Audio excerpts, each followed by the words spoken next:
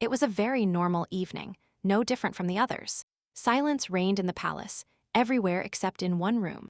In a spacious hall, a young couple, a blonde man and a pink-haired girl, were making love. Characteristic sounds could be heard through the ajar door. The young people were really enjoying each other's company. A girl passing by the hallway at that moment heard these sounds and immediately covered her mouth with her hands, hoping not to be noticed. She fell to her knees in shock, trying to hold back tears. An image immediately appeared before her eyes. Her standing in a beautiful wedding dress, and next to her, a blonde young man. However, she knew that right now, behind that door, her husband was cheating on her. Meanwhile, 10 hours earlier, preparations for the celebration were in full swing at the palace. Rihanna was also preparing to go out in public, trying on beautiful jewelry. When the girl was ready, she went out with the maids, and they informed her that all preparations for the party had been completed. Rihanna thought out loud that she and her husband had been together for 5 years, so everything should be perfect. Then, one of the maids asked where the master was, because they hadn't seen him for a long time. The girl offered to look for her husband herself and ordered the others to check all the preparations again. Soon she reached her husband's office, but he was not there. The girl walked around the room, wondering where he could have gone. Suddenly, she saw a box on his desk. When Rihanna opened it, she saw a beautiful black necklace inside with a large gemstone in the middle. The girl gasped in surprise at the sight of such beautiful peridot decoration, noting that her husband clearly had good taste. For the past few days, she had felt that they seemed to be drifting apart due to their worries about the holidays. So the girl decided to close the box and pretend she hadn't seen anything. Soon the celebration began. Guests arrived at the palace. Rihanna walked down the aisle looking for her husband in the crowd. She saw him in the company of 2 men. When the girl approached him, she was surprised that he had been there the whole time. Then the man leaned towards her to greet her and then kissed her gently on the forehead. Rihanna smiled shyly and gently stroked the spot where he kissed her. At that moment, one of the guests, Lady McCarthy, approached them, congratulated the couple on their 5th wedding anniversary, and also told them that she had prepared a gift for my lady. The girl handed her the box, hoping she would like the gift. Rihanna opened the box and inside saw a beautiful necklace with red and pink stones, noting that the gift prepared by her husband, George, was also a necklace. Lady McCarthy asked in surprise, did my lady really not like the gift? However, Rihanna hurried to reassure her, telling her that the jewelry was incredibly beautiful. And then the guest invited her to try them on right away. The maid helped the girl fasten the necklace, although she herself didn't really feel like doing it, since she wasn't planning to wear anything today because of George's gift. But when the jewelry was already on her neck, all the nearby guests admired it and said that they were literally created for her. After this, Rihanna again went in search of her husband, who was again busy communicating with the guests. So the girl asked where Lisbeth was, to which the maid suggested she would arrive any moment. Rihanna wanted Lizzie, her dear little sister, to be with her on such a beautiful day. Soon a young woman with green eyes and long pink hair, dressed in an elegant black dress, arrived in the hallway. And Pink, seeing her sister, she immediately ran to hug her. However, at that moment, Rihanna's gaze fell on her neck, which was wearing the same necklace she saw in her husband's office. Her eyes immediately filled with tears, and she slowly began to understand. Her husband was cheating on her with her younger twin. However, Lisbeth behaved as usual. She greeted her sister and apologized for being late. Instead of returning the greeting, Rihanna asked where the girl got the necklace from. Lisbeth just smiled as if nothing had happened and said they gave it to her. Then, Lady McCarthy asked if the girl really liked someone, but she replied that it was a secret. After all, today the main protagonist of this evening is her sister. Lisbeth approached Rihanna and congratulated her on her 5th wedding anniversary. The lady of the palace was a little embarrassed, but still thanked her sister for her congratulations. George soon joined the conversation and greeted Lisbeth. The girl congratulated him on his anniversary and thanked him for taking care of her sister for 5 years. George gently stroked Lisbeth's head, expressing gratitude for being with them all these years. Seeing this, Rihanna couldn't even stand. She fell to her knees and Lady McCarthy, standing next to her, helped her and asked if Lady Royd was all right. George and Lisbeth immediately ran to the girl, trying to help her, but Rihanna simply downplayed it and said that everything was fine, just that she hadn't slept well in recent days. She said she would rest a little and would definitely feel better. Then Lisbeth handed her a box with a gift, telling her that this year she wanted to take care of her sister. Rihanna wondered why she was suddenly doing this. Did she really feel guilty about sleeping with her husband? When the girl opened the box, she smiled at the sight of a peridot brooch inside. Lisbeth said that this is a piece of her stone.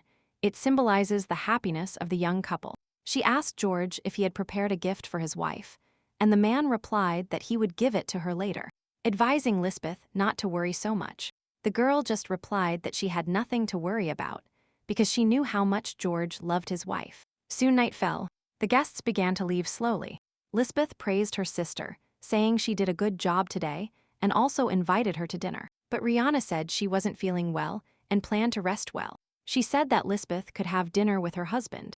Upon returning to the palace, Rihanna understood that she had to think about it calmly, because she had no clear evidence of their romance. She simply couldn't believe it was possible. She went to her husband's office, intending to find the box with the necklace. However, when she approached his desk, the box was no longer there. At that moment, George himself entered the office. He asked what Rihanna was doing here, to which she replied that she was waiting for him. The man didn't understand why she needed him. Then, the girl remembered his words during the holidays that he had prepared a gift for her. She asked him if he could give it to her now. George immediately hesitated, not knowing what to answer. Then he said that he had ordered a dress for his wife, but it hadn't been delivered yet. He explained that it was an overseas order, and that when the sea is rough, you have to wait quite a long time. George hugged Rihanna and apologized for not ordering the dress sooner. The girl replied that she had nothing to worry about. She said that she had also prepared something for him and intended to show it to him tonight. Rihanna asked if she could come into his room, because today was a special day. But George just backed away, saying that he didn't feel well today anyway, so it would be better if they postponed this idea for later. Soon night fell. Rihanna lay alone in her bed, but she didn't feel like sleeping at all. Then she got out of bed, wondering what George would be doing at that moment. The girl went to her husband's room, thinking to herself that she was simply going crazy, because he was incapable of cheating on her, especially with her sister. However, when she approached his door and looked inside, she saw what she feared most. Her husband was spending the night with Lisbeth, her twin sister. He told the girl how much he loved her, and Rihanna heard every word. However, not wanting to stay there any longer, the girl returned to her room and sat on the bed until morning. She knew that now she would have to accept that the two of them were having an affair. However, she didn't feel sad. Her eyes filled with a desire for revenge. She was thinking about what she should do. They had no children, so if she wanted a divorce, the process wouldn't be that long. However, she had no intention of letting him get away with cheating. Rihanna was determined to achieve her revenge at all costs. When it was time for breakfast, the maid noticed that the lady was too pale, and Rihanna thought to herself that she couldn't act alone. She needed an assistant. Mrs. Vennigan's was George's personal maid, and moreover, 90% of the assets would be on his side.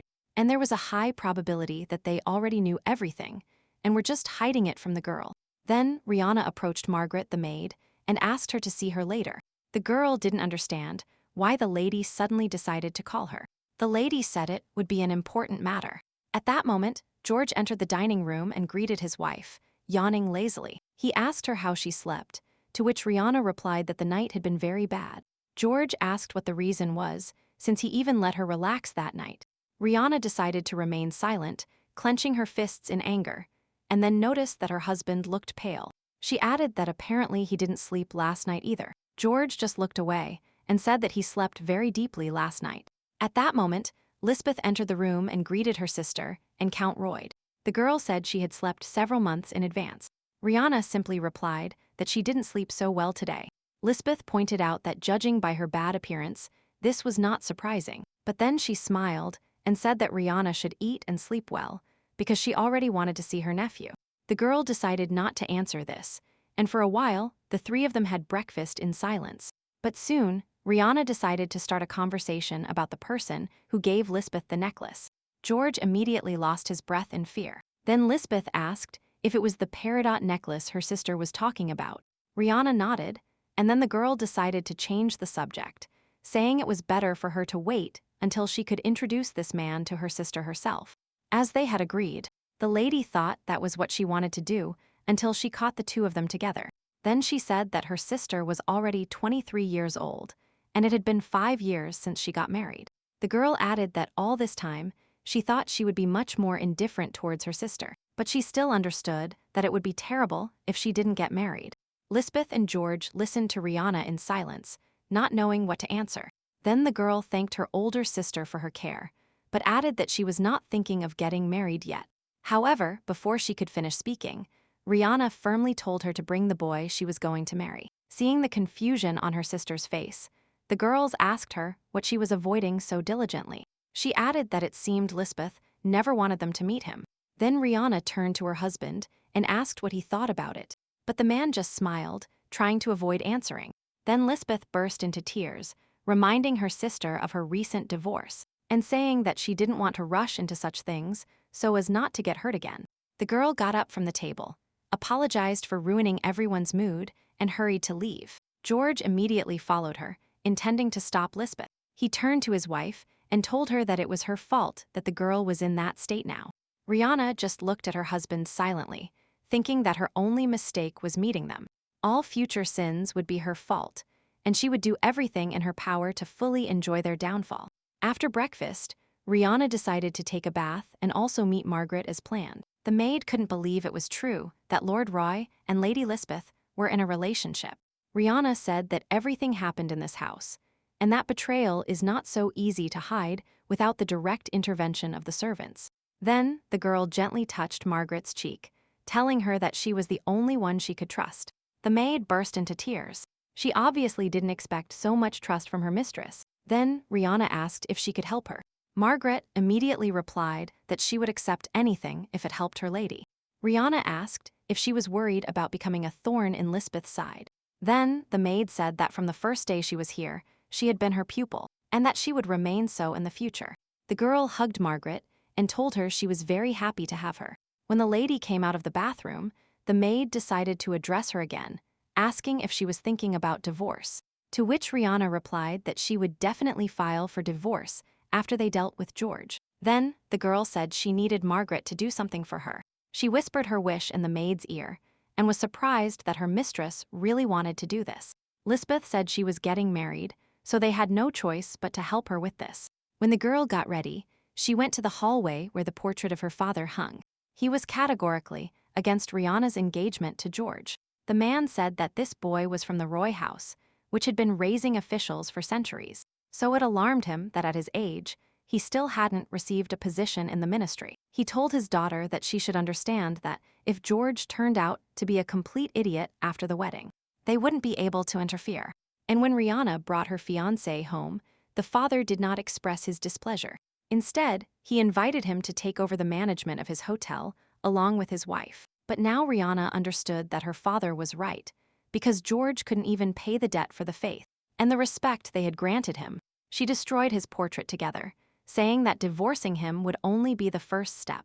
The girl was not going to let his carelessness get away with it. After that, she left the room, leaving the broken picture on the floor. The next day, during breakfast, George addressed Rihanna. He said he would tell her later, but decided to confess something to her now. The girl tensed up, thinking he wanted to talk about his betrayal, but then George said that this time he got the position. Rihanna wondered if her husband really went to the interview and didn't tell her anything. And then he said that he was hired for that position on the recommendation of Duke MacDonald. The girl clenched her fists in indignation. It turned out that her husband was kidnapped by nepotism, and he wasn't even surprised by such blatant incompetence of people. However, she just smiled and congratulated her husband on the appointment, saying that her father would also be happy about it. George immediately praised him and said that now everyone recognized his abilities and potential, which neither his father nor his brothers knew. Lisbeth immediately ran to the man and told him that they needed to celebrate by drinking good wine. The three of them poured the drink into their glasses, but Rihanna didn't look happy at all. Feeling her husband's hand on her shoulder, she thought that the more she lost, the better it would be, because then despair would swallow her. Shortly after, Rihanna left and Lisbeth accompanied her, wishing her luck at work, and telling her that she was proud of how hard her sister was working. Then, Rihanna asked if her twin was all right, and she replied that she was going to Marquise Ezra's tea party. The girl advised her to be careful and left through the door. Lisbeth looked at her sadly. As soon as the lady left the house, the smile immediately disappeared from her younger sister's face. But when she realized that Rihanna had definitely left, she headed inside the palace and walked carelessly through the hallways. Soon she reached George's room, and the lovers immediately hugged. Lisbeth hurried to assure the man that Rihanna had already left, so he had nothing to fear. The next moment, she forcefully threw George onto the bed and hovered over him, telling him that now he could only focus on her. After a while, the couple woke up in the same bed. The girl said with slight sadness that it was time to leave. Then George asked her to stay a little longer, and although Lisbeth tried to resist, the desire to stay with her lover was stronger. However, after a while, the girls still went to a tea party. The girls there talked about how a famous pervert had returned again. Lisbeth didn't understand who they were talking about, and then they explained to her that a madman had been leaving strange letters for girls for the last 5 years. They also advised the girl to be careful. Lisbeth just smiled, thinking only that she wanted to go home so she could see George's face again. When she returned home, Rihanna invited her to sit in the garden with her and her husband. She had a question for her little sister. Then Rihanna took out the letter and said she found it yesterday on the way home. She assumed this letter was from the boy her sister was dating. Lisbeth was in shock. She didn't understand what the girl was talking about. And then Rihanna said that she strongly suppressed her curiosity so as not to open the letter. Lisbeth immediately snatched the envelope from her sister's hands, saying it was her business. Soon the girl went to her room. She closed the doors, making sure no one was around. She wondered who needed to write her letters. The content of the message shocked her. In it, the anonymous person said that Lady Lisbeth Norden was beautiful in her purple dress at the last dinner.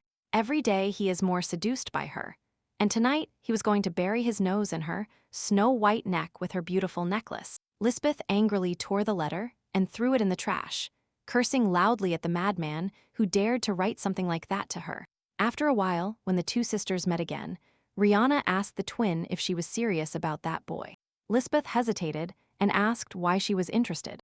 Rihanna was annoyed by the question and said that Margaret had found something very interesting in her room. She showed her sister the reconstructed letter and told her that such a dirty message was found in a trash can, and that meeting its author after those words was simply unthinkable. Lisbeth looked down and said that at first, she herself thought this letter was from him, but it turned out that similar letters were sent to all noble single ladies. Rihanna got up from the table, shouting, not understanding how her twin could hide this. She shook her sister's shoulders, saying that the mere thought of such a person attacking her bothered her. And then she added that she should get married as soon as possible. Lisbeth shouted in surprise. Then Rihanna asked the girl to bring that boy home this week, because he should also know about all this. But the girl only replied that this was impossible, since she had already broken up with him. Rihanna was surprised when she asked how her sister felt after the breakup. Lisbeth looked away and said that this guy was just one fish in the ocean. Then Rihanna said that she couldn't allow her sister to be alone after what happened. She said she would try to quickly find a worthy partner for her. Lisbeth and George looked at each other nervously, but did not dare to say anything. When the couple was left alone in the room, the girl, angry, threw a pillow onto the bed while the man tried to calm her down. But the lady was outraged. How could she be calm after something like that?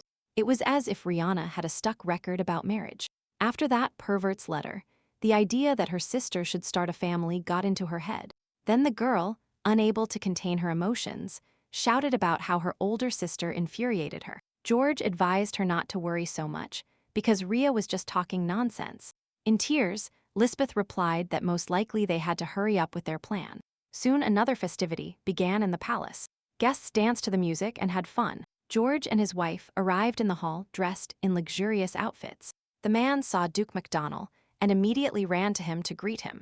He introduced his wife, Rihanna, and the girl also greeted the guest and told him that it was very kind of him to hire George. Then, Duke MacDonald replied that Earl Royd was doing an excellent job managing the Northern Hotel, and that good managers are excellent officials. Rihanna just smiled in response to these words. If the Duke hadn't been a complete idiot, he would have known that all the successes were achieved thanks to her, and to her father's help. George was just a scarecrow.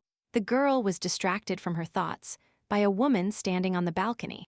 It was Lisbeth. She looked mischievously at the couple, and especially at George. The man immediately moved away from his wife and told her that he needed to go to the bathroom.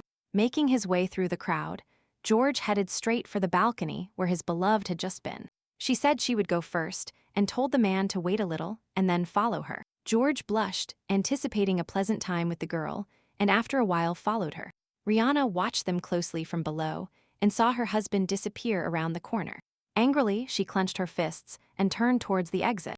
Upon leaving, the girl closed the door behind her and unleashed her feelings. She thought she had already overcome her husband's infidelities, but now, crying over what she saw, she realized that it wasn't so. George used dirty money to get a promotion. He was a normal idiot, and Rhea blamed herself for not realizing it sooner. The girl was distracted from her thoughts by a stranger who handed her a handkerchief. When Rihanna looked up, she saw a dark-haired young man. He told her that she should dry her tears.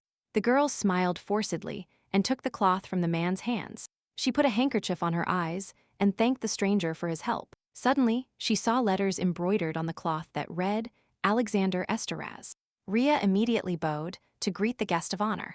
After all, in front of her was none other than the son Esteraz, His Majesty the Emperor. The man recognized the girl as Countess Royd and asked her why she was crying on such a beautiful day.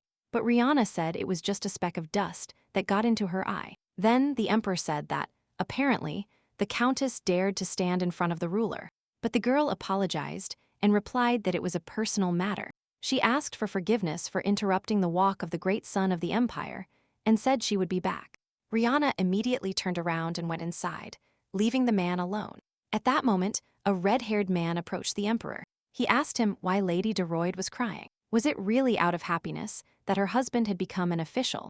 But Alexander was not sure about this, and added that they had not met again when he could return her scarf. When Rhea returned to her rooms, she discussed everything with her maid.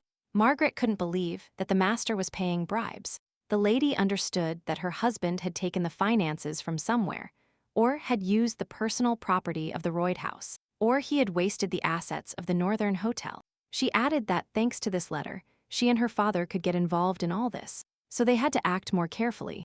Rihanna asked Margaret to inform her if she found anything strange in George's room while cleaning, and she herself carefully checked the financial records of the family hotel. She also asked if the maid had time to prepare what they had agreed on. Margaret replied affirmatively and added that there was only a week left before the gentleman started his new job. But she was forced to interrupt herself when another maid entered the room. She handed the countess a drink against fatigue and told her that she should drink it before going to bed. After tasting the broth, Rihanna noticed that it was slightly bitter, and the maid noticed that apparently she had overdone the amount of cabbage it contained. However, before the lady had time to answer anything, the cup fell from her hands, and it broke on the floor. The girl lost consciousness. The maids immediately ran to her. They tried to bring the lady to her senses, but Rhea replied that everything was fine with her. It's just that her head hurt for no reason. Margaret was worried that she was having intense migraines again and suggested calling her regular doctor. But she replied that she was fine because the regular doctor said she just needed more rest. However, before she could finish speaking, a thought came to her mind. Rhea smiled and said it was just migraines. She said she had a full checkup with her family doctor, but everything was fine, so she would feel better soon. The maid who brought her the decoction asked the lady to inform her if the pain did not go away. Soon she left the room, leaving Rihanna and Margaret alone. Then, the girl asked the maid to find her a doctor, but to do it secretly from the rest of the Royd household. When everything was ready, the girl, accompanied by a maid, went to the doctor, introducing herself as Margaret Sand. According to her, she was tormented by severe migraines, as well as the absence of menstruation for 2 months. Then, the man asked if the girl was married, but she replied that she was not pregnant, since she hadn't had sex in quite a long time. Rhea said that money was not a problem for her, so she asked the doctor to run all possible tests and examine her thoroughly. Shortly after, the girls left the doctor's office and Margaret asked if the lady thought her regular doctor had faked all the test results. Rihanna replied that he was the Royd's man and that she couldn't trust anyone from his house after her husband betrayed her. Margaret didn't know how to answer this and decided to take her mistress's hands, thus expressing her support. After a while, the lady's carriage arrived back at the palace. Upon getting out, the girl was surprised by what she saw in front of her. In the courtyard was a young man dressed in a black suit. Margaret recognized him as Lord Nevitt and was also surprised, not understanding what he was doing at the hotel. Rihanna suggested that he came here because of the desire to find a new love, because it had been years since the gentleman broke up with her sister Lisbeth. And it was a great time for a new beginning. Margaret was lost, but Rhea ordered her to go inside. Suddenly, the lady directed her attention to the coachman, who drove them back to the hotel. The maid asked if everything was all right with the lady, but the girl replied that everything was fine, and went inside. After a while, Rihanna and Lisbeth met for tea, and then the younger twin asked if her sister was sick. Rhea was seriously surprised by this question. Lisbeth found out that she had gone to the city to see a doctor today, and wondered if her sister wasn't feeling well. And then she added that she should have gone to the family doctor. Rihanna didn't know how to react to this, and then asked how Liz knew she had gone to the city. The girl replied that Margaret told her everything, because they went together. Then Rhea thought that the maid couldn't tell her anything, and then she remembered that coachman. It seemed to her that she had met him before. Lisbeth asked why her sister wasn't reporting anything to her, if it was really serious. But Rihanna only replied that she wasn't sick, that Margaret needed a doctor, and that she was simply afraid to let her go in that state. And she added with a smile that she wouldn't dare bother the family doctor because of a maid. Lisbeth smiled, falsely realizing that everything was fine. She hugged her sister and told her she was very worried about her. When the tea party ended, Rhea arrived at her room and told Margaret that the coachman was secretly informing Liz about everything. She asked the maid to find her another carriage with a trusted coachman, but to keep it a secret. Rihanna also asked Margaret to make sure that the doctor they visited also wouldn't say anything unnecessary, and also to explain to him that if someone offered him money, she could offer more. At that moment, the girl realized with horror that what worried her so much was reality. Her sister was looking at her. Meanwhile, George's big day arrived. It was his first day of work. Rihanna helped him get ready, pretending to be sincerely happy for her husband. The man said that he always dreamed of being an official, like his father and grandfather. At that moment, the girl helped tighten his tie, but apparently she tightened it too much, so George had difficulty breathing. Rihanna then apologized, saying she was just nervous, but then wished her husband a wonderful day. Soon, the man arrived at his workplace, where he was immediately introduced to the rest of the workers. However, one of his colleagues distracted him from greetings by pointing his finger at something next to him. It was a basket of flowers. The men assumed that Lady Royd had sent them to congratulate her husband. George took the flowers, but said that his wife was making a mountain out of a molehill. There was also a note in the bouquet, and when the man read it, his face contracted in horror. But noticing the concern of his colleagues, he said it was just a touching note from his wife. The men just laughed, and soon left George alone with a letter on which only one short sentence was written. "I know what you did." When George came home, he immediately showed the note to Lisbeth, but she also wondered who it could be. The man was horrified and explained that the letter had been sent to him along with flowers. Out of fear, he held the girl with his hands, stuttering and crying because they were following him. But Liz just grabbed his wrist tightly, telling him to calm down. But Roy did not give up. He feared that others would find out about their affair, or that someone would find out about his bribery of Duke MacDonald to take the position of Minister of Finance. Without letting him finish, Lisbeth slapped the man, forcing him to shut up. The girl looked at him with contempt and ordered him to finally pull himself together. Then George approached his beloved and began to sob. With tears in his eyes, he looked at her, not understanding whose hands they were. Lee sat down next to him, trying to remain calm, and said it was just a small threat, and that these people still couldn't achieve anything without solid evidence. He leaned towards the man, assuring him that no one could harm them. At that moment, Rihanna was spending time quietly in her room. Margaret asked her when she should send the next package. Then, the lady said that there was no point in sending threats too often. She wanted to send the scoundrels drip by drip to give them some time to get nervous. Rhea said that from today, she would slowly push them towards the abyss of despair. Margaret also reported that her lover had received a royal letter from the Central Palace. The content of the letter surprised Rihanna. In it, the emperor asked her to come to the Central Palace to return the scarf. At the appointed time, the girl arrived at the palace, where Alexander was already waiting for her. He asked her if she knew why he called her here. Rhea was sure that it wasn't just that the man wanted his scarf back. Then the emperor chuckled and said that he actually just wanted to talk to the Duchess during dinner. The girl replied coldly that if this has anything to do with the tax office, then pay everything to the treasury every year. At that moment, Alexander asked with a smile if everything was transparent in Norden's financial statements. This question made Rihanna nervous because she didn't understand what George could have done. Then she swore to God that she had never done anything shameful. Alexander noted that not everything in the world is under her supervision. Rhea realized that, as she thought, George was conducting his transactions with the hotel's money, and the emperor knows that he was wasting the Nordens' money on bribes. So, the reason the emperor called her here today was because he was trying to find out if she was involved in this. Or not. Then, the girl said that if something immoral happened out of her sight, regardless of whether it was her family or relatives, she would find the culprit and punish him severely. After all, nothing was more important to her than the Norden Hotel. She also apologized for not being able to return the scarf to the man herself. It was rude of her to cause him so much trouble unanimously. Alexander just smiled and said that this situation allowed them to meet and have lunch together today, and that he just wanted to chat with the lady. When Rihanna left the palace, the counselor went to the emperor and asked if such meetings were too dangerous, because if Miss Roy was involved in the count's affairs, she would destroy all the evidence as soon as she returned home. But Alexander, remembering her words, said he wasn't sure about that. Judging by the way Rihanna behaved, her husband was caught up in something more than dirty money dealings. If he were in Miss Roy's place, he would immediately hand over George. But if she doesn't do it herself, the emperor will never leave the Norden Hotel. Soon Rihanna and Margaret returned to the hotel. Inside the hallway, George and Lisbeth were sitting at the table. The girl was surprised that her older sister returned so quickly, to which Rhea asked what the two of them were doing here.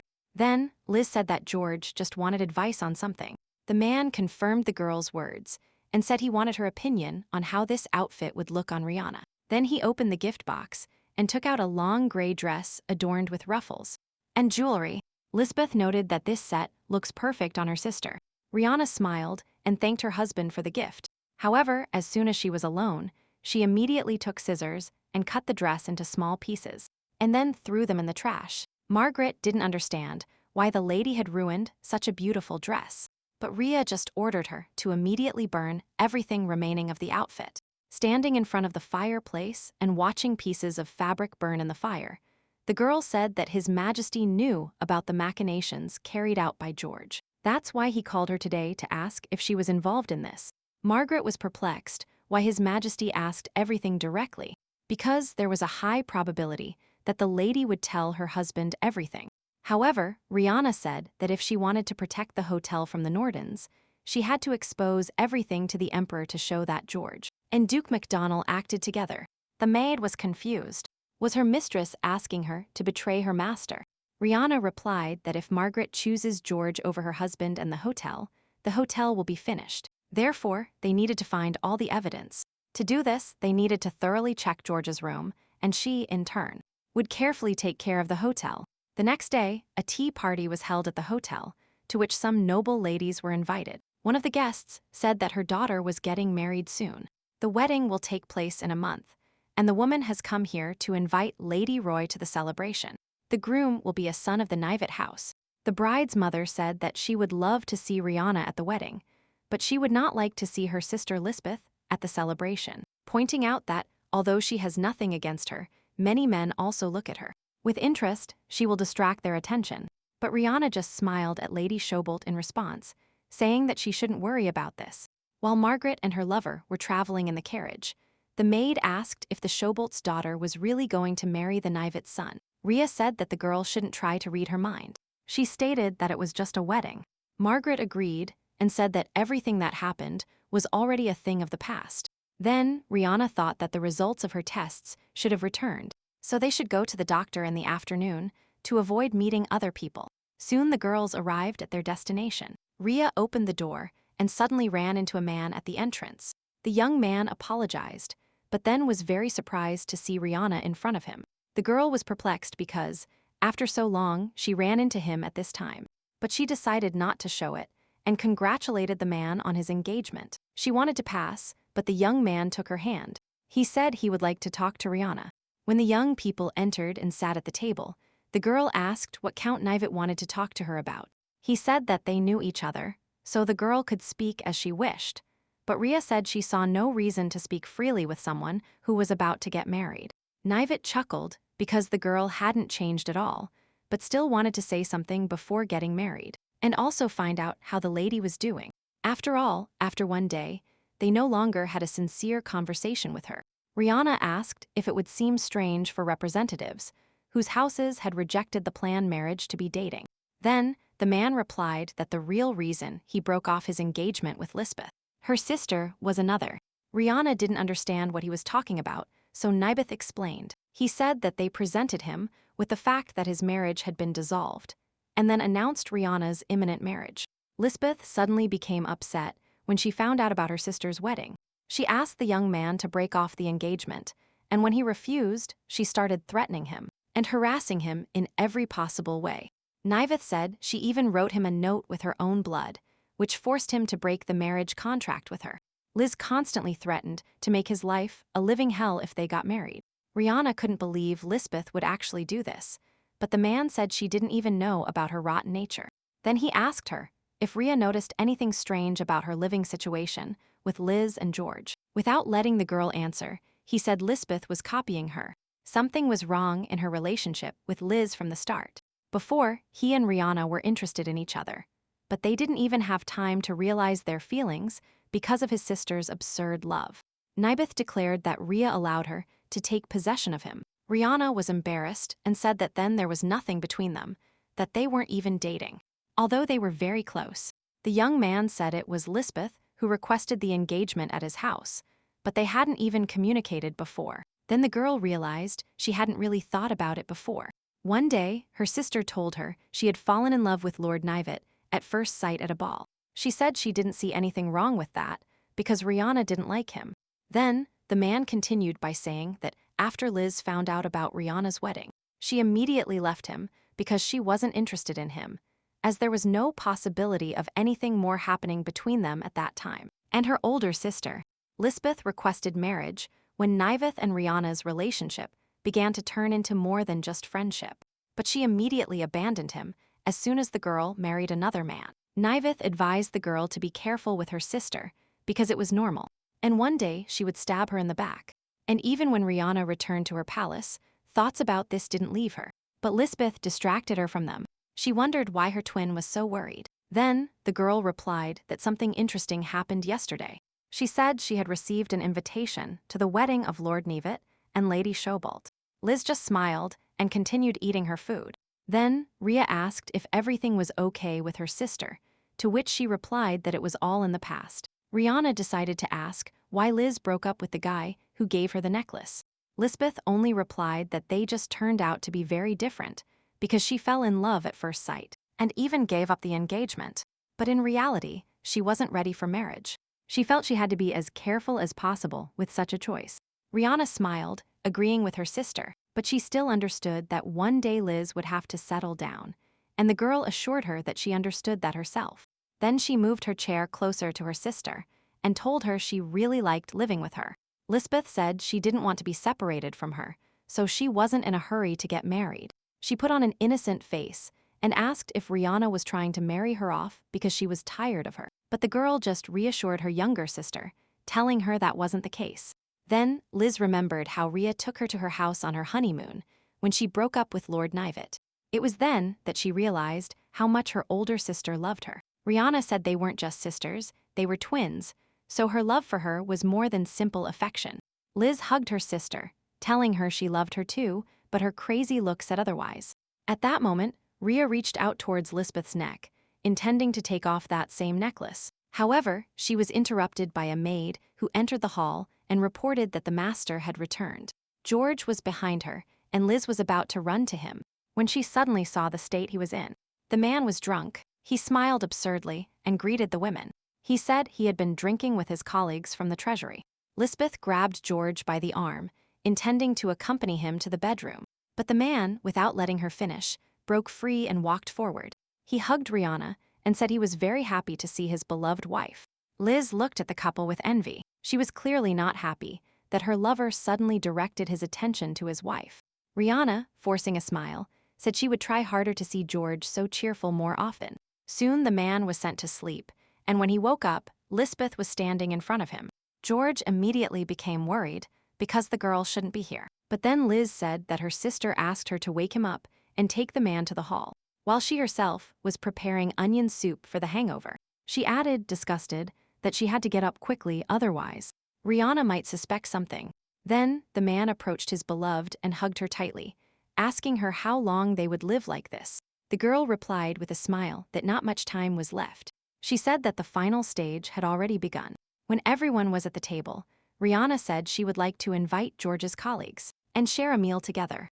It seemed to her that all this time she had neglected her wifely duties too much.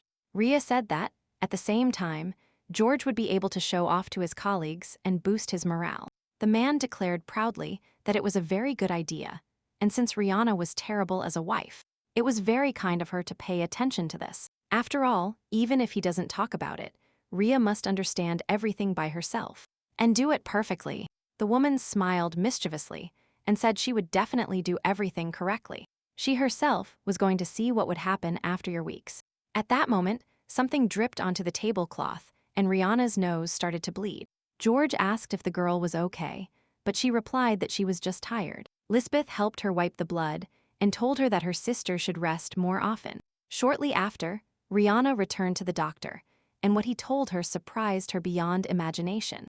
The man said that if everything continued like this, the girl would not live more than a year. He explained that for a long time, she had been fed a small amount of poison.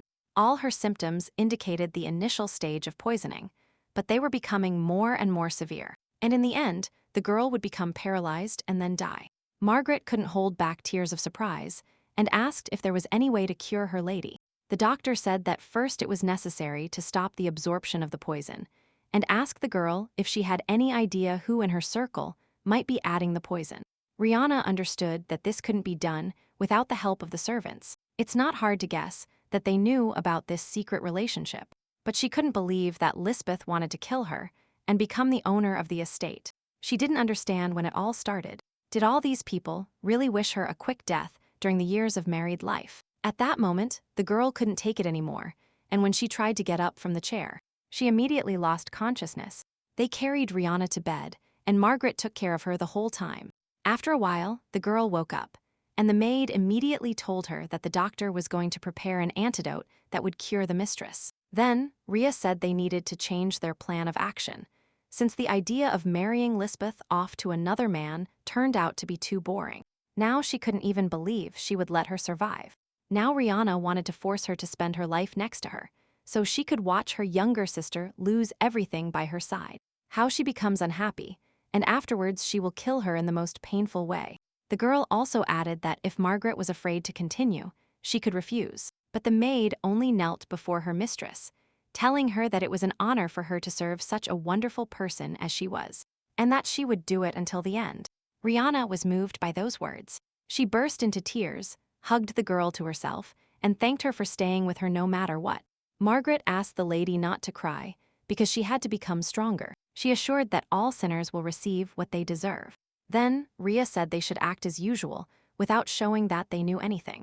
When the trio met again at a table, Rihanna told her sister that she shouldn't rush to get married anymore, which surprised her a lot. She said that lately she had been pressuring Liz too much, and that Liz had just ended her previous relationship. George agreed and said there was no reason to rush into marriage. Lisbeth was also happy, saying she was very glad they finally stopped pressuring her. Moreover, she said she would like to see Rihanna and George's child as soon as possible. Rhea couldn't believe if she really wanted to kill her and the child, but replied that she would also like to see it. However, the girl thought to herself that she wanted to see the cruel death even more, and hellish one of her younger sister. After breakfast, Rihanna went out to accompany her husband to work. She said he looked great and wished him a good trip. When George left, Rhea called Margaret.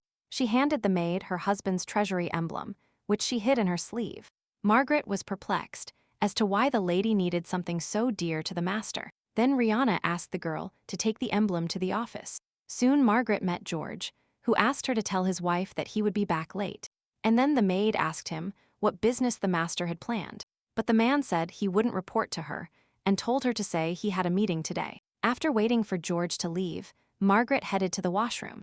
Rihanna asked her to find out about her husband's life on the estate, as well as the reason why he always comes home late and drunk, and Margaret knew there was no better place than the maid's washroom to find out any news. The girl overheard that the Marquis of Peking had been very angry recently. The maid said that apparently he was too angry with Count Norden, whom he despised so much. Soon Margaret reported everything she had heard to her mistress.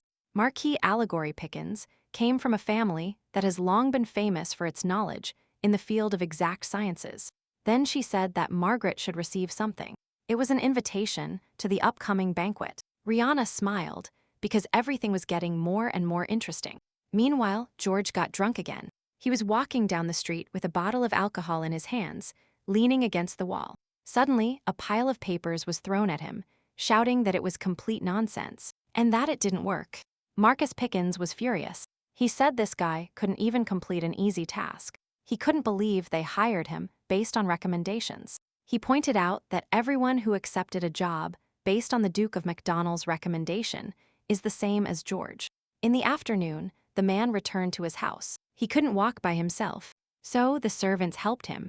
Rihanna asked him what happened, but George replied that a woman cannot understand men's problems. After waiting for her husband to calm down, the girl said that today she had found a very good book.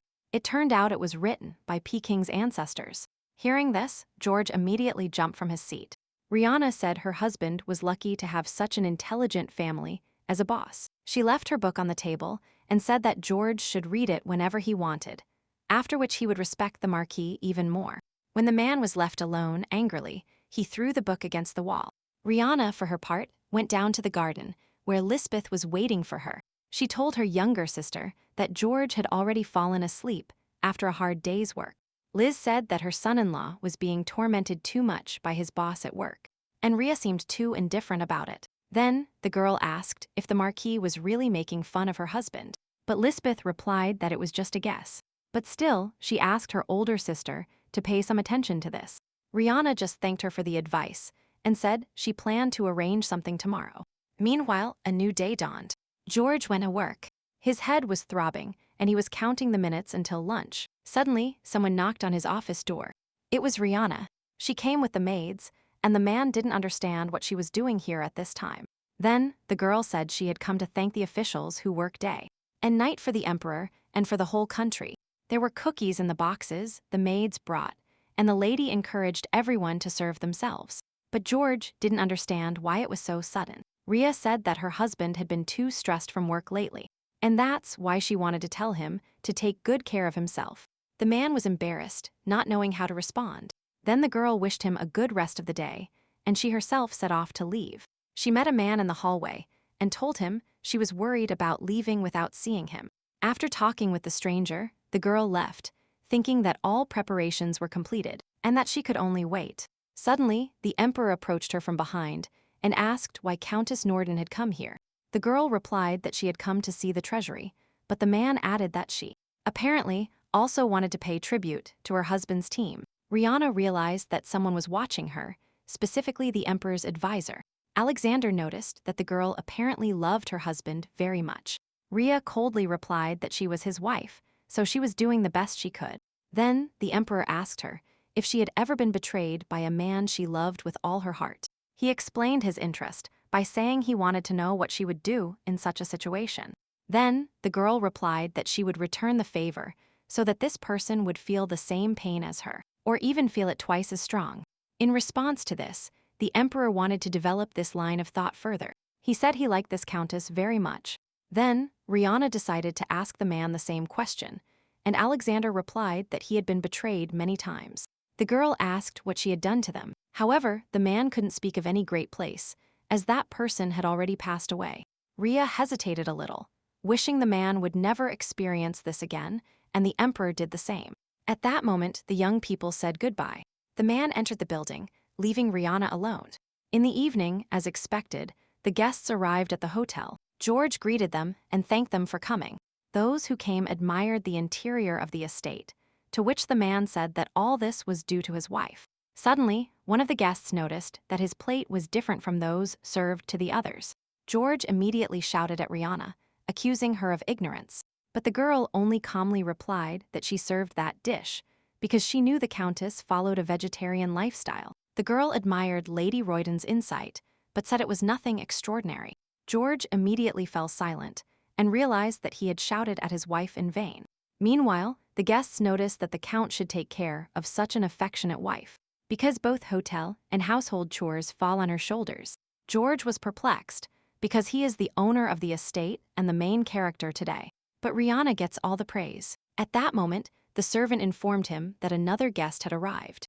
The Count was surprised, because he hadn't invited anyone else. When he turned to look at the newcomer, he was even more surprised. It was Marquis Pickens. He apologized for being late and entered. Rihanna quickly assured him that everything was fine. She seated the man in his place and asked him to join the meal. George immediately jumped from his seat and headed towards his wife. But at that moment, he crossed paths with Pickens' gaze. He greeted the man awkwardly and told him he didn't expect to see him today. Pickens then asked him if he was against his presence, and George quickly assured him that he didn't mean it seriously, saying that he simply didn't believe such a busy man would find time for such an event. The man asked if that was the reason he wasn't invited, because if he hadn't run into Lady Royd, he wouldn't have found out about the banquet. George was surprised when only Rihanna managed to visit the treasury, and then remembered that the other day she came to give him cookies. He got angry, thinking that after that she should have left instead of inviting his boss to the banquet. Then Pickens asked why the young man was so confused. Is it really because he didn't invite him not by mistake, but on purpose? George looked down and said he wouldn't allow such impudence. Pickens chuckled, because despite all his stupidity, he still had some culture in him. George didn't answer, thinking to himself that everything was lost. When the guests tasted the dishes, they noticed that Rihanna had prepared excellent desserts. George was about to breathe a sigh of relief, deciding that everyone would leave now. But then Rhea invited the guests to walk around the mansion. She said it would be great to show them the collection in the living room. The guests were surprised, not understanding what kind of collection they were talking about. Then the girl led them to a room that looked more like a library. She said she collected valuable ancient literature and gave each guest a book they liked. The guests admired the wonderful interior of the hotel and the Countess's noble hobby. Soon the guests dispersed to inspect the books, and then Count Pickens noticed a familiar binding. Taking the book in his hands, he realized that this was the same work his father had written.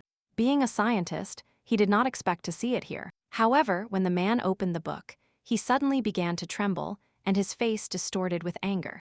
The book contained notes written by Mr. Royden. But before the young man had time to object, Pickens threw the book at him. Opening it, George saw pages covered with unpleasant phrases about the author and the work itself. Then, he remembered that he wrote them that day he came home drunk, and then completely forgot about the matter. He tried to justify himself, but Pickens didn't even want to listen, because it was clearly his handwriting. The man knew that George didn't consider him his boss, but he couldn't even think that he would dare to insult his family with such impudence. This was inciting a conflict with the Pickens family. George dared to humiliate his father, the chancellor, so that from now on his life in the treasury would not be peaceful. Then the Count fell to his knees, grabbing his boss's trousers with his hands, and begging for forgiveness. But Pickens just slapped his hands, saying he didn't want to stay here another minute. When the man left, the rest of the guests hurried out of the room after him, asking the Countess not to accompany them. Rihanna said goodbye to everyone as she watched the guests leave her house. When everyone was gone, she turned to her husband and asked if he was okay. The man shouted in response to a stupid question, because his life as an official was over. He blamed his wife for everything, and for the fact that she brought this unfortunate book into the house. When George fell to the floor, Rihanna couldn't help but smile, realizing that this was far from the end of his suffering. It couldn't end with such a small thing. She turned to her husband and asked him to calm down. The girl said that nothing was over yet, because she was always ready to support her husband. Then, George approached to hug his wife and apologized for shouting at her. Rhea just told him that when it came to her husband, there was nothing she couldn't do. The next day, the girl decided to take a bath full of rose petals. Margaret congratulated her, saying it was the first time she had seen her mistress smile, and this made her very happy in her soul, and Rihanna understood that this was only the beginning of her plan. Meanwhile, George headed to the treasury. Standing at the threshold, he remembered his wife's words. She told him that admitting he was wrong and asking for forgiveness is the act of a true man. George thought Rhea was right. Everyone should understand it, because he was young and had just made a mistake. As the man headed to the boss's office, his colleagues followed him with suspicious looks. He took the paper from his desk and walked resolutely towards Pickens' office. Meanwhile, Rihanna obtained documents confirming her husband's machinations, which, as it turned out, he was hiding the hotel's capital. The girl, angry, noted that it was very brave of her to do this. Then she asked to hide all the reports and keep them secret. Rhea assured the servants that she was not going to cover up for her husband. However, to completely break him, she had to wait for the right moment. A tax audit would be carried out very soon, and the documents must not fall into the wrong hands. The maid noted that they couldn't be hidden forever, but Rihanna quickly assured her that she had a plan, and that everyone else just needed to follow her orders. Meanwhile, George entered Pecking's office and said he had finished his report, and that he would also like to speak with the boss. However, the man immediately threw all the papers on the floor, saying it was garbage. Not a report. George looked at his feet in astonishment and then bent down to pick up the sheets of paper. He asked the boss to point out what was wrong with his report. Then, Peckin stood up and stepped on the papers with his shoe. He looked at the young man with contempt and asked if he now understood what was wrong with the report. Then, George shouted that this was too much, because the boss is obliged to point out the mistakes of his subordinates and how to correct them. Hearing the words about the boss, Peckin just smiled. He grabbed the young man by the chest and asked if he considered him his boss in principle. George said there was a misunderstanding between them, but these words only angered Peckin more. He reminded him again of those offensive inscriptions in the book. The young man desperately asked the boss to calm down, but he kept shouting. Peckin said that if he continues to make excuses, he can immediately leave the treasury. However, George stood firm, having no intention of leaving, and then the man shouted that he wouldn't repeat it twice. Deciding not to answer anything, the Count turned around and left the office to the surprised looks of his colleagues. When night fell, Lisbeth walked carefree through the palace. She found George in the dining room, sitting alone in complete silence, not wanting to talk about what had happened. Then the girl pressed her foot with her shoe, and this time she asked more rudely what the man was doing here. George replied that his boss had gone crazy and that he could no longer work in the treasury. He said he would write a letter of resignation, because he already had enough money to live in abundance for a long time. Then he asked Liz where she had gone so early. At that moment, Rihanna entered the dining room and overheard their conversation. She asked him why he was saying he was going to quit his job. Then the man, angry, hit the table with his fist, saying that Pickens had thrown away the report he had been writing for 4 days and nights, and then shouted at him to never show up at the treasury again. He sighed and said that now she could take over the hotel. Rihanna smiled nervously, thinking her husband was crazy to think about managing a hotel. She said that in social circles, it was rumored that George had insulted his boss, and then had a fight with him. Then the girl took his hand and told him that it didn't matter who was right and who wasn't, because in the end, he could no longer work where he dreamed. George understood this, but he had already ruined things and now didn't know how to get out of it. Then Rhea said that he should go to the Marquis and ask for forgiveness, and even kneel if necessary. Hearing this, George shouted, because he is an aristocrat, the head of the Royden family cannot afford this. Then Rihanna remembered that yesterday he had already knelt in front of everyone. The man simply ignored that it was a completely different situation, and he simply had no other choice. He shouted, saying he couldn't bow his head while he was in his right mind. Then he quickly left the room. Liz shouted at him, but the man didn't react. Then the girl turned to her older sister, and her face stretched into a smile. She asked how she had been feeling lately. Rihanna clenched her fists in anger and asked why her sister suddenly asked about her condition. Liz replied that her sister always looked tired, as if in pain. Rhea only replied that she was taking care of the guests, and that's why she was a little tired.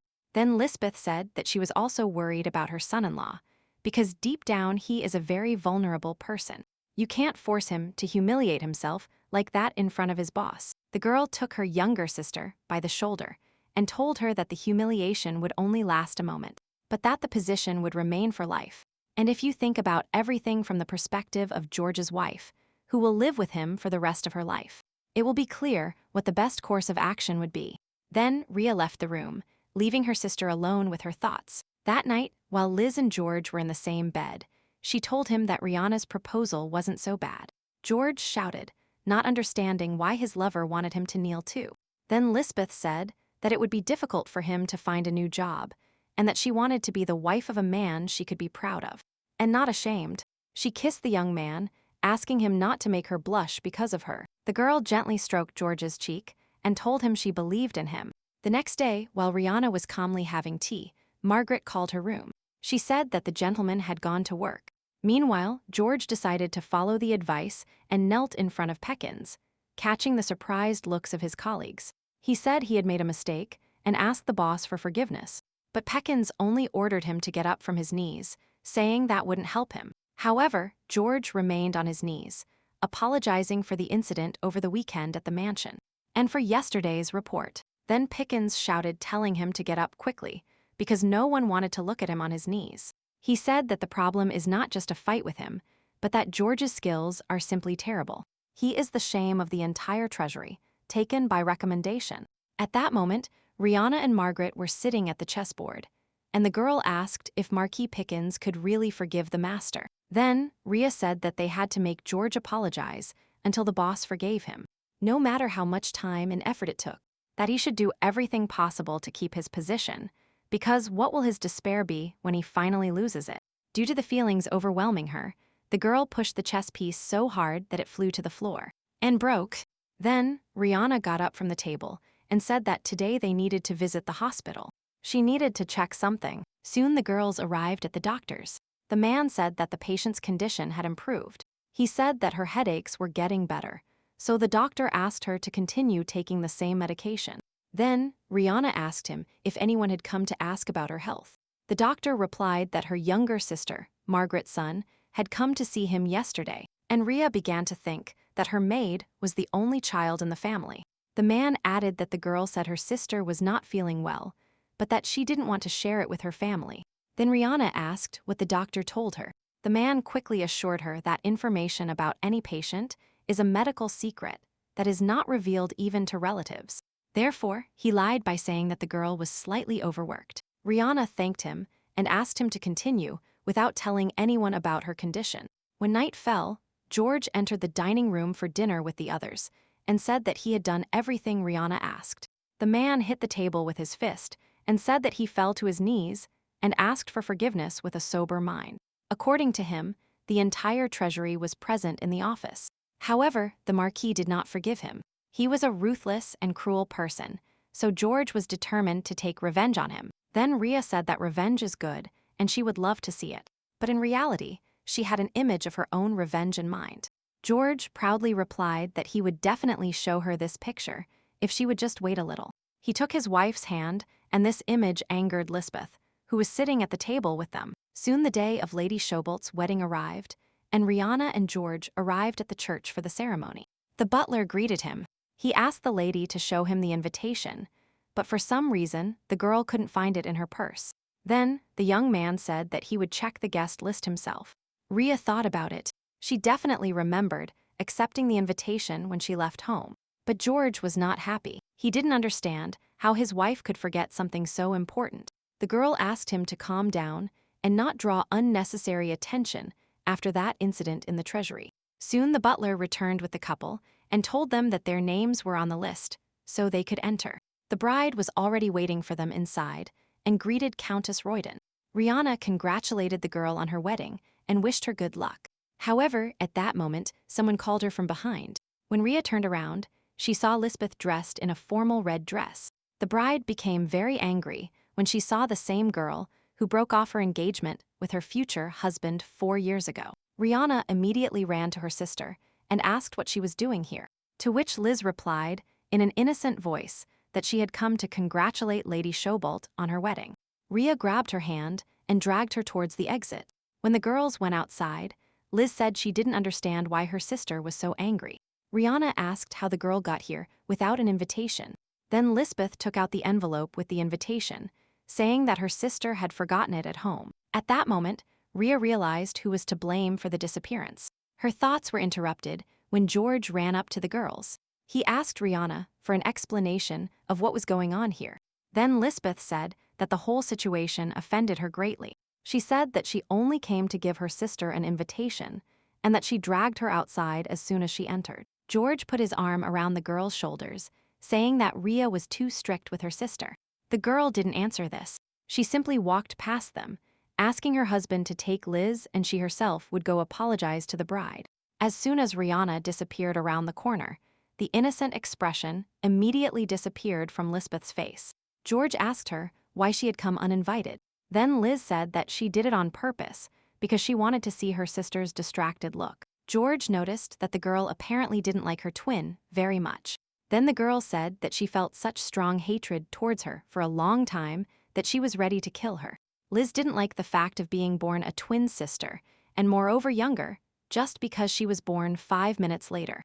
She had to endure a place in Rihanna's shadow. Rhea was the only one who could claim her mother's love. She received the right to manage her father's hotel, the right to love and opportunities in life.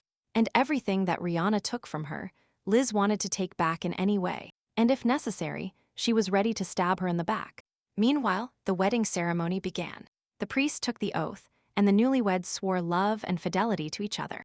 Then they were declared husband and wife, and the guests were asked to bless the future of this couple. Rihanna reflected that she too was very happy at her wedding. All she wanted was ordinary happiness, and now nothing is left of this desire, only a feeling of betrayal. But she was not going to give up. She would still see who would laugh last. When the ceremony ended, everyone returned to their homes. George asked his wife if everything was okay before the next tax audit, to which Rihanna replied affirmatively. She noticed that the man seemed scared. Then she asked if they had any reason to worry, but George just said that this time the check would be more thorough. Rihanna understood that it was true. It was the first time the Treasury had collected so many documents. She made sure the information didn't leak, but she didn't know how long they would hold up. Then, the girl asked Margaret to convey something to Her Majesty. Soon Rihanna arrived at the Emperor's palace. They greeted each other respectfully, and the man asked the girl to take a seat. Alexander thanked her for responding to the invitation. Sitting at the table, Rihanna noticed that all the dishes were served cold. Then, the man said it had been a long time since they had seen each other, and asked how the girl had been all this time. Rihanna replied that it was tax season, so she was very busy. Therefore, the emperor could not expect unpleasant surprises. Rihanna added that her love for the Norden Hotel is so deep that it will not waver even before a huge amount of money. This can happen once every 10,000 years, but not while she is alive. Alexander smiled and said that this was a worthy answer. Then he got up from his desk, approached the girl from behind and asked where she ended up hiding the documents. He remembered her words that he would severely punish the culprit if an unpleasant situation occurred out of his sight. Then, the emperor noticed that apparently, as a result of the tax audit, the countess's opinion had changed. Rihanna, after a brief silence, replied that there had been no changes. She requested today's meeting because she had a request. Alexander was surprised by this answer. Then, Rhea said that if the emperor promised her that the Norden Hotel would not suffer under any circumstances, she would provide him with everything he needed in state affairs, even if it was her husband's honor or his life. She suggested that His Majesty didn't need the hotel. He wanted the collapse of the Duke of Macdonald. The emperor confirmed her words, and Rihanna said that if a man wants to use her husband to crush the Duke, she will not interfere with this and will even help him. Alexander was very interested in this proposal, but asked if the girl would be condemned after such an act. Then, Rihanna said that Earl Royden was the first to betray her. Alexander asked her how she was planning to take revenge on him, because if the count fell, his countess would follow. The girl replied that she was planning a divorce. The emperor pointed out that, apparently, the feeling of betrayal over the illegal property of the inn was very strong. Then Rhea said there was another reason. He was cheating on her with another woman. While thinking about the divorce, another problem arose. The emperor expressed his regret, and the girl noticed that it was the first time she had told anyone about this. And surprisingly, her heart felt better.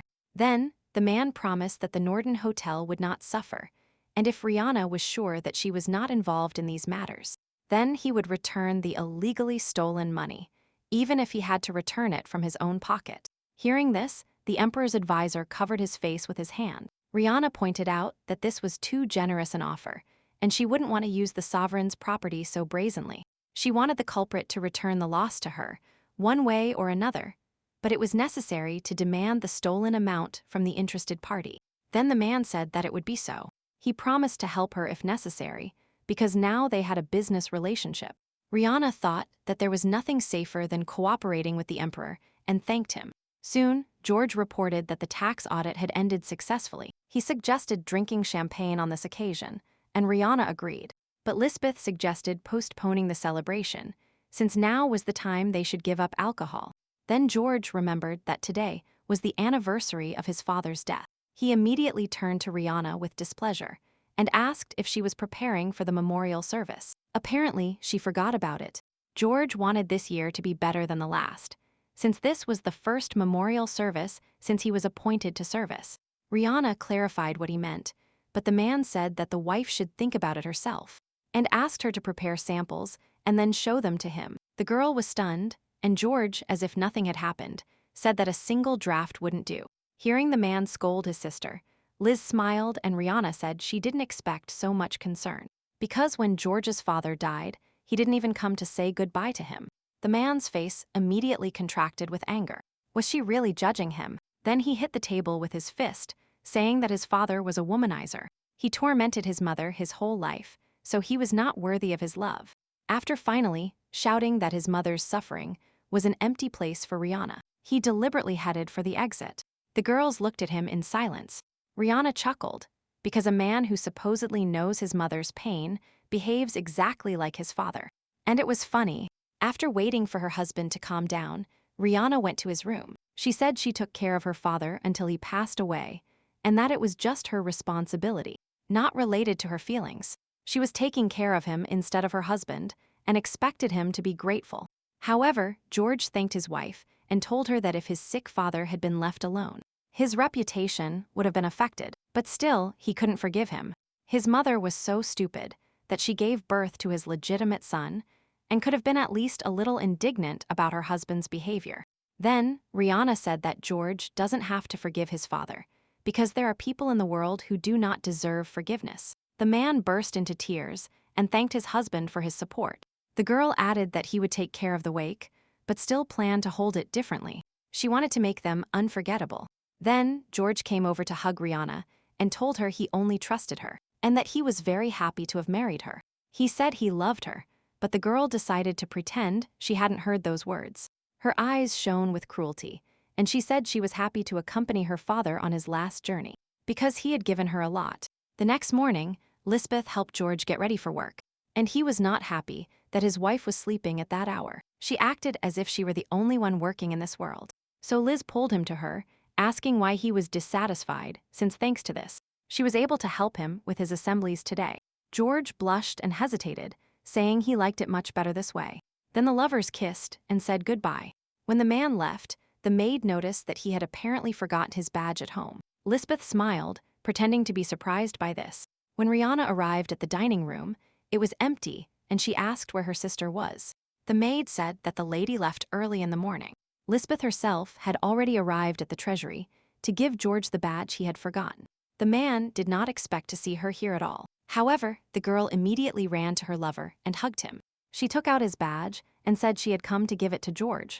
The young man thanked Liz, and she asked him if he was going to let her go just like that. Then George hugged the girl, holding her tightly against him, and told her there was a nice place inside. When the couple arrived there, George knelt down, hugged Lisbeth, and kissed her. After a while, the girl returned to the palace. She remembered her trip to the treasury, smiling mischievously. Looking at her sister, she smiled, because she didn't even know what her husband was doing to her today. Rihanna then said that last night, she had drawn up a guest list for the wake, and she wanted her husband to look at it. George wondered why there were so many people there, twice as many as last time. Rihanna said that her husband wanted the ceremony to be solemn, and she was just following his wishes. The man decided to approve the list, saying that the more people, the better.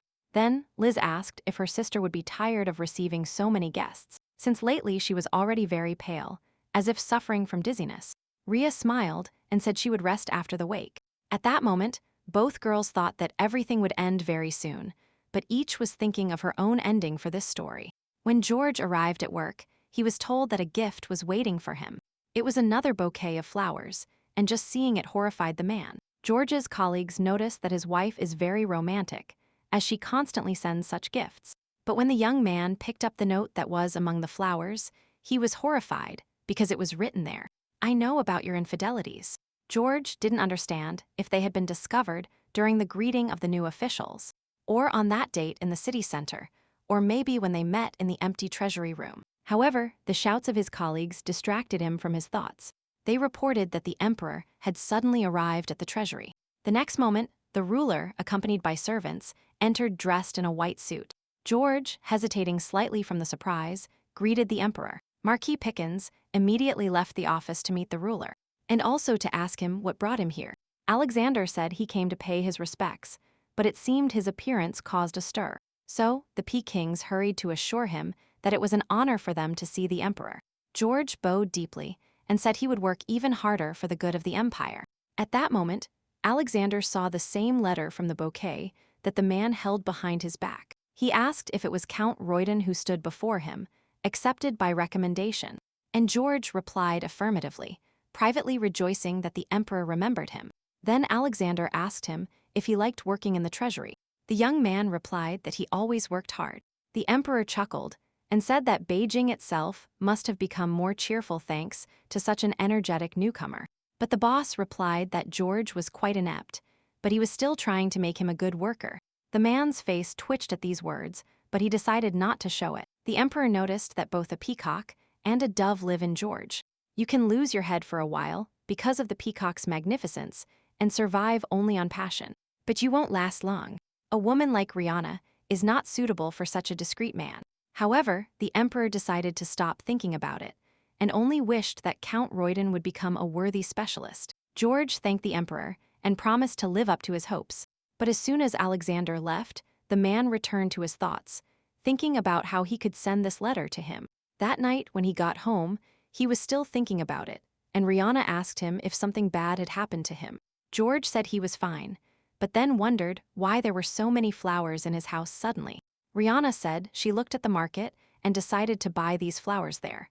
And with them, the house immediately became more luxurious. George didn't show it, but he thought to himself that the bouquet consisted of the same flowers. But Lisbeth interrupted his thoughts, saying that she was in a meeting today. Apparently, that pervert also sent a letter to Mrs. Anne. At that moment, the fork fell from George's hands.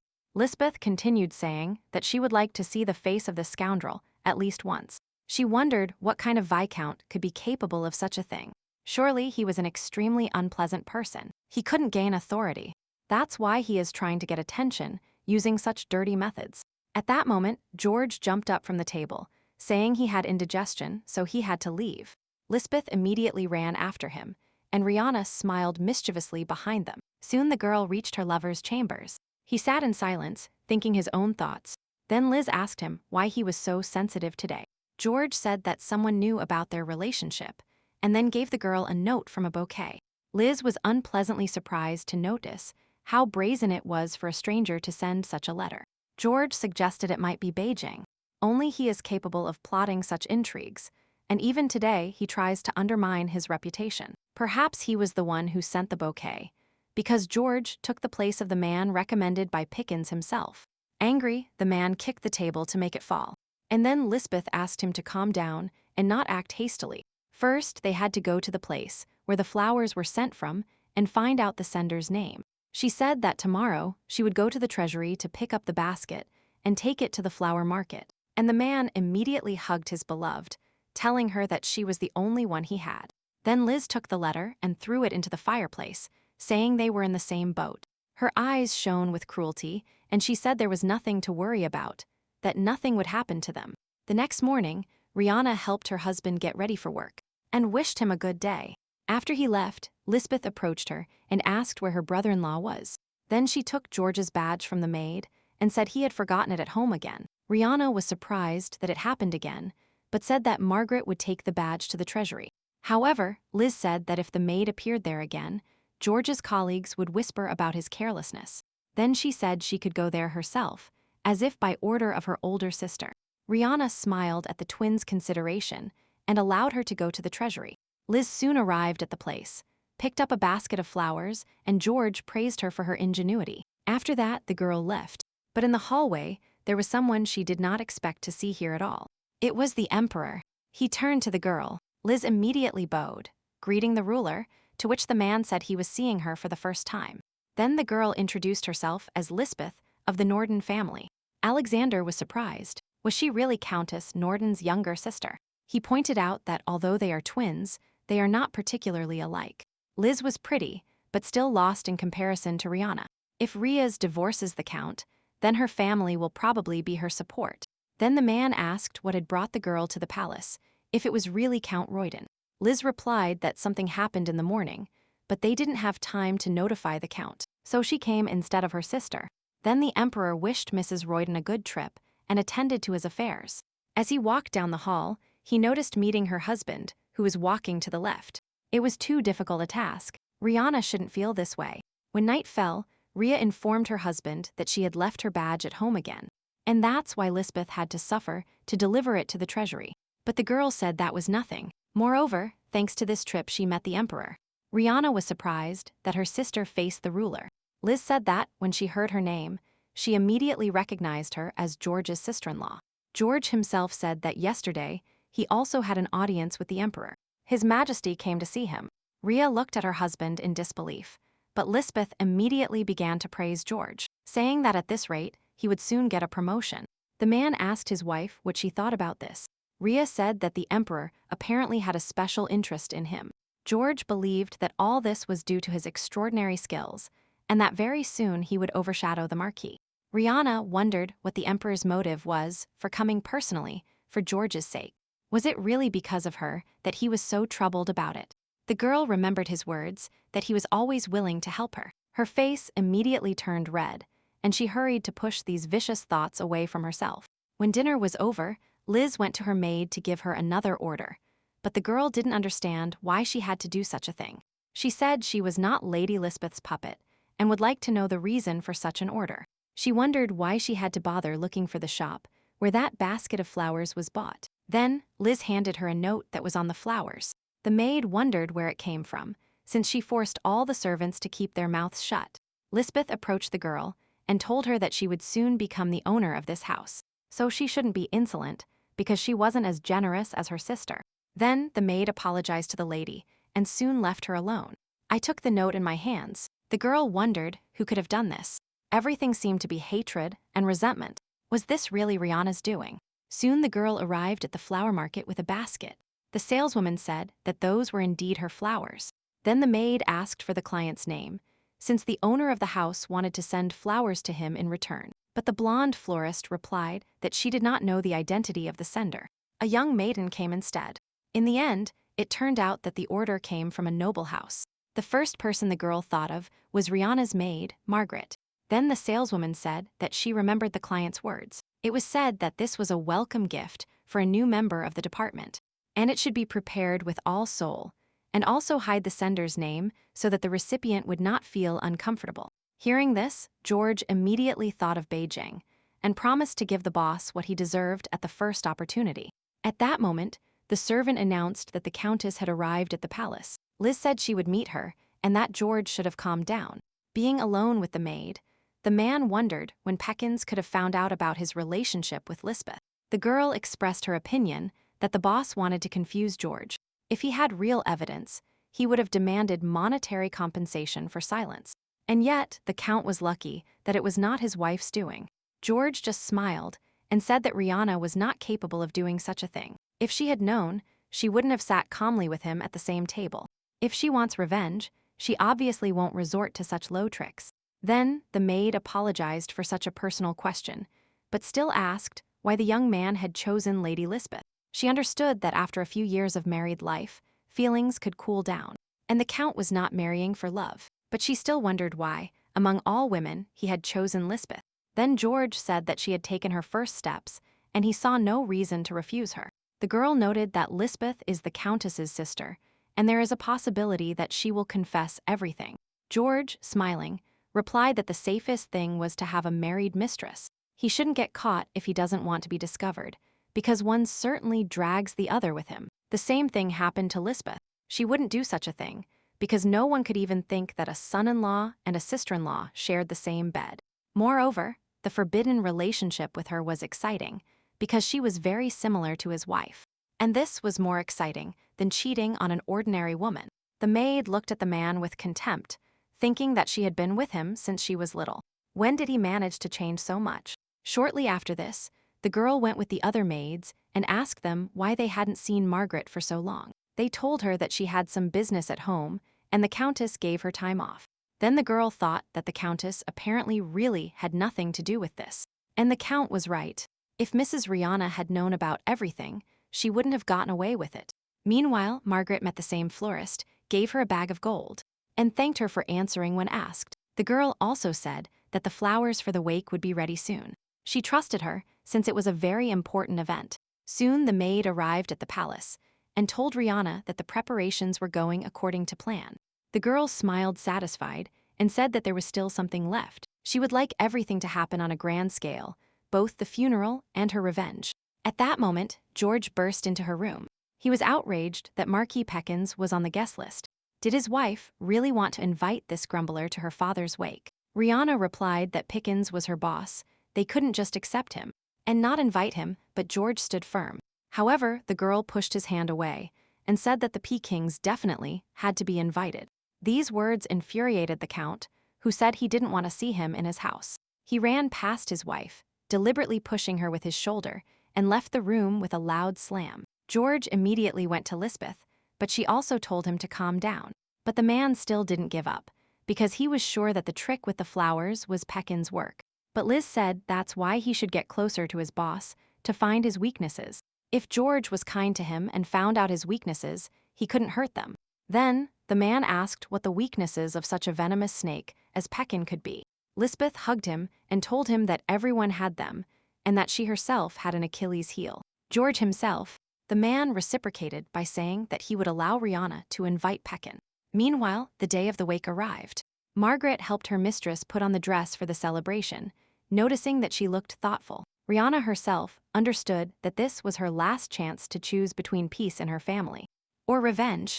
Tomorrow would be too late to change anything, but the girl was not afraid, she was anticipating. So this choice seemed simply ridiculous to her. Soon the lady went out to greet the guests. Lady Prince pointed out that everything seemed much more solemn this year, and everyone understood that this was Mrs. Rihanna's merit. Then the guests asked where Earl Royden himself was. Rihanna thought she had seen him recently, so she asked him to excuse her, saying she would look for her husband. The girl returned to the palace, walking through the empty halls. At that moment, Benny Gons, George's maid, called her. She said that the man was now in the garden. Rihanna noticed that the girl's hands were trembling nervously. Then she said she would go to the second floor to pick something up from the room. Benny Gons wanted to say that she would go there herself, but Rihanna ordered her to return to her work.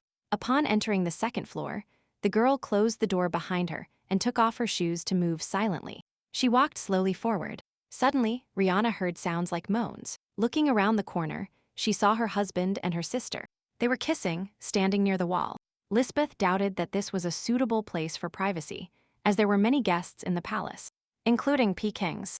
However, George hurried to assure her that only his people were here. The girl smiled, agreeing with him, and decided to surrender into his arms. At that moment, Rihanna silently approached the couple from behind, raising her shoe. A quick blow, and the girl's dress was stained with her husband's blood. George, bleeding, fell lifelessly on top of Lisbeth. The girl looked in horror at her older sister, who still held her lover's body in her hands. The next moment, she ran to the side, leaving George on the floor. However, Rihanna did not let her go, and a second later she was directly above her sister, intending to hit her with a bloody shoe. However, all this was just a game of the girl's imagination. In reality, she never appeared around the corner. She only listened silently to how her husband was having fun with Lisbeth. Then Rihanna left and decided that now was not the right time for revenge. She thought they should really enjoy this moment because it was their last chance. Going down the stairs, Rhea met Bennigan's again. She said she took what she wanted, and now all preparations were complete. Soon George arrived at the ceremony. He explained his delay by saying he was looking inside the mansion. Rihanna looked at her husband with contempt, not responding to his false excuses. Soon the ceremony was announced. George greeted everyone present. He said that he felt the incredible pain of loss again when remembering his beloved father. At that moment, he yielded the floor to his wife, Countess Royden. Before starting her speech, the girl looked at the guests and noticed Lisbeth among them. Marquis Beckins was also present at the ceremony. Then Rihanna said that her husband's father was a very good man. During his life, he loved her like his own daughter. George exchanged glances with Lisbeth at that moment, laughing playfully. But Rihanna continued saying that she was still tormented by her conscience because of the Count's valid will. She denounced that she had not yet fulfilled his will. George was confused and asked his wife in a whisper what kind of will they were talking about. Rihanna said that last night, her angry father-in-law appeared to her in a dream and insisted on fulfilling the order as quickly as possible. She realized she was wrong, and that's why she would like to do it now. She hurried to introduce a young man to the guests. This was Joseph Royden, the second son of the late Count. He is her husband's trusted younger brother. At that moment, the girl remembered the day her husband's father died. He told her that there was one thing that only Rihanna should know. The man said he had a son besides George. 15 years ago, under the influence of alcohol, he made a mistake. His lover gave birth to a son, but he couldn't tell his wife. He had no choice but to go to the village with his son. Then the man took Rihanna's hand and told her that if he died, there would be no one to take care of them. George was unaware of this, because if the information reached him, something irreparable would happen. The man asked Rihanna to take care of them until his son was an adult. He asked her to promise to fulfill his request. Only the two of them knew this secret. Then, the man gave Rihanna a chain with a half-heart-shaped locket and told her that the child would have a second half. This would confirm their relationship. The man said that this was his last wish, that he had no one else to ask. However, Rhea didn't have time to give him her answer, as the man died. The girl was by her father-in-law's bedside, examining the pendant. She said she would protect her husband at all costs and asked him to understand her. However, now, at the man's wake, next to his second son, she decided to fulfill his will. Rihanna said that 3 years ago she was too cowardly, and that's why she couldn't fulfill his will. But now she was determined to gather all her courage to take care of Joseph. Then George jumped up from his seat and angrily shouted at his wife. He pointed his finger at the boy and ordered him to immediately take this bastard out of here. Rihanna asked him to calm down, since Joseph was his younger brother even though they had different mothers. These words infuriated George. He shouted at the girl, telling her not to dare to behave like this. His wife advised him to think about his image as an official, because Marquis Pickens was present at the ceremony. But George didn't care. He grabbed his brother by the clothes and ordered him to leave his house immediately. Rihanna intervened in the fight again, saying that such things should not be said to a child. Then George turned, saying that he did not recognize this bastard as his brother. At that moment, Rihanna stood between them, and the slap intended for Joseph went to her. The boy immediately took the lady by the shoulder and asked if she was all right. All the guests were shocked by what was happening, and George took a few moments to realize his action. Rihanna then said that she understood that her husband was confused. He can hit her if he wants, but the boy is not to blame. George shouted, saying there was no guarantee that he was really his brother, because no one knew where he came from. Then Rhea took out the pendant and said that Joseph kept the other half. They connected the two halves of the pendant, which finally resulted in the image of a young woman. But for George, this proof was not enough. He snatched the pendant from his brother's hands and threw it on the floor, the pendant breaking into many small fragments. The man said that nothing would force him to give a single cent to this bastard, that he was not going to fulfill his father's last wishes, who spent his whole life going out with prostitutes. Rihanna tried to stop him by saying that such things should not be said at his father's wake, let alone in front of the people who came there to pay their respects. Then George shouted that the wake was over and ordered all the guests to leave. Then he turned around, leaving his wife and brother alone. Rihanna smiled when everything turned out exactly as she had planned. When the couple returned to the palace, George kept shouting, not understanding how his wife could do such a thing without consulting him. If he loved her even a little, he should at least have hinted at his intentions to her. Rihanna then said that she knew how her husband would react. If she had told him everything in advance, he would have tried to harm this child, which is why his father was worried. George shouted that he didn't care about his father's will, but Rhea reminded him that, according to Stereg law, a child born out of wedlock has the right to inherit. But the man just walked past her. He deliberately pushed the girl with his shoulder and told her that this would not happen. He entered the palace, leaving his wife alone. At that moment, Joseph approached Rihanna and asked if he could sit next to her. Then, the girl ordered Margaret to serve tea and sweets to the boy. Joseph understood that the lady was in trouble because of him, and Rhea assured him that everything was fine. She said that all this was so that he could become the second son of Royden. The young man shyly thanked Rihanna, but she said she was just fulfilling her father's will. But Joseph assumed that the lady was not looking for him because of the will. Otherwise, she would have visited him 3 years ago. Rhea confirmed his words and then asked why he hadn't looked for him and George himself. Because his mother died last year, and obviously he was going through a difficult time. However, before Joseph could answer, his older brother suddenly approached from behind and poured a glass of water over his head. He shouted at the servants to immediately throw this bastard out of here. Rihanna's face immediately darkened. She declared that the blood of the Royden family ran in Joseph's veins. The servants had no right to even lay a finger on him. Then George shouted that if they didn't get rid of him, he would do it himself. The man waved his hand to hit his younger brother in the face, but quickly blocked it with a tray. George roared at the boy's impudence. Then Joseph, smiling maliciously, asked his brother to calm down. The Count wanted to shout that he was not his brother, but the guy continued to say that he definitely had a blood relationship with the late Count Royden, and that he had not yet reached adulthood, so he would stay in the palace. Rihanna supported the boy and told him she would give him the use of the 4th floor. George shouted indignantly because Lisbeth uses this floor. He said that a man and a woman cannot live on the same floor. This is wrong. Rihanna laughed nervously and said that Lisbeth lived with them, but nothing happened between her and George. The young man hesitated. He had no choice but to agree. And then Rihanna ordered the servants to show Joseph his room. At that moment, Liz ran into the hallway. She shouted that she did not want to share the floor with this barbarian. Rihanna said that, unlike George, she had no right to express herself like that. And besides, she herself was a stranger in this mansion.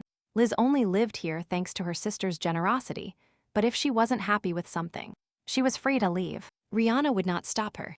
After this, the girl left the hall, paying no attention to her husband's displeasure. She shouted at her not to forget who her real family was, but Rhea did not react. After a while, she decided to visit Joseph in his new room. The girl said that the boy would stay here and wait for her instructions, and that if he was obedient, all the possessions of this house would be his.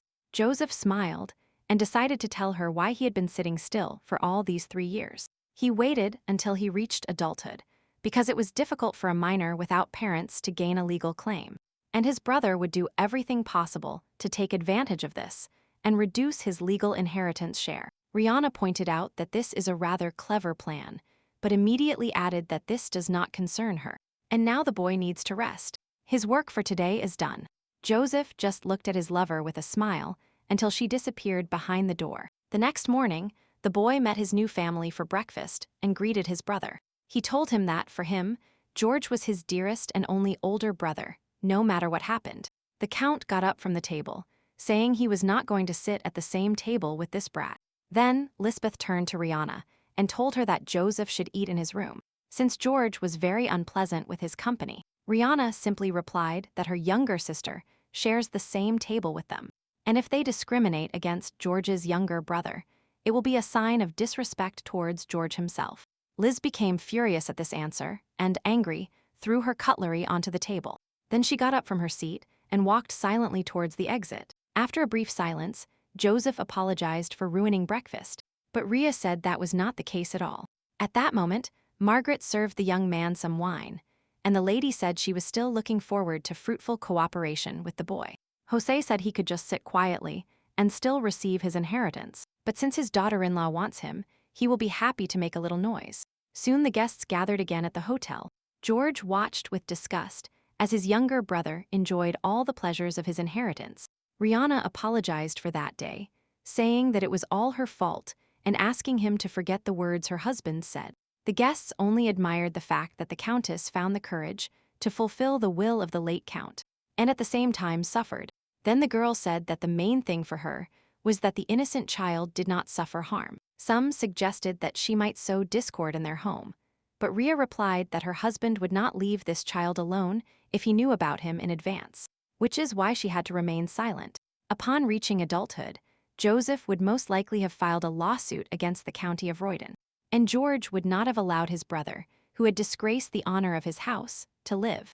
That's why Rhea decided that she would have to take extreme measures, but in this way she brought trouble to the guests, for which she apologized again. Realizing that people were on her side, the girl smiled mischievously and said that George is her beloved husband and that she takes responsibility for him. Shortly after, Rihanna met the emperor and he admired the countess's action. He said that in secular circles, Earl Royden is considered a monster, and Rihanna was nicknamed a loving wife who cares for her husband. But Alexander himself considered her a woman who would not be content with just this. Rhea agreed with this, and then provided the man with documents confirming George's embezzlement. Alexander was incredibly pleased with this news and began to look at the newspapers with interest. Rihanna said that after the betrayal of her loved one, she decided that she had to become even more perfect. Then, the emperor said that he had heard that Count Royden had raised his hand against the girl, but she said that this was incomparable to what she was experiencing now. And then she asked the ruler to use the documents as wisely as possible. At that moment, Alexander extended his palm towards the girl's face, touching her cheek with his fingers. Rhea looked at the man surprised, and he hurried to apologize and withdraw his hand. He said he wanted to check the wound, and that it was a little more serious than they said. The emperor added that he would send the girl medicine from the palace, because to carry out the revenge she must be in good health. After all, he and Rihanna entered into a business relationship, and therefore, the man was not going to accept refusals. The girl thanked him for his help, and told him that she would divorce her husband when Alexander had everything ready. The man pointed out that it would be very elegant to request a divorce when her husband has nothing left in his soul. He promised to announce the exact dates soon, and the emperor's advisor witnessed the entire conversation. Rihanna thanked the ruler and said goodbye to him. Upon leaving, she ran into a young red-haired man. As soon as the girl left the office, she ran to the emperor and told him that she needed to visit the temple right now. It was said that for the first time in 30 years, the oracle descended and gave its prophecy. The oracle was a god. The priests helped him convey his plan to the people, and his prophecies were the most accurate omen. The temple servants greeted the emperor, his second lord after God. Then, the man said he would like to know what the divine revelation says. The priest said it was related to the next emperor Estorach. Alexander was surprised because he was not yet married, and God had already given him an omen. Then, the man explained that for an emperor without an empress, this was the most useful prediction. However, the ruler still did not understand what was being talked about. Meanwhile, both northern sisters went to visit their father, who was very happy to see his daughters for the first time in a long time. He heard that there was a scandal after the wake, and the fact that George did not come here with his wife means that he is still angry with her. Then Rihanna said that it was okay and that George would calm down soon. However, the man did not understand why his eldest daughter had arranged this, and Lisbeth supported him, saying that Rhea had been acting strangely lately. She ordered her to share a floor with an unknown man, and also informed him that she was also a guest in his palace. Rhea said she would explain all this a little later. Then, Liz suggested that her sister's health problems were affecting her nerves. When the father heard this, he became worried, but Rihanna hurried to assure him that she was just tired from preparing for the wake. But Lisbeth did not let her go and asked if she had any pain or dizziness. Then, Rhea apologized and said she needed to leave. Upon reaching the bathroom, the girl hung over the sink, trying to catch her breath and regain consciousness. At that moment, Liz appeared behind her. She asked her sister what was wrong with her, if there was a problem with her stomach. She put her arm around Rihanna's shoulder and told her that they could go home now. The girl wondered why her sister was so insistent on returning, apparently to start feeding her poison again. Then Liz asked if Rhea was offended that she had complained to her father, and she explained that it was just a joke. She once again suggested returning to the table, because her father was worried. Then Rihanna said that she was getting weaker every day due to the illness, and Lisbeth should have appreciated it while she was still with them. The girl thought to herself that she would not touch her sister while her father was alive, but as soon as he leaves this world, her life will end immediately. When the girls returned to the table, the man asked if his eldest daughter was all right, but Rhea's hurried to assure him that she was fine now. At that moment, a servant entered the room and said that a letter had arrived from the palace. When the man read it, he dropped the cutlery from his hands in surprise. The girls were perplexed by what was written there. Then, the man said that the emperor had sent him a marriage proposal. Rihanna couldn't believe what she was hearing. He had really decided to marry, but to whom? According to the oracle, the heir to the throne will definitely arise from the womb of the Norden family. The emperor was confused. Rihanna was already married. Of course she would divorce soon, but for now she has a husband. Then, the man said that the letter was sent to Lisbeth. They want to make her empress. Rihanna couldn't believe what she heard. She felt her heart sink to her feet. But Liz was incredibly happy to become the main woman of the empire. The girl's father was perplexed why the emperor chose Lisbeth, and not a prominent girl from an influential family. Moreover, years ago Liz broke off her engagement. Then, the girl ran to the man and told him that the emperor simply fell in love with her at first sight as soon as he saw her. She explained that she wanted to go to the treasury and then met the emperor, who even asked her name. Liz added that all this happened thanks to her sister, because she went to the treasury in her name. Rihanna asked her father in a trembling voice if he was going to approve the proposal, and Liz immediately intervened, saying that the decision was obvious. The girl smiled nervously and said that she was nobody to challenge the emperor's decisions. It was unprecedented for someone to refuse such a title, so she advised her father to send a response to the ruler as quickly as possible. The man stroked Liz's cheek, saying he couldn't imagine his family receiving such an honor, and he congratulated his daughter on her upcoming engagement. He hugged her and told her that her late mother would have been very happy to witness this significant moment. Rihanna at that moment tried to contain her emotions. Her whole body was trembling with despair. Meanwhile, the emperor's counselor decided to ask him if he was really going to marry Mrs. Norton. The man said that the word of the oracle is law. If Lisbeth Norton marries another man, the next emperor will be a rebel. He will ascend the throne, getting rid of Alexander. If Prince Albert finds out about the prophecy, he will definitely win Lisbeth over. So everything had to be kept secret. And then, the counselor asked what the ruler was going to do with Countess Norton, because if she and the count had a child, the problems would only increase. But the emperor said this would not happen, as he would soon divorce her husband. The counselor was surprised and said this would be an even bigger problem, because she could marry Prince Albert again, and this would mean the birth of a future traitor. Then, he invited the emperor to marry Rihanna as well. This was nothing new in the imperial family, but Alexander said he did not want to marry Rihanna Royden. It wasn't that she was already married, but that the man was not sure he would be a good husband for her.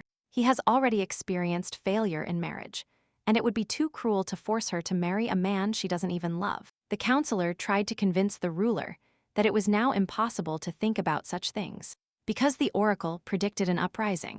Then, the emperor announced that he would forbid Rihanna from remarrying and having children. He will announce the words of the prophecy on his wedding day with Lisbeth.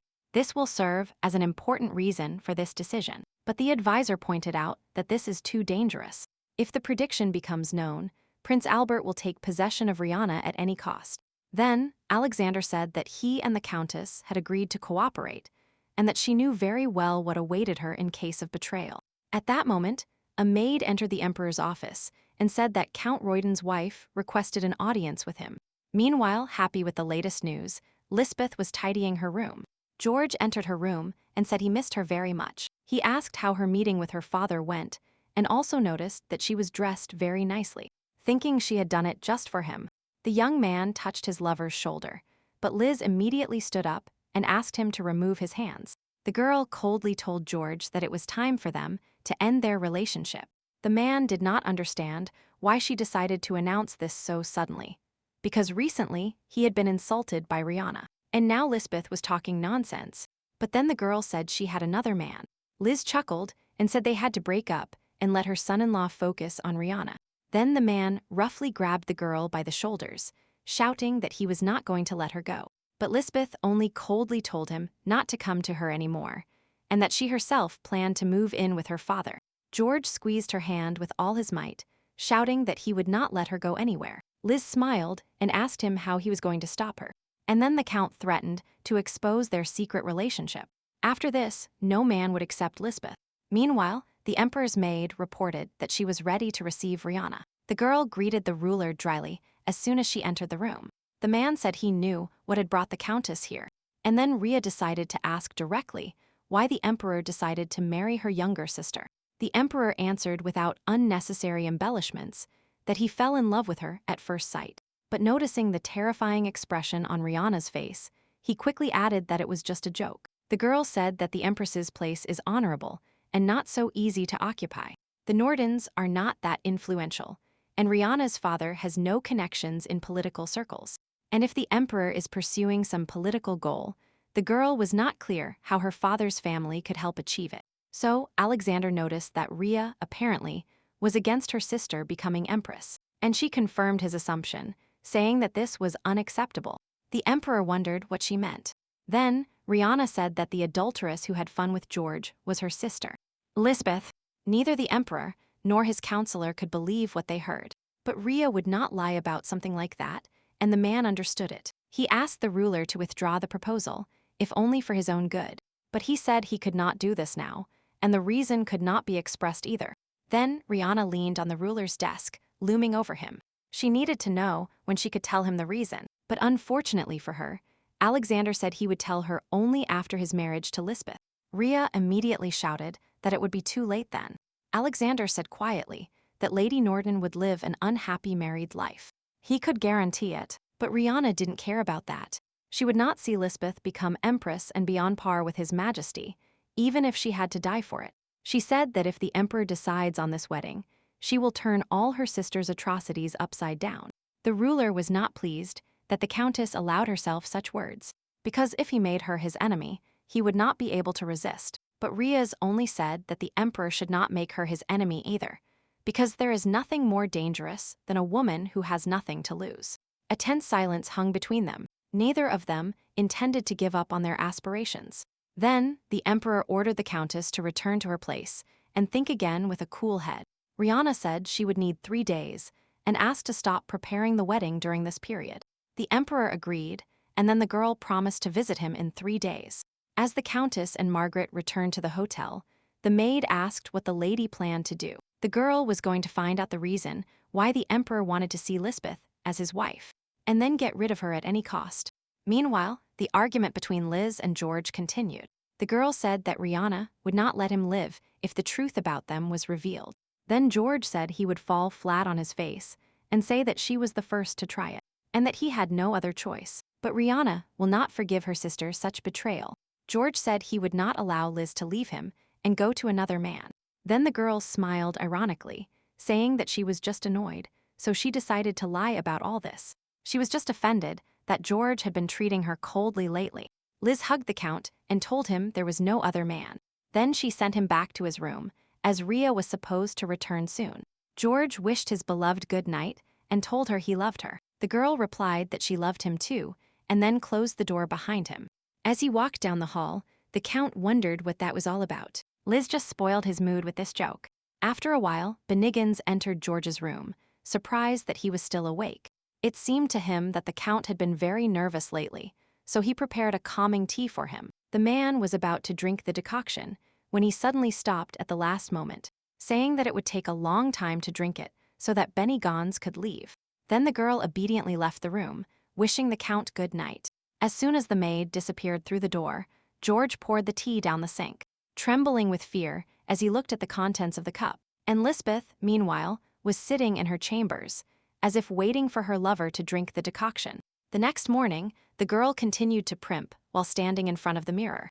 And at that moment, Rihanna found her. She said she had an audience with the emperor, and then Liz asked why they were meeting. The countess noticed that her sister looked very excited. She noticed that she couldn't behave otherwise because she was going to become empress. Then Rhea continued, asking Liz to talk about how they met the ruler of the treasury. The girl thought without knowing what to say. The emperor asked her if it was Rihanna's orders that she followed. Overall, there was nothing special about this meeting. Lisbeth suggested that since the emperor liked George, he was also interested in her. Or maybe he just fell in love with her at first sight. Rihanna paused, considering her sister's words. Then Liz took her hand and asked her to visit her more often when she became empress. When Rihanna returned home, she told Margaret that her sister knew nothing, that this marriage proposal was not her proposal. Then she thought that the emperor had simply made a rational decision. It cannot be that His Majesty, of his own free will, wanted to take as empress the one who was playing tricks on his son-in-law. This required a power greater than imperial. So Rihanna came up with an idea. She needed to make a donation to the temple. When the girl arrived there, the high priest personally thanked her for such a large sum. Rhea said that an important event had happened, so she wanted to pay homage to the Lord. The priest clarified which event she was talking about, and then the girl explained that her twin sister would soon become empress. She said that she had already learned everything from the emperor, so there was no point in hiding it from him. After all, Rihanna already knew that her sister was the woman of the prophecy. The priest was surprised that the emperor told her everything. Then, Rhea made sure her assumption was correct. She said that it is possible that the ruler decided that there was no point in hiding it from her, since they would soon become one family. However, the girl was worried about the question, is it somehow possible to evade the prophecy? Rihanna explained this question, saying that she was very worried about her only sister. Then the priest asked if the countess was really dominated by envy of God's plan. The girl briefly replied that she did not say that. The man replied that it was impossible to even think of such a thing.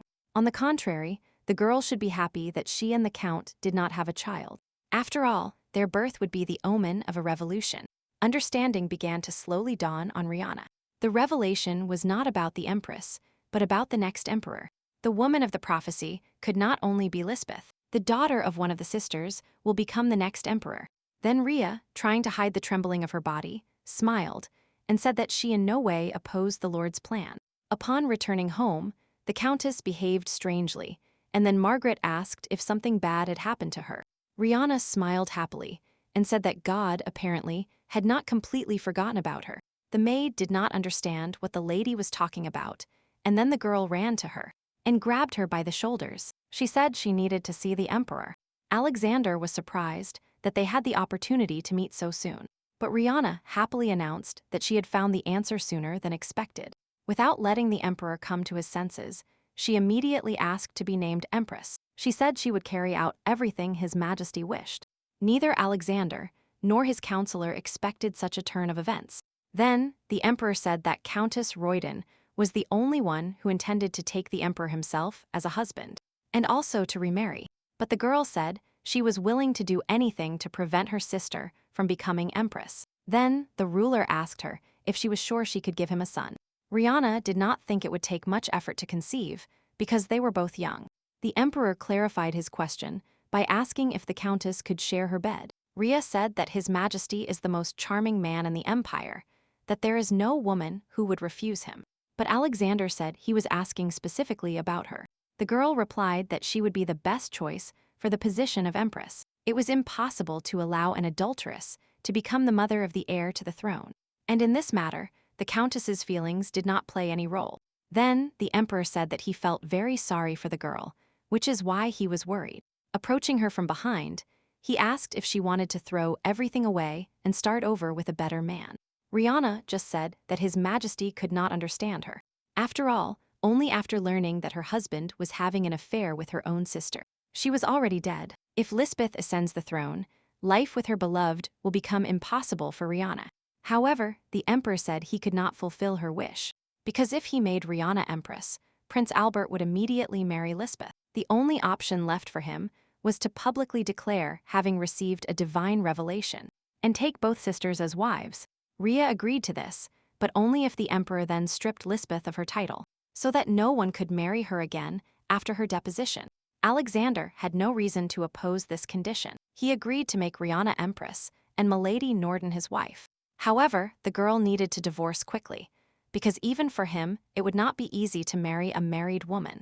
Rihanna promised to do everything possible not to cause the ruler any inconvenience. However, she had one more request, perhaps too selfish. She asked the emperor to prevent Elizabeth from conceiving a child with him. Seeing the confusion on the countess's face, the man hurried to assure her that this would not happen.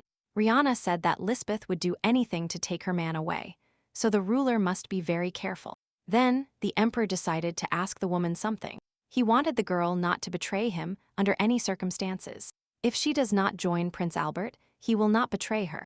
If she did this, then Rihanna knew how to take revenge on him, and the emperor, in turn, knew what to do with the countess in case of her betrayal. They both knew each other's weaknesses, so betrayal was not beneficial to them. Rihanna was more than satisfied with this agreement. Then the emperor said he would wait for her to divorce as soon as possible. And although he could not speak of love for the countess, he did know how to side with her, and this was enough for the girl. The next morning, George was forced to have breakfast alone, and Bennigan's informed him that Lisbeth had left.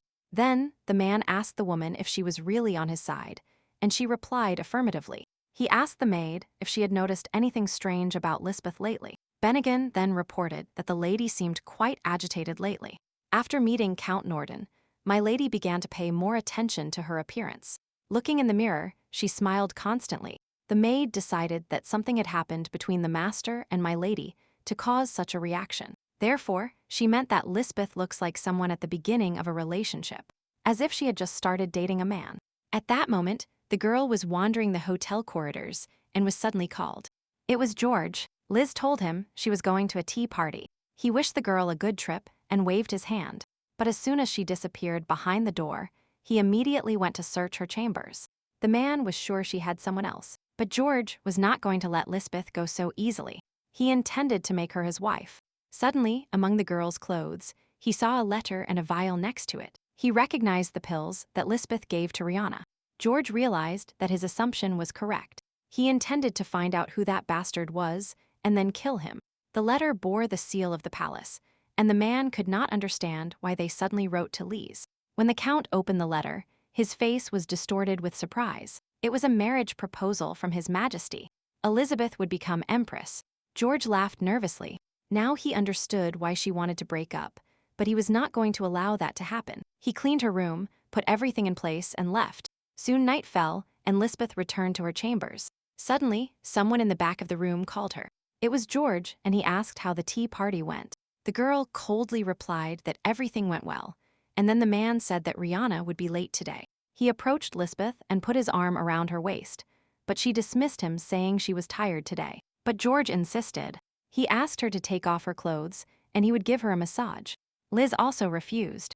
Then the Count decided to press for pity. He said that they hadn't been intimate for a long time, and Rihanna also brought Joseph here, and now it was very difficult for him. He leaned towards the girl, telling her he needed her support, while slowly removing her clothes. Liz finally reciprocated his feelings, and George immediately threw himself towards her with a hug and told her how much he loved her. He kissed the girl, continued to undress her, and then laid her on the bed. At that moment, George was thinking that he would never allow Lisbeth to leave him. She will not be able to get rid of him and become Empress. Instead, she will give birth to his child. Smiling mischievously, the Count invited the girl to be together until the end of their days. At work, George was in a very good mood. Pickens was surprised, because all this time he had been depressed, and now he was sitting with a grin from ear to ear. Then the Count said that the idea of being able to work in the treasury cheered him up a lot. That's why he looked so cheerful. Bowing to the boss, he thought to himself that he could complain as much as he wanted, because he didn't care anymore. The only thing George thought about was Lisbeth's face when she found out about the child. Could she still dream of becoming Empress? Surely she will get rid of Rihanna as soon as possible and beg him for marriage. However, his wife distracted him from his thoughts. During the lunch break, she arrived at the treasury bringing a bouquet of flowers. Rhea said she went to the flower market and loved the smell of the flowers so much that she overdid it a little and bought too many. George's colleagues noticed how lucky he was to have such an affectionate wife. They asked if those 2 baskets of flowers were also a gift from the Countess, but the girl pretended not to know what they were talking about. George quickly took his wife outside, saying this was simply nonsense. Upon leaving, Rhea demanded an explanation from her husband, and he shouted that Pickens had sent him flowers on behalf of a woman to annoy him. He did it to fight with Rihanna, but the girl was sure that the Marquis would not have acted in such a childish way. Then, George shouted that he knew nothing about this old man, and now he also suspected that his husband was cheating on her. But Rhea just smiled and said that she had no doubts about her husband. She hugged him and told him that he had never disappointed her before. Then, the girl took out a large bag with food, saying that she had prepared lunch for 2. George was surprised, because his wife was always busy with the hotel. But Rihanna said that she would always find time for her beloved husband. Shortly after lunch with his wife, George returned to the treasury. His colleagues were discussing how unfairly he was treating his wife, but they immediately fell silent as soon as the man entered. At night, after spending another night together, Lisbeth said there were rumors that the Count had a godmother, a lover who sent him flowers, and on whose recommendation he got a job. George immediately shouted, saying that he was not that insignificant and that he definitely did not get the job because of a woman. Then Liz asked what would happen if the rumors reached Rihanna, but the Count was sure that his wife trusted him. But the girl insisted, saying that if he dedicated little time to her, then she could check these rumors. Liz asked him to be a little more loyal to his sister, to date her, and give her gifts. Besides, Very soon there will be a masquerade ball at the palace and George could give her a dress. Then, the man thanked Lisbeth for the good idea and told her he would buy her a dress too. But it would be much prettier. Soon, the Count gave a gift to his wife, a red floor-length dress. The girl noticed that it was ideal for a masquerade ball. Then the man approached her from behind and hugged her, telling her she would be the most charming at the party. Rihanna sharply shook him off and asked if something had happened to her husband. He was not happy with this question. Did he really need a reason to love his wife? Rihanna then realized that apparently he was worried about what she thought about the treasury rumors. However, she said she was very happy. The girl kissed her husband on the cheek, telling him she was happy to be his wife. In fact, she thought that thanks to this, not Lisbeth, but she would become empress. And it would be good for George to see this, depressed and tormented. Soon the masquerade ball began, which Rihanna attended, dressed in the same dress, and with a matching mask in color. Margaret reported that the gentleman was wearing a blue suit and a white bow tie, and Milady Lisbeth was wearing a pink dress and white shoes. Rihanna smiled mischievously and headed to the hall, ready to carry out her plan. Meanwhile, Lisbeth overheard others talking about how Count Royden of the Treasury was cheating on his wife. It was said that someone sent him flowers twice and also got him a job through recommendation. Then, Liz joined the conversation and said that Countess Royden had been married for 4 years, but she had not given birth. The guests assumed that the girl was infertile, and her husband started walking for this reason. Lisbeth watched with a malicious smile as rumors about her sister's inferiority unfolded. At that moment, George greeted her from above, calling her over to him. The girl asked if Rihanna would notice them, but the Count assured her that he had gone to the bathroom and that today he was wearing a red suit, so it would be easy to notice if something happened. Then Liz led him inside the hall. George was a little worried about the large number of people around, but the girl assured him that no one would recognize them here. That's the charm of these types of events.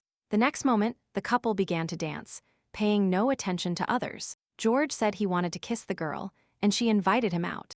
As soon as the couple reached the garden, they immediately melted into a passionate kiss. However, at some point, Lisbeth's heel broke and she started to fall. George didn't have time to catch her, and the girl fell directly onto the lawn, clutching her sore leg. Apparently she sprained it. Then the Count helped Liz up and took her to his house, and then called a doctor to see her. A girl in a black dress, with white ruffles, watched all this from the window. It was Rihanna. She changed her dress so that her husband would not recognize her on vacation. Soon the Countess returned to the hall and saw a small group of people whispering about something. She decided to join the conversation, saying that she also had something to share with the guests. The Countess said that rumors about Count Royden's lover fly everywhere, but no one seems to know her identity. The guests immediately began to ask the girl if she knew the name of her lover. Rihanna pretended not to be sure whether to talk about this, but the people insisted. Everyone was interested in hearing such hot news. Then, the girl said that Milady Norden and Count Royden had a special relationship. All the guests were stunned. No one could believe that the Count was having an affair with his wife's sister.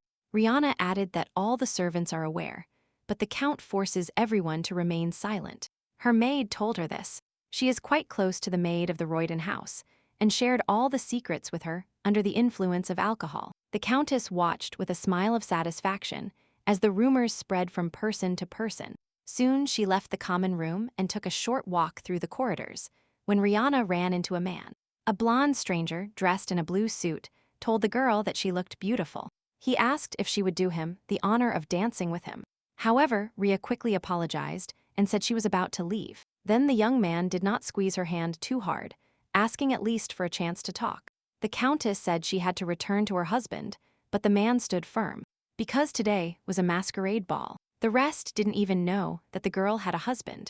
At that moment, the Emperor, dressed in a black and white suit and mask, approached them and told them that he knew about this woman's wife. Then the stranger apologized to the girl for his rudeness and quickly walked away. Rhea asked the ruler how he recognized her, to which he replied that the mask hides the face, but it does not change the voice. And the girl herself recognized Alexander, as there are not many people in the empire with a similar appearance. The man was flattered by these words and smiled slightly. Then Rihanna bowed to the ruler and thanked him for helping her avoid difficulties. But the emperor said that if she agreed to dance with that man, it would not be beneficial for him. The fact is that the stranger was the ruler's brother, Prince Albert. the emperor doubted recognizing the countess and deliberately invited her to dance. He probably just couldn't resist Rihanna's beauty. The emperor noticed that the girl looked especially beautiful today. Then he asked her if she would refuse him if he invited her to dance. Rihanna, at that moment, thought about the fact that her husband was standing right in front of her, and she took the emperor's hand. She noticed that his hand was surprisingly warm.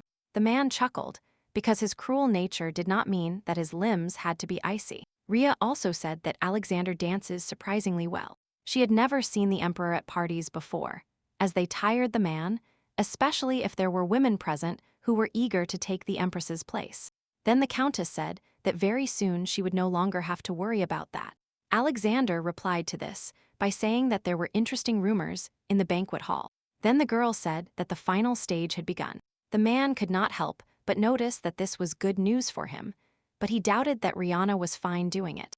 After all, she will have to marry a man she does not love again. Rhea's only replied that the emperor could see the result of marrying the man she loved at that moment.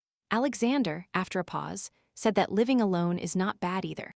There are women who ruined their lives because of a man, but there are no women who ruined it because they didn't meet him. Looking at Rihanna, the man remembered someone who ruined her destiny by meeting the wrong man. Then the girl asked who he was talking about. The emperor was referring to his mother, and this answer greatly surprised the countess. Then she asked him if he would feel better after revenge, if he could live the rest of his days with a man who did not love her. But Rihanna asked him not to worry about that, because their agreement did not speak of love from the beginning, and now the girl doesn't even know the meaning of this word. She believed in him, but now every day she realizes how stupid she was. Looking at the banquet hall and the people dancing inside, the girl decided to say goodbye to Alexander. Lifting her mask, Rhea smiled and asked the man to stay healthy until their next meeting. When the banquet ended, George immediately ran to his wife, assuring her that all those dirty rumors were lies. The girl just calmly sipped her tea, noting that at every tea party people only talk about them.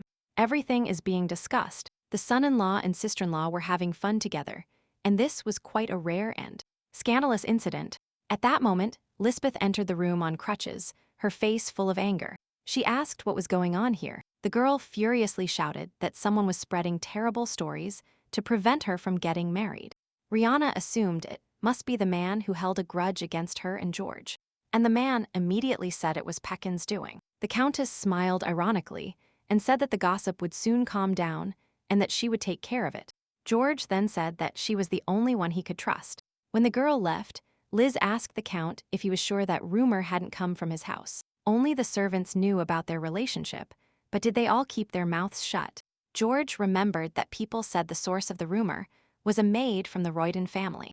At that moment, Benny Gons entered the room and brought tea for his master. The couple looked at the maid sullenly, clearly suspecting that she was spreading these rumors. The woman immediately shouted that she was innocent, because her whole life she had followed the count's instructions. She even poisoned an innocent man on his orders. But Liz had already made a decision. She said that Dan Beniggins had worked hard all this time, so from today perhaps he would no longer work in this house. The maid immediately ran to the count. She didn't believe he could do this to her.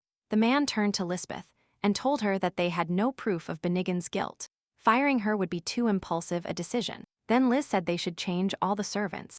George was surprised by this decision, but the girl said that otherwise they would be living with potential traitors. Determination was visible on her face. She ordered the count to fire everyone without exception. Then the man decided to ask his wife for advice, but she also said it was a good idea. George was surprised that Rihanna supported this decision. She explained this by saying that the rumors were too exhaustive. They could not have been invented without living in this house, so the source was also a servant of their house. And if it is impossible to know who it is, then they have no choice but to get rid of everyone. At that moment, the girl left the room, paying no attention to her husband's indignation. As Rhea walked down the hall, she ran into Joseph. He asked her if it was because of him that she decided to replace all the servants. It seemed to him that she was trying to take care of him this way. But Rihanna replied that it was not because of him, but still, he would also benefit from it. Joseph smiled and said he would like to thank the girl, but the countess said it was not necessary. However, the boy insisted. He gently took Rihanna's hand and kissed it, thanking her for her help. Then the girl smiled crookedly at him and walked away. Joseph asked her why she didn't like him. She was too cold to him, but on the first day she was very polite. But Rhea replied that he was a guest in an unknown place, and that she was obliged to receive him with dignity. Then Joseph decided to ask her what she would do after divorcing her brother. He wondered what she thought about remarrying. Rihanna asked who he meant by her future husband, but the boy laughed and said it could be anyone. It could even be him, because for George it would be the best revenge, having fun with his brother. Rihanna just smiled. Did he really want her to be like Lisbeth? Joseph tried to explain to her that this was different, because they would not have an affair, but a new marriage. But the Countess still rejected him. She said that he would have many enemies simply because he was an illegitimate son who became the owner of the mansion. And if he married a woman who was married to the previous owner, then there would be even more. It was a rejection for his own good. He should have found a more sincere and attractive person than Rihanna. Then Joseph gently hugged the girl by the shoulders, telling her that she was already kind and beautiful. Rhea said that the boy knew nothing about her, but he did not back down. He wanted to get to know the girl better. Looking at him, the Countess saw a small, stupid child trying to get involved in something dangerous. She remembered the Emperor's words that she would have to spend her life with an unloved man. She wondered if Alexander felt the same when he looked at her. Then Rihanna smiled at Joseph and told him that she would definitely find a good girl. The boy was perplexed. The Countess was his benefactor. He could never find anyone who surpassed her. But the girl only advised him to find someone who truly loved him. And then she left completely. Meanwhile, George was sitting in his office, angry with his wife and lover for forcing him to fire everyone who had worked for him his whole life. He thought that even if these rumors were spread by the servants, it meant nothing bad to him, since because of this story, Lisbeth would never be named Empress, just as he wished. However, if the gossip continues to spread, Rihanna may become suspicious. Then the man took a piece of paper and quickly began to write something under the influence of emotions. In the morning, he arrived at his wife's chambers. He asked her if she was really going to fire everyone completely. Rihanna said that if her concern is due to the fact that there will be no one to maintain order in the house, then she can replace the servants gradually. After all, they don't know who spread these dirty rumors. How can they live under the same roof with those they cannot trust? Then George asked to at least keep James, his coachman. They grew up together, and the Count was sure he could trust him. Rihanna wondered why he decided to keep the coachman and not Lady Bennigan's. However, she decided to agree, and George thanked her for her decision. He also asked her to think about others, because there was a possibility that the servants were not the ones who started the gossip. Meanwhile, a young man arrived at the Countess, introduced himself as Frankie, and told her that from today he would work for her. However, Rihanna said that hiring him would not be easy since she was going to fire the coachman. But her husband insisted on keeping him. Frankie was upset. He thought that in that case he could not work here, but the girl calmed him down. She said that he could get a job here, but that she would ask him for something. She ordered him to watch James, the coachman himself, and report on his every move. Soon the Countess returned to the palace, and Lisbeth immediately ran to her and asked her if people were still talking about that story. She wanted to know who the instigator was who planned this to stop her wedding. Liz was worried that the Emperor would believe these rumors. Then Rhea smiled mischievously, saying that they had already changed the servants, so soon everyone would forget about everything. Lisbeth was furious that these bastards were given the opportunity to work here, and they were chatting from left to right in gratitude. At that moment, a maid came to see the girls and told them that the tea party at Bored's house had been cancelled. It was said that someone again received an anonymous letter from that pervert.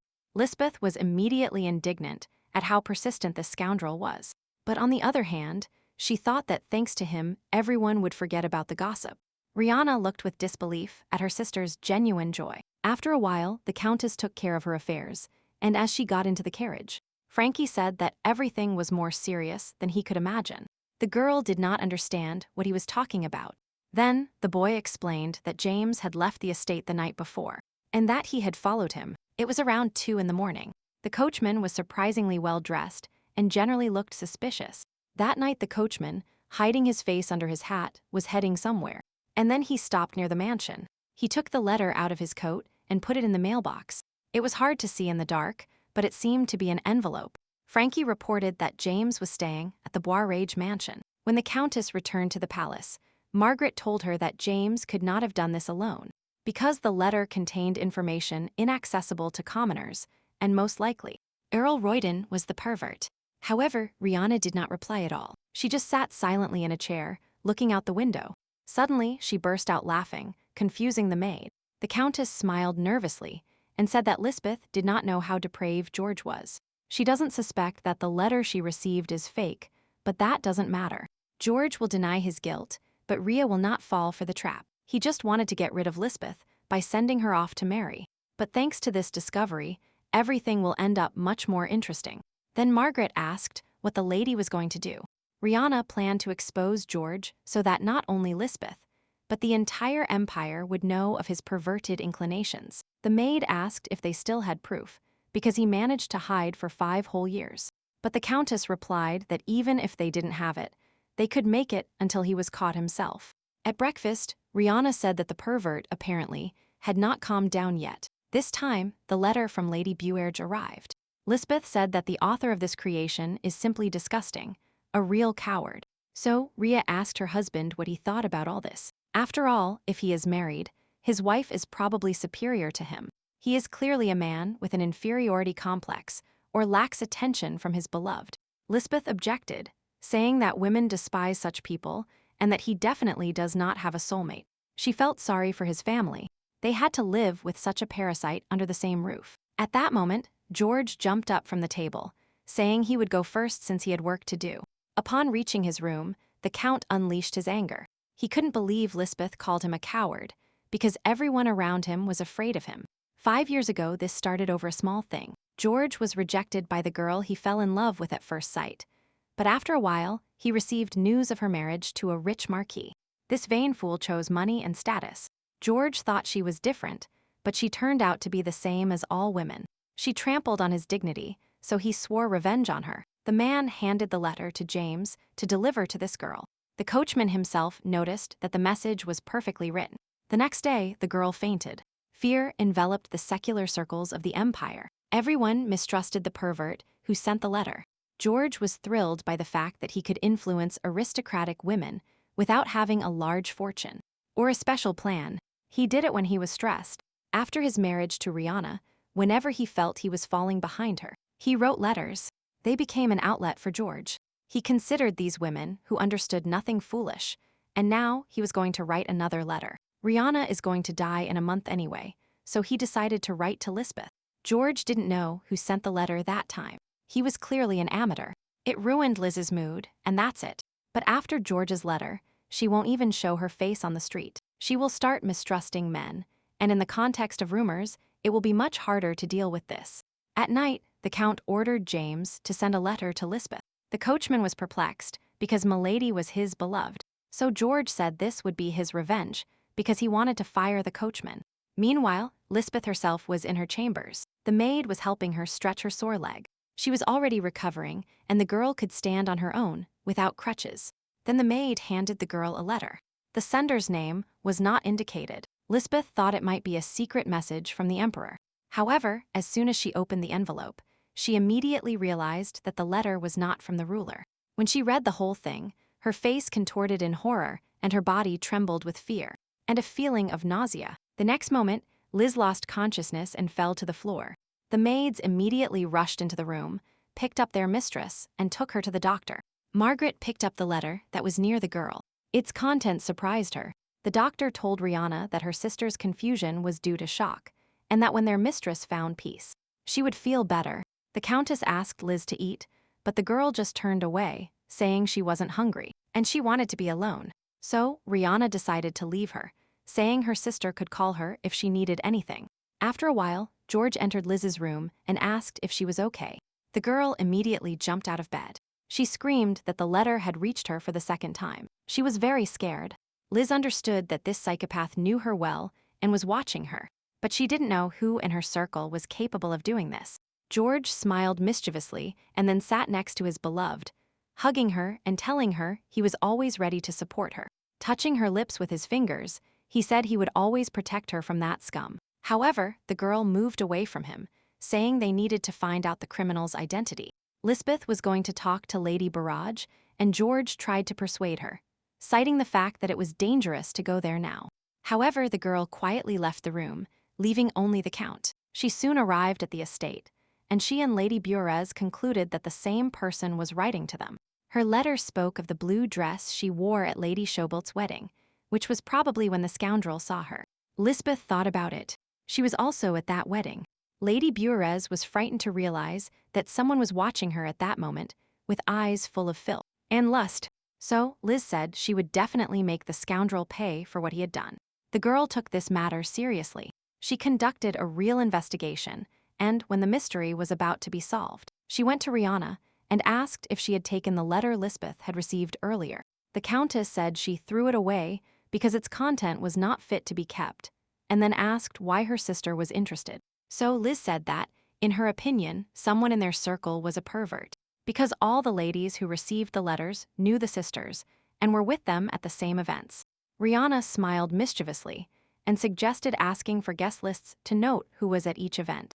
Lisbeth, in tears, asked her to do this because her older sister had many more connections, and Rhea agreed.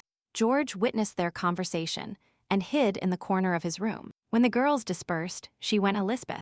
The man advised her to just forget this situation, but the girl was sure that the scoundrel would not stop there. So it was necessary to cut the problem off at the root. So George offered her a cup of tea, and Liz, without hesitation, took a few sips.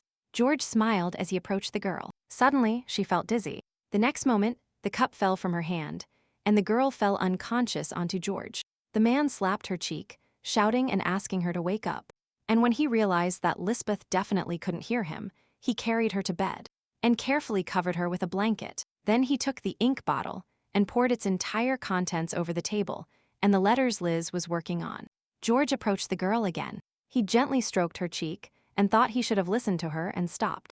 This way she wouldn't be unconscious now. Shortly after this, the Count went to see his wife to inform her that Liz was not feeling well. She was very stressed by the letter and didn't want to rest, so she fainted. The doctor said that Lisbeth must rest for several days and not leave the house. Rihanna then said she had an appointment today, so taking care of her sister falls on George's shoulders. The Count waited until his wife left the palace and then headed to Liz's room. The girl had already woken up and was tidying her things. She asked if George had seen the letter and the notes that were on the table yesterday, but the man simply put his arm around her shoulders, sat her on the bed, and told her that now the girl needed to rest, and that sooner or later they would find the letters. Lisbeth lay obediently on the bed, but she didn't understand why her head was throbbing so much. George said she was too nervous and gave her some pills to take. Soon the girl felt like everything was swimming before her eyes, and the man pulled her close to him. The next moment, George kissed the girl, and when he was sure she had definitely lost consciousness, he decided to take advantage of her while she was unconscious. Meanwhile, Rihanna arrived at Lady Buarez's and told her the shocking results of her investigations. That letter and the guest list pointed to only one person, her husband, George Royden. The woman couldn't believe it, because Lisbeth also received this letter. How could he send it to his sister-in-law? Moreover, such a crime must have a motive. Then, Rihanna told the woman that she needed to talk to her daughter.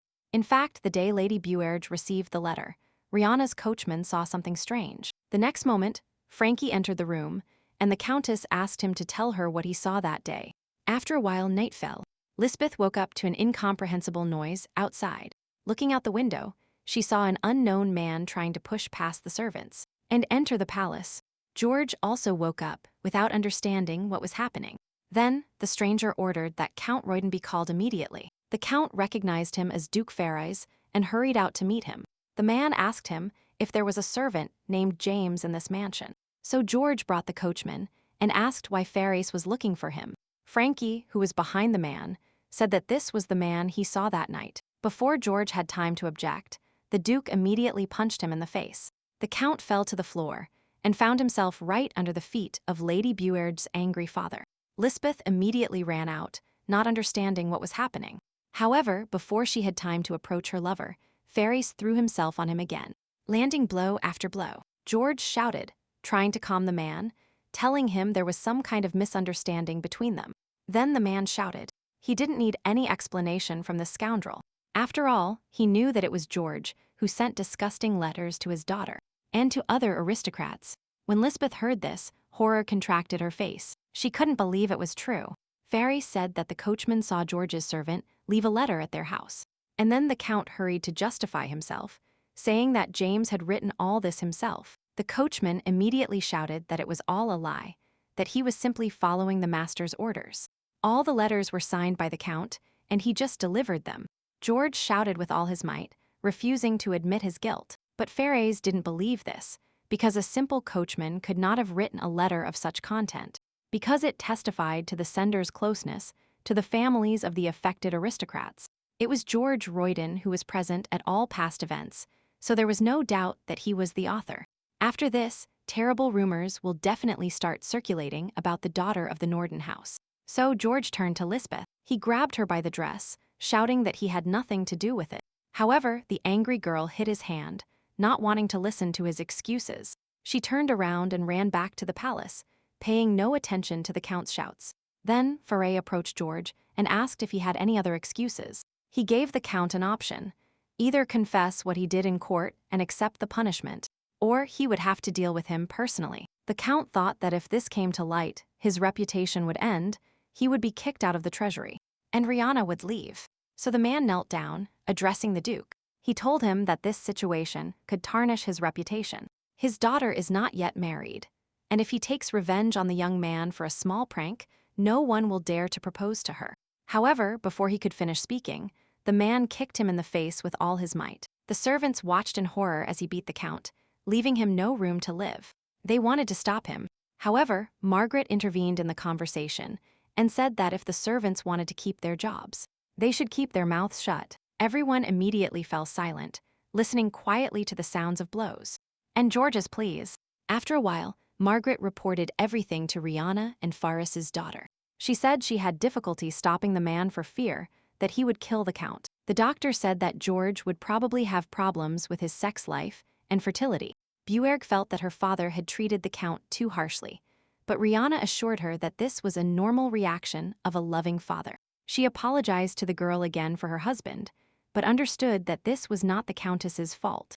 Moreover, she was worried that the Roydens would not have a son, and after this situation, they would not be able to have one. But Rhea said that conceiving a child with George was out of the question. Now she realized how lucky she was not to have gotten pregnant by him all this time. But Lisbeth was having a hard time at that moment. She was hysterical. The girl couldn't believe that all this was really happening. She was sick of how disgusting this situation was. All this time she had encountered such a pathetic and low brat, and these thoughts gave her no peace. Liz got so sick that the maids had to call the doctor, who told Milady to rest and recover.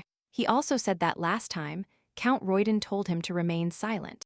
But now he had to report that Lisbeth had recently consumed a large amount of toxic substances. The girl immediately jumped out of bed, and the doctor explained that it was the same poison they used to poison the lady.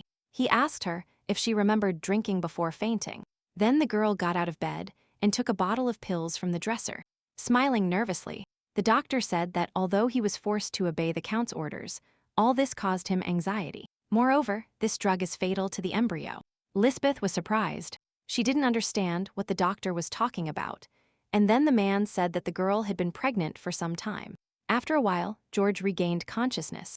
His entire face was wrapped in cloth and bandages. He was informed that for several days, he was on the verge of life or death. When the Count was informed that his wife Rihanna was now at work, the man shouted, not understanding how she could leave her husband in such a state. He immediately got up in bed, ordering clothes to be brought to him, as he had no intention of staying here. George shouted that his job was his duty, that he could not lose his position in the treasury, and that he was going to prove it to everyone. Soon Margaret informed Rihanna that the Count had gone to work in this state. Apparently, he was also unwelcome in the treasury itself. His colleagues thought the Count should be executed. Rihanna smiled satisfied, because everything was going exactly as she had planned. Meanwhile, George arrived at the treasury. He had a broken arm and leg and could barely walk with crutches. His colleagues were surprised. They couldn't understand what had brought the Count here, because he was on sick leave. So Peckins told him that if he came to write his resignation letter, he could mail it. But George just replied coldly that he had done nothing wrong to be fired. That story was his private life. As a citizen, he had done nothing serious and was going to continue working here. But Peckins just smiled and said he would fire him anyway. because he had desecrated the name of all Sterag officials, and he needed to write a letter of resignation immediately. However, George was not going to comply, saying that Duke MacDonald had vouched for him, so the place should remain his. Pickens walked past him and told him that in that case, he could keep the place for the rest of the workday. When George went to his workplace, he discovered that the desk was no longer there. His colleague reported that a few days ago, he was dismissed by order of the Marquis. At that moment, one of the employees ran into the hallway and said that something interesting had been hung in the lobby. Meanwhile, Lisbeth told the doctor that her child had died. The man was shocked. He asked her how much medicine the girl had to take for this. He feared that the lady had deliberately killed him, and Liz confirmed it by saying she was not going to have a child with the bastard. She will occupy the most honorable place in Stereg, and will never have any brat against her chest. At that moment, a maid ran into the rooms. She said that a wall newspaper had been posted for everyone to see. It was written in the name of a maid who had worked in the Royden residence for over 10 years. It said that George was a degenerate who lived with his sister-in-law at someone else's expense and maintained an intimate relationship with her for several years. All the servants on the estate knew this, but kept their mouths shut for fear of punishment. Evidence of the servants' words was also attached to the bottom of the wall newspaper. Before George had time to read everything written, the guards suddenly called him. He was arrested on suspicion of corruption and attempted murder, and was soon taken to prison, where he will remain awaiting trial. Until the end, George tried to justify himself by saying that it had all been a simple misunderstanding. However, the investigator informed him that Duke MacDonald had already confessed everything, so both men would be stripped of their positions and soon sent into exile. Moreover, there were witnesses who confirmed the fact of the Count's attempted murder. Lady Benniggins said that she had served Royden for a long time, but one morning she was simply kicked out without even being given a recommendation. Moreover, for fear of publicity, the Count tried to poison her, and then the woman decided that if she continued to endure all this, she would not survive. Therefore, Earl Royden had to be punished, because he endangered the lives of his faithful servants in order to sleep with anyone himself. So, George tried to convince the investigator that Lisbeth was to blame for everything. It was she who was going to expel and kill the servants. Then, the man asked if the Count would admit the charge of poisoning his wife, Rihanna Royden, and then George hesitated. At the same time, the families of the injured aristocrats who received letters from him also filed charges, and an investigation will be carried out on these grounds. Meanwhile, the maid told Lisbeth that the Count had been arrested, and the investigation did not confirm the fact of his complicity. The girl said that Count Norden asked to protect Lisbeth at all costs, but the girl herself said that everything was over. Her father could prevent his daughter from being sent to prison. However, he will not be able to do anything about the fact of the Emperor's betrayal. Lisbeth faced many charges: adultery, attempted murder. Among other things, she would be an empress who conceived with another man. Meanwhile, the truth about Count Roden's betrayals spread throughout the empire. The meeting between Rihanna and Lisbeth was not long in coming. The Countess slapped her sister's cheek and asked her how it felt to sleep with her husband. Lisbeth laughed wildly and said that Rhea seemed very offended that such a husband had been taken from her. However, Rihanna understood that it was only a matter of George being her husband, because Lisbeth thought that by taking men away from her sister, she could defeat her. But she won't succeed, and if she keeps this feeling of inferiority to herself, perhaps the day will come when she wins and becomes empress. Lisbeth trembled with anger and fear, but she did not dare to answer. Then, Rihanna ordered her sister's things to be brought to the hallway, while Lisbeth returned to the residence in order. Thanks to her father, the girl will not be in prison with George. The man took care of his daughter, and that was the only reason Rihanna kept her alive. After a while, George was informed that a visitor had come to see him. It was Rihanna, and as soon as the man saw her, he immediately ran to his wife with a smile on his face. He knew she wouldn't believe these rumors and would come to save him. However, at that moment, the man next to the Countess handed the paper to George. It was Rihanna's lawyer. George wanted to be happy that his wife hired a lawyer to acquit him. However, the smile immediately disappeared from his face when he was told that the document in his hands was a divorce petition. The Count immediately burst into tears, turning to his wife. He begged her not to do this to him, because if she left him, he would die. He said he was even willing to kneel if she forgave him. In response to this, Rihanna only laughed as she didn't care about her husband's pleas. She came to look him in the face one last time before his death. And the girl was very happy that her husband looked pathetic. If she suddenly thinks of her husband, she will surely remember his image, and this thought greatly lifted her spirits. After a while, Rihanna arrived at the emperor's palace, who was happy to see her after a long time. He said that the divorce process would soon be over, and then the man asked if Lisbeth should also be arrested, or at least isolated from society for the rest of her days. But Rihanna, with sadness in her voice, replied that she would not touch her as long as her father was alive. Due to the situation with the empress position, there was nothing to be done, so she hurried. But the girl was worried that her father, who was in poor health, might not withstand such a blow. Then Alexander said that if anything happened, he could send her the imperial doctor. He added that if she wanted, he could depose or even execute her sister at any time. The emperor didn't even think about conceiving a future heir from such a person. At that moment, Lisbeth was sitting in her room at her father's estate, thinking about what she should do. A gray-haired man looked at her and told her she should eat. Otherwise, her health would deteriorate. When the girl was alone again, she took out a bottle of liquid. Liz thought that if she lost her child, she wouldn't become empress anyway. She won't be able to marry or enter secular society as a whole. And in that case, wouldn't it be better for her to just have the baby? In Esterach, an illegitimate child can also receive an inheritance, thanks to Joseph Royden. She was able to receive the Royden inheritance. Lisbeth understood that if her father died, Rihanna would not leave her a penny. So, her only way to survive is to have a child and claim the Royden inheritance. The girl approached the mirror and looked closely at her reflection and her stomach. She turned to her son and told him they would have to work hard. The next day, Rihanna told her servants to pack their things. At that moment, Joseph approached her. The countess said she was leaving the palace. Since she was no longer related to the Roydens, she was going to stay at the Norden Hotel. Then the young man said that his proposal to remarry was still valid. However, Rihanna had no intention of staying here. Instead, she wished Joseph a successful marriage with his future wife. Finally, she said that even though George was in prison, he still had his status. And during his life, this house would belong to him. Meanwhile, his coachman, James, went to the imprisoned count. He said that together with other servants, he was trying to rescue their master. George was incredibly happy to finally get out of prison, and then James handed him the flask. He said he had brought the count his favorite whiskey to cheer up the situation a little. So, George apologized for blaming the coachman that night, but the boy said he had forgotten it long ago. When the count had emptied his flask of whiskey, James handed him the paper. Upon opening it, George realized that it was a will written by the coachman in his name, which stated that George would leave this world and transfer his property and title to his younger brother Joseph. However, before the count had time to object, his body suddenly went limp, and blood flowed from his mouth. Then James, taking the flask from him, said that he kept the count's dirty secrets, and he was loyal to him. But in the end, he set a trap for him. Calling the former master a brat trash, the driver turned away, letting the man die alone. When James returned to the palace, Joseph gave him a whole bag of coins for his good work.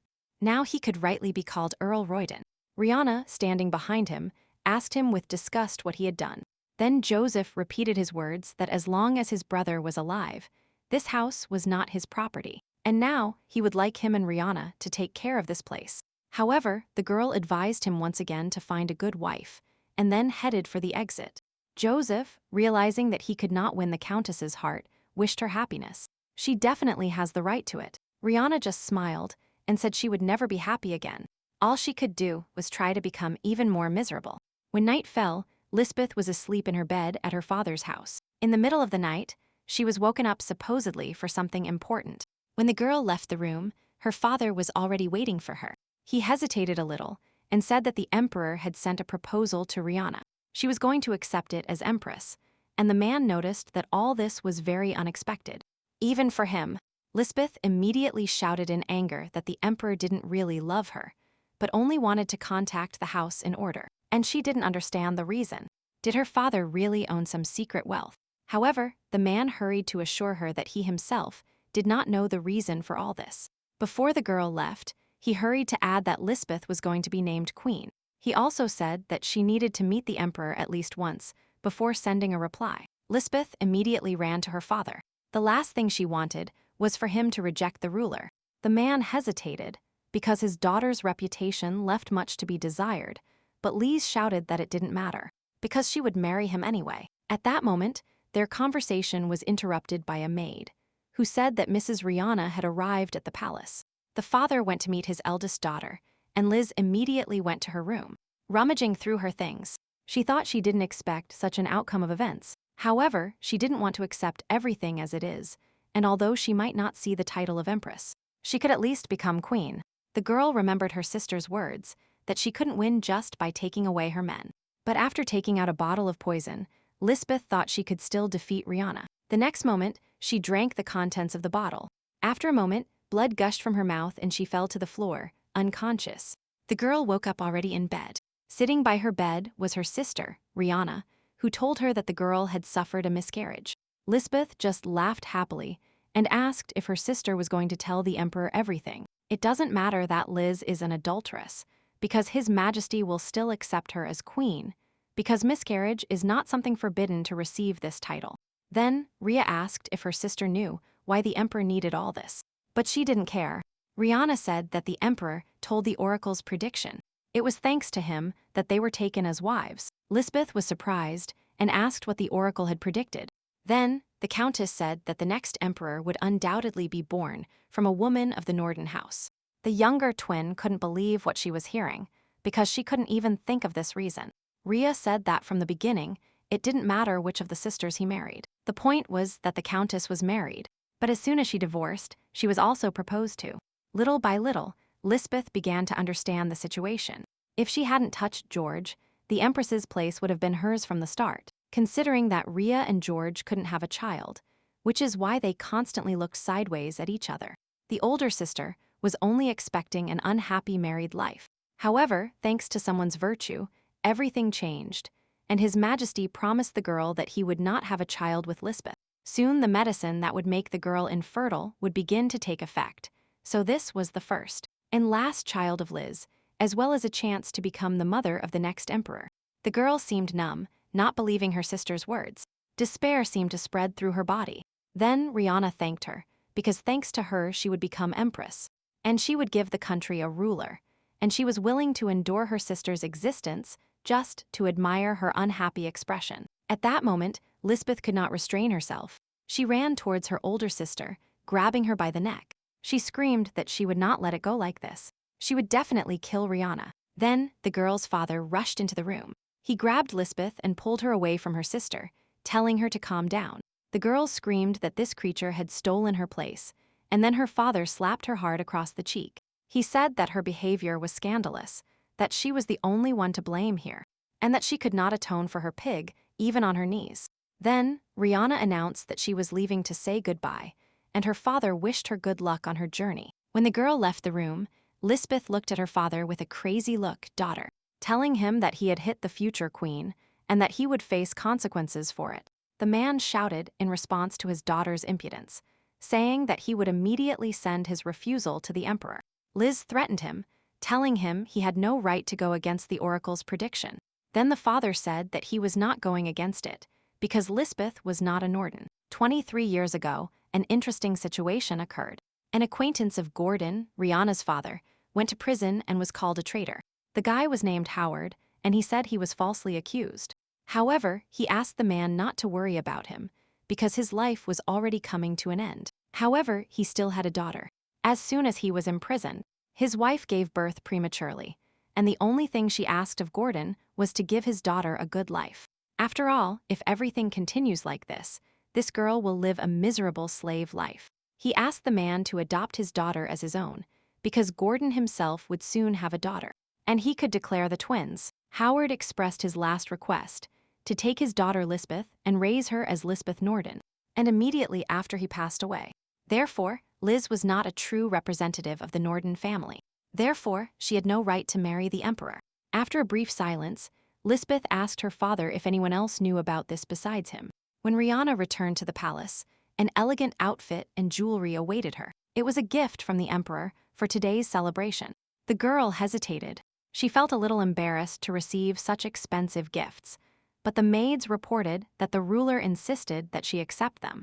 They reported that there would be a celebration in the palace where the future empress would be presented, And since Rhea was temporarily at the Norden estate, the preparations would not be easy. So the emperor ordered a gift to be sent. Soon the festivity arrived. The girl appeared in the suit donated by Alexander. All the guests were amazed by the beauty of the future empress.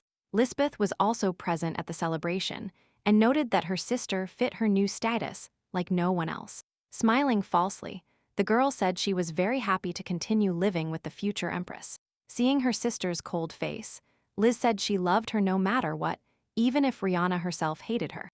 However, at that moment, everyone suddenly fell silent. The emperor himself appeared in the hall, dressed in an elegant white suit. Rihanna and Lisbeth immediately greeted the ruler. However, Alexander didn't even pay attention to Liz and immediately went to his older sister. The man took her hand, inviting her to the first dance, and the girl, with a wide smile, nodded. Lisbeth was left alone, looking enviously as the emperor took her sister away. As the couples began to dance, Rihanna thanked the man for such a wonderful gift. Then Alexander asked how the future empress's father was doing. The girl replied that he was a little sick, but that his condition would improve as his two daughters became part of the royal family. Therefore, the queen could not be touched for the moment. The order of the count was weakening, so Rihanna was worried. And this worried the emperor himself. The girl was surprised that the ruler was worried about such things, but he said that she would become his wife. So of course, he also thinks about that. Rhea noticed that she would not be His Majesty's only wife, but for Alexander, she was the only wife he cared about. After all, everyone knew the saying, "You marry two, but love one." But the emperor proposed to keep the matter of feelings secret for now. Meanwhile, the music ended, and then Alexander invited Rihanna to dance again. At that moment, Lisbeth approached them. She apologized for her tactlessness, but still decided to invite the emperor to a dance. Then the man said he was forced to refuse, since he had already made his promise. But Lisbeth did not give up. She said she wanted to ask Alexander a question. She asked him if he knew that her sister could not have a child for several years. Rihanna immediately lowered her head, and the emperor, sadly, asked Lisbeth what she meant. The girl explained this out of simple curiosity, because if her sister could not give birth to a child, the ruler would have to do something about it. Rihanna was stunned. She herself understood this problem, but she didn't know how to answer it. She and the emperor agreed that she would give birth to an heir, and His Majesty would not consider Lisbeth a candidate for the prince's mother. However, there was still a possibility that Rhea could not give birth to a child at all. She was distracted from these thoughts by a sudden appearance in the hallway. He said he had an urgent message for Lady Rihanna. The young man reported that the order of the count had died. The girl couldn't believe what she was hearing, and at that moment, her sister laughed mischievously. Seeing the smile on Lisbeth's face, Rihanna immediately understood everything. It was she who killed her father. Then she felt the floor seem to sink beneath her feet, and the next moment, the girl fell. The emperor managed to catch her, trying to bring her to her senses. Lisbeth also ran towards her, pretending to help her. However, when Rihanna's senses returned, Liz reported that the poison she drank was fatal to the fetus. She asked if she believed that a person who had been using it for a year could get pregnant. Sometime later, the day of the funeral of Gordon, Rihanna's father arrived. It was reported that he suffered a heart attack. The aid was not provided in time, and this caused his death. However, Rihanna did not believe it. Her father never had heart problems. There were many servants on the estate, but no one really knows anything. However, then the girl thought that on that day, all the servants were busy dressing Lisbeth, so only her father and Liz herself remained on the estate. She remembered her sister's smile at the party. It turns out she was aware of all this from the beginning. Rhea couldn't believe Liz would really decide to do such a thing. At that moment, Margaret approached her.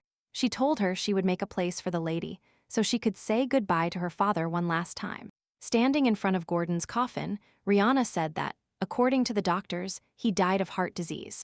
The autopsy also found no traces indicating murder. But why then are anxious thoughts haunting her? Rihanna supposed it was all because she let Lisbeth kill her father. But if it was really her doing, then she definitely won't wait for mercy. Rihanna intended to destroy everything she loved with her own hands. When the farewell was over, the girl said they needed to know what her father was doing on the day of his death. She ordered Margaret to monitor everyone on the estate, including everyone who had been there at least once in the last month. It was also necessary to find out what Lisbeth was doing and who last saw her that day, because it was obvious they still didn't know something. After a while, the day of Rihanna and the emperor's wedding arrived. The maids were in full swing, preparing the palace for such an important ceremony. Margaret personally helped her mistress, thinking about the best way to get revenge on Lisbeth. And she concluded that if Rihanna and the emperor were truly happy, it would be a great torment for her. Thus, Rihanna could take revenge on her sister and at the same time remain happy. But the girl herself was tormented by the question, could she ever experience love again? After George's betrayal, she realized that love would not protect her. She didn't know how Alexander felt, and besides, they were subject to a contract. It is impossible for a relationship like this to be about love, and these thoughts were tearing Rihanna apart. However, their preparations ended, and she had to go to the ceremony. The girl appeared in a luxurious wedding dress. Her train was so large that Margaret had to help the lady carry it. Alexander was already waiting for her, near the altar. He noticed that his fiancée looked more beautiful than ever.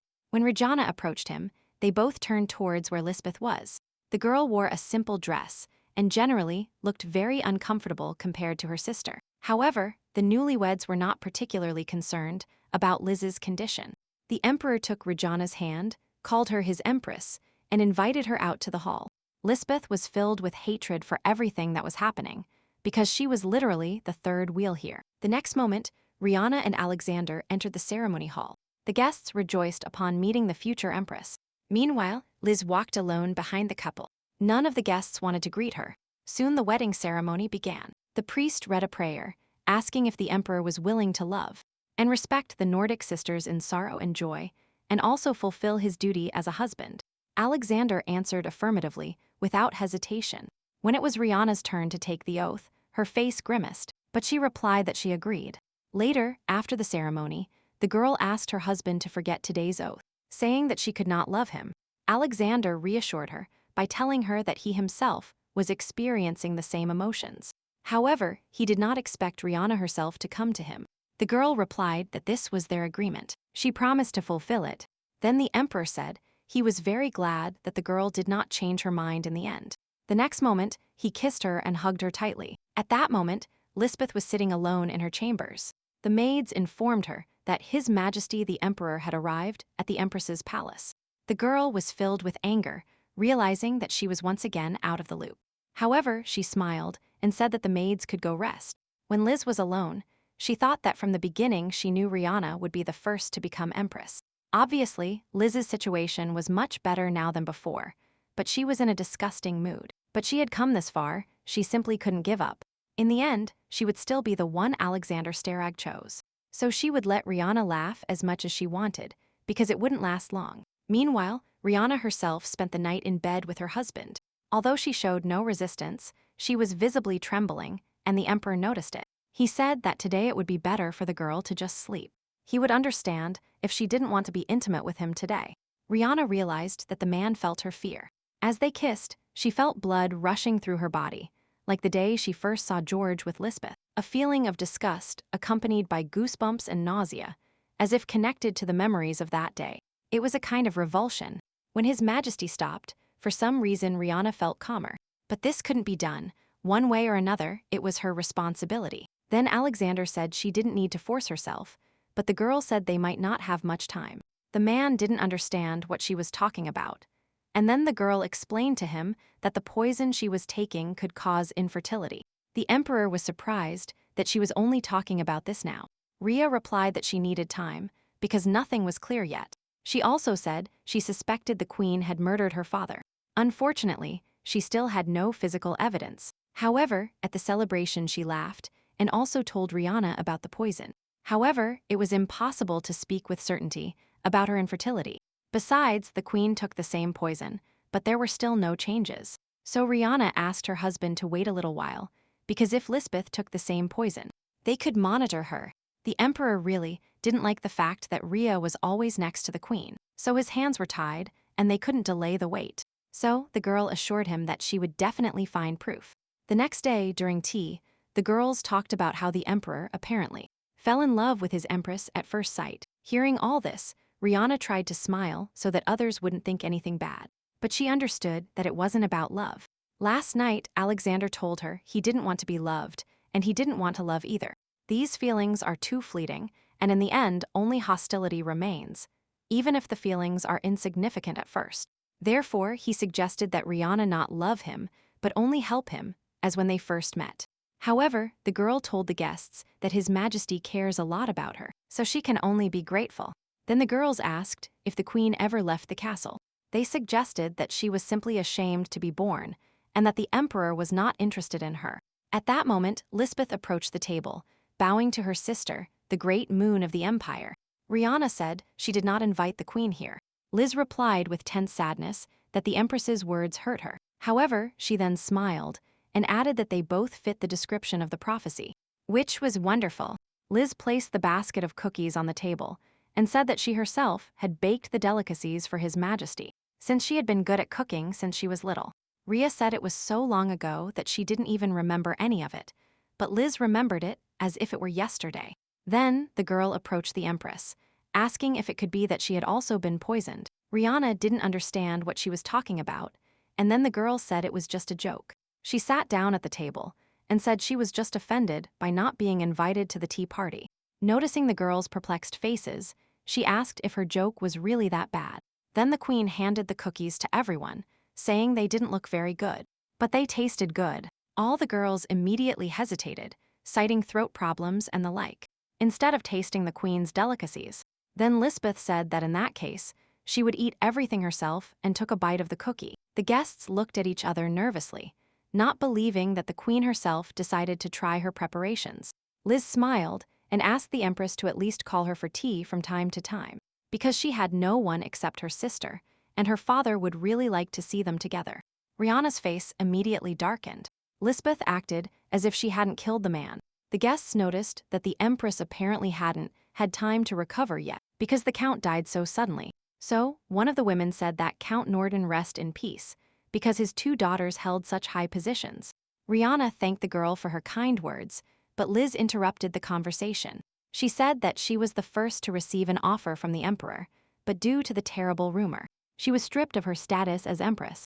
It was as hard for her father as it was for her, because the rumor spread very quickly, as if someone had deliberately spread it. But Lisbeth hoped not to have conflicts with others because of this.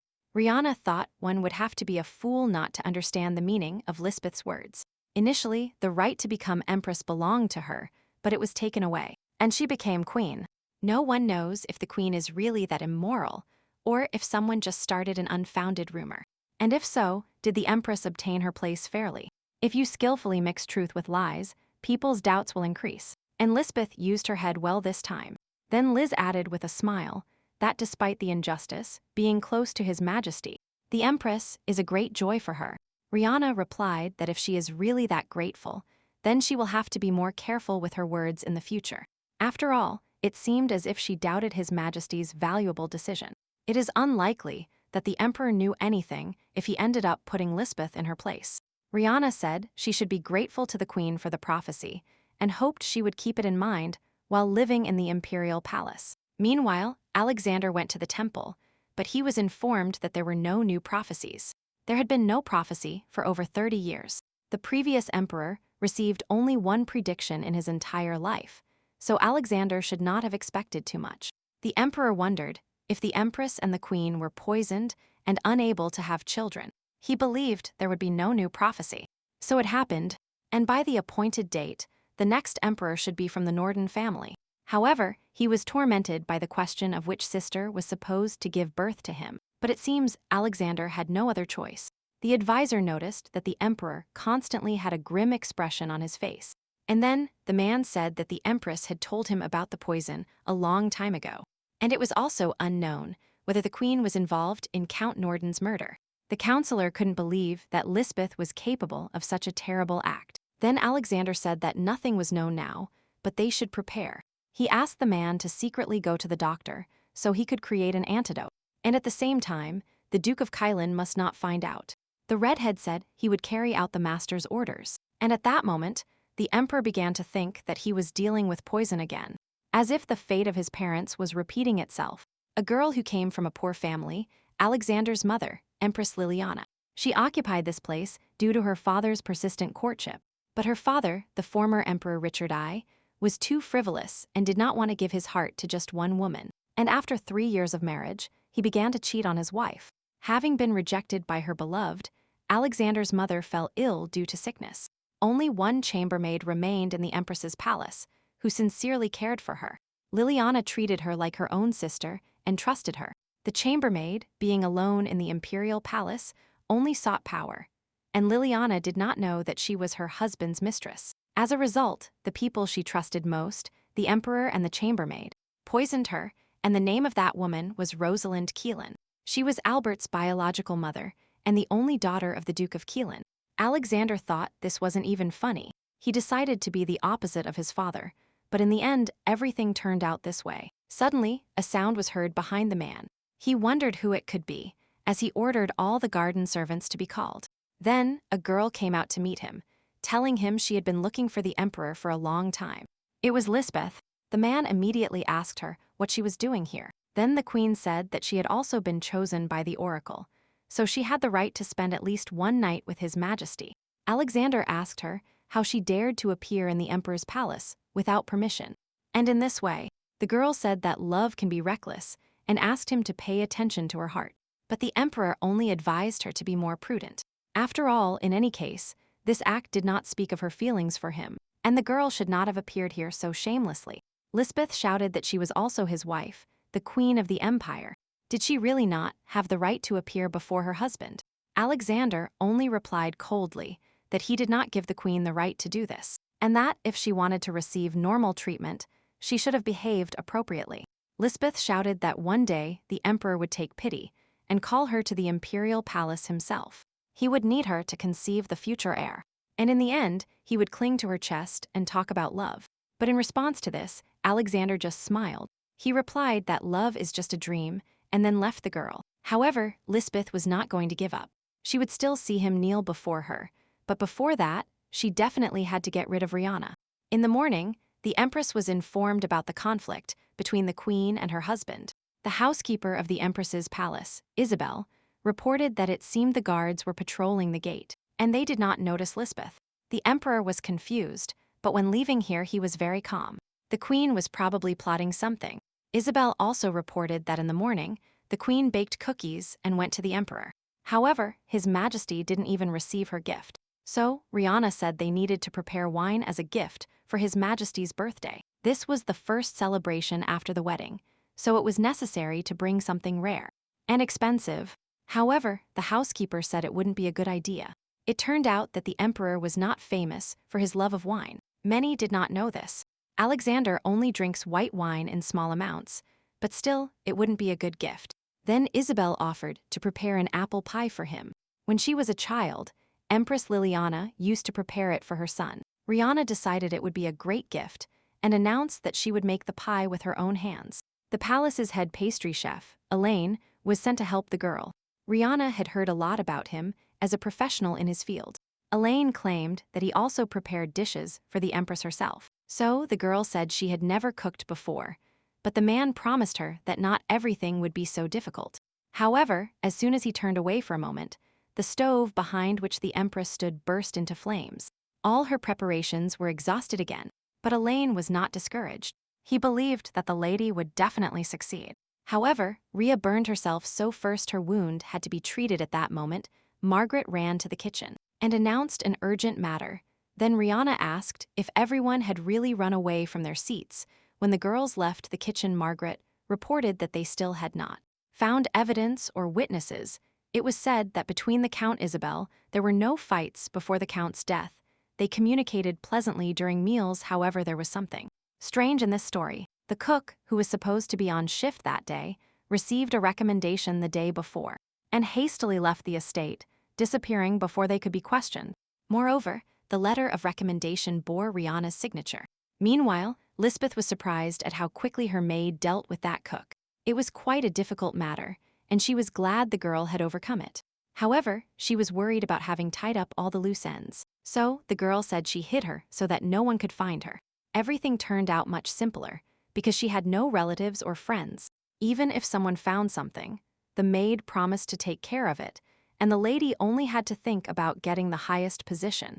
Lisbeth was surprised by such an unusual approach to the matter. As a rule, people like this girl have a motive, and then she asked the maid if she could trust her. So, the girl replied that she would prove her loyalty to the queen with all her might.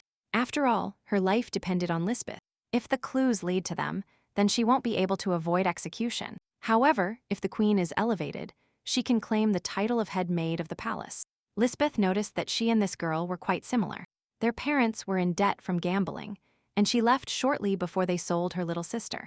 And from how much she seeks money and tries to advance in her career, we can say that she is not an ordinary girl at all.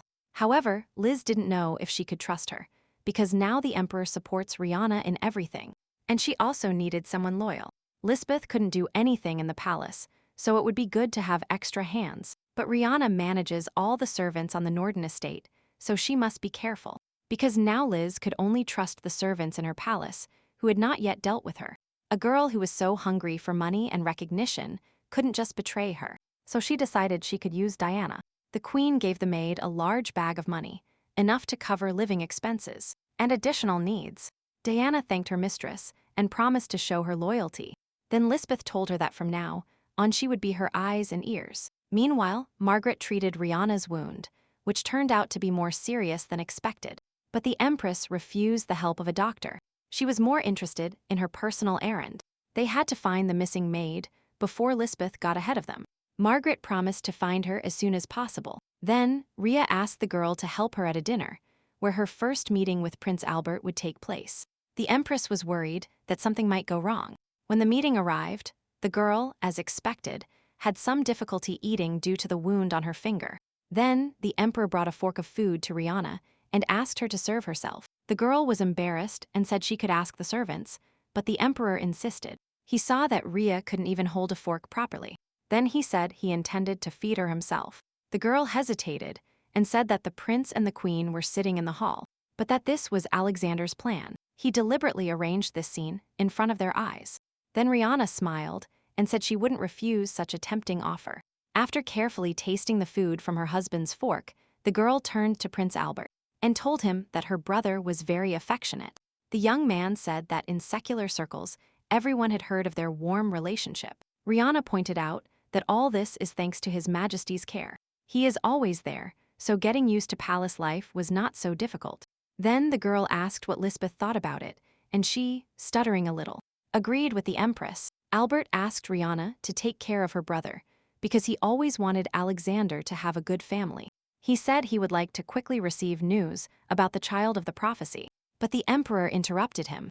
The man said that his brother was especially talkative today. He asked him to continue watching his words and not start empty conversations to avoid misunderstandings.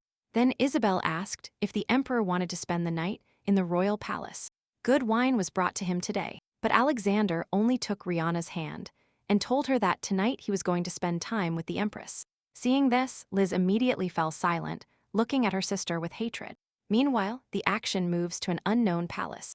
A middle-aged duke was sitting at the table when suddenly someone knocked on his door. A girl entered the office and said that the Emperor would spend the night today in the Empress's palace, and that he wasn't even paying attention to the Queen. Then the man said that everything was ready, and that it would be good to send the Queen at the same time so that she would fall into the trap. Using the Queen's jealousy, they were going to get rid of the Empress, and then the Emperor would be completely alone. Then the man asked the stranger if she realized her importance in this matter, to which she replied affirmatively. The next moment, the girl took off her hood. It was Diana, the same maid who swore loyalty to Lisbeth, but now she was going to give the Queen a good turn. At that moment, a blue-haired girl woke up, lying on a hospital bed, with her face and head wrapped in bandages, screaming the Empress's name. She didn't understand where she was, and then the same man approached her and told her that she was on the Duke of Kylan's estate. He said that the girl was found in a broken carriage and was immediately taken to his mansion, where her wounds were then treated. The girl thanked the Duke, but he found it strange that the first thing she did was call the Empress. Was she really his personal maid? But the Duke said that even if the girl wasn't, she still called the lady immediately after waking up. Then the man walked away from the room, saying that he had made a mistake, that this girl had no connection with the Empress. The girl suddenly asked him what happened to His Majesty. However, Kylan said that it was reckless to ask questions that did not concern her. So, the girl said she would like to know if it concerns His Majesty. And then, the man shouted that he would not tell her such a thing. The girl hurried to reassure him, and then told him that she had worked as a domestic servant on the Norden estate for 10 years. The man smiled, realizing that the girl had fallen for his trick. He asked her if her name was Emily. Keelan explained that the Empress had accurately named this name. While investigating the circumstances of the Count's death in order, they discovered that a maid named Emily had disappeared. She had received a forged letter of recommendation and had left the property, and everything was very suspicious. The girl was in shock. It turns out that the Empress's letter was fake, but they sent her in the Norden carriage. Then she asked if the man knew who could have done this to the maid. She introduced herself as the same Emily from the Norden estate. The girl assumed that the person who did this was Her Highness the Queen. Then the man confirmed her words. The maid immediately got out of bed and said that then she also had something to say. Then she recounted what happened that day on the Norden estate. The Duke of Keelan did not expect to hear Earl Brown's name again, and even regretted not being able to talk to the girl until the end. But still, she was an eyewitness, so she already learned the most important thing. The Queen added poison to the Count's glass, and now it was up to him to decide how to use this information. That night, Rihanna had a strange dream in which she saw Lisbeth strangling her father. The girl immediately ran to the man, intending to reason with him. However, at that moment, Lisbeth took his hand, telling him that he was late again. Rihanna woke up in a cold sweat, screaming her father's name. Alexander, who was sleeping next to her, immediately realized that she was having nightmares again. He said that accepting the death of a loved one is not easy. And in fact, building a close relationship with someone is the same as condemning oneself to suffering. The girl thanked him for his support, and then the man took her hand. He said that the antidote would soon be ready. Rihanna was surprised, as it was the first time she heard about it. Then, the emperor explained that the poison in her body would dissolve, and he himself ordered a study to be initiated to completely cure the girl. And as soon as the antidote is ready, he will think of a medicine that will make the queen infertile, because this will make the empress calmer. The girl smiled, and then Alexander leaned towards her intending to kiss her. At that moment, Cain, the emperor's advisor, entered their chambers, interrupting the couple's kiss with his presence. Seeing that the man was already awake, he smiled and apologized for the intrusion. Then the emperor asked sadly why he had come. It turned out that the queen wanted to invite Alexander to dinner. She insisted on his presence, so Cain couldn't do anything. But the emperor immediately refused and asked him to tell Isabel that he already had an appointment. Cain meant that the emperor had no plans for today, but the man said he had just planned a dinner for himself. He planned to spend it with the empress. The man said he didn't want to miss the opportunity to be alone with her. Soon dinner arrived. The emperor immediately noticed the taste of the dishes. The girl said she consulted Lord Cain about the man's preferences. However, he said he didn't have a favorite dish. Alexander explained that even if he had a favorite dish, he wouldn't want to tell anyone. After all, if such information became public, he wouldn't even be able to find out who planted the poison on him. Then Rihanna asked if anyone had ever tried to poison the emperor. He answered negatively. However, he had some concerns. Seeing the confusion on his wife's face, he said he wasn't worried that she would do that. After all, they were not just allies. If Alexander didn't trust his wife, he wouldn't have invited her to dinner. Rihanna then smiled and said it was time for dessert. Then Elaine entered the dining room and greeted the emperor and the empress. He presented the man with a dessert that Rihanna had prepared herself, and Alexander noticed that she must have hurt herself at that moment. But Rhea just said it was the first time they were celebrating the ruler's birthday, so she wanted to do something special. The girl lifted the lid and showed the man an apple pie, and said she tried to replicate it exactly as her husband ate it as a child. Alexander noted with a smile that Lady Elizabeth must have told her about this, because she was his nurse. Then Rihanna smiled broadly, congratulating His Majesty on his birthday.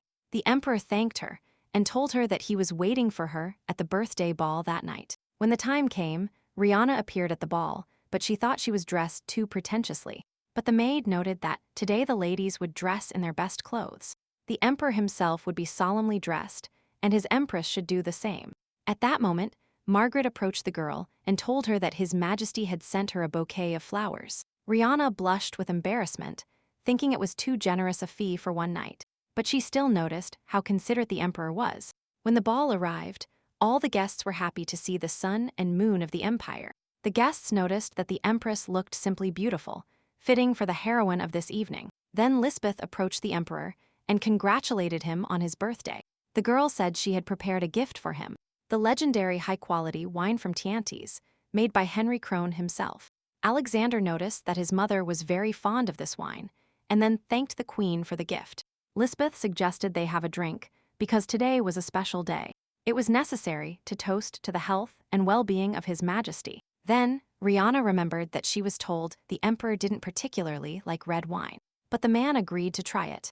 The girl tried to dissuade her husband from this idea, but he seemed not to hear her. Soon, Lisbeth toasted to the health of His Majesty, the emperor, and the eternal prosperity of Esterach. After hesitating a little, Alexander still drank from the glass. Rihanna watched her husband with concern the whole time. Soon the man left the banquet hall, and Rhea went to look for him. When she confronted Cain, she said that the emperor had a strange complexion and it bothered her. After hesitating a little, the man said that His Majesty was already outside. Then the girl headed for the door, warning her husband that she was coming in now. The sight she saw surprised her. Alexander was sitting on the floor, leaning against a column. Drops of sweat ran down his face, and he breathed with difficulty. The girl immediately ran to him, worried that something had happened to the man. But he said it was all because of the wine. He didn't want to show weakness in front of people, so he drank it against his will. But now he asked Rihanna to keep what she saw here a secret. Then Alexander pressed against the girl's chest and asked her to sit like this with him for a while. Rihanna gently stroked her husband's hair and hugged him by the shoulders. After a while, he said he felt better now, and that the reason was his wife's efforts. They were the ones who helped him, and now he intended to thank Rihanna. The girl wanted to refuse, when suddenly Alexander said he knew her intentions to do charity work with other nobles. Rhea said she intended to do it immediately after the celebration, and the emperor decided to go with her to support her business. The girl thanked her husband and pointed out that his presence would have a beneficial effect on her business. Then the man said they were very late, and it was time for them to return. And then the couple returned to the hall hand in hand. All this time, Lisbeth had been watching them, hidden behind one of the columns. She thought there were two people, but only one prophecy, and she didn't like this situation at all. The queen was going to decide for herself who would take her place next to the emperor. The next day, Rihanna arrived at the shelter. The workers immediately began to greet her with a bow. The girl did not expect such respectful greetings at all, because she came here to serve a good cause, and not to receive honors. Then the owner of the shelter said that two sisters came here today, the empress and the queen, and that their visit alone was a great honor. Rihanna didn't understand what he meant when he spoke of the queen, and then the woman pointed to Lisbeth, who had already arrived here, and even decided to help them sweep the streets. The girl immediately ran to her sister and told her that she was late, but she herself looked forward to this day and asked for forgiveness for her rudeness and for coming early. Rihanna just smiled ironically and told her servants that it was time to start. Looking at her sister, Lisbeth thought about how she was trying to look good in front of the emperor. Then, the girl angrily threw the broom away, as she had no intention of doing this humiliating cleaning anymore. She leaned against the tree, sighing with exhaustion.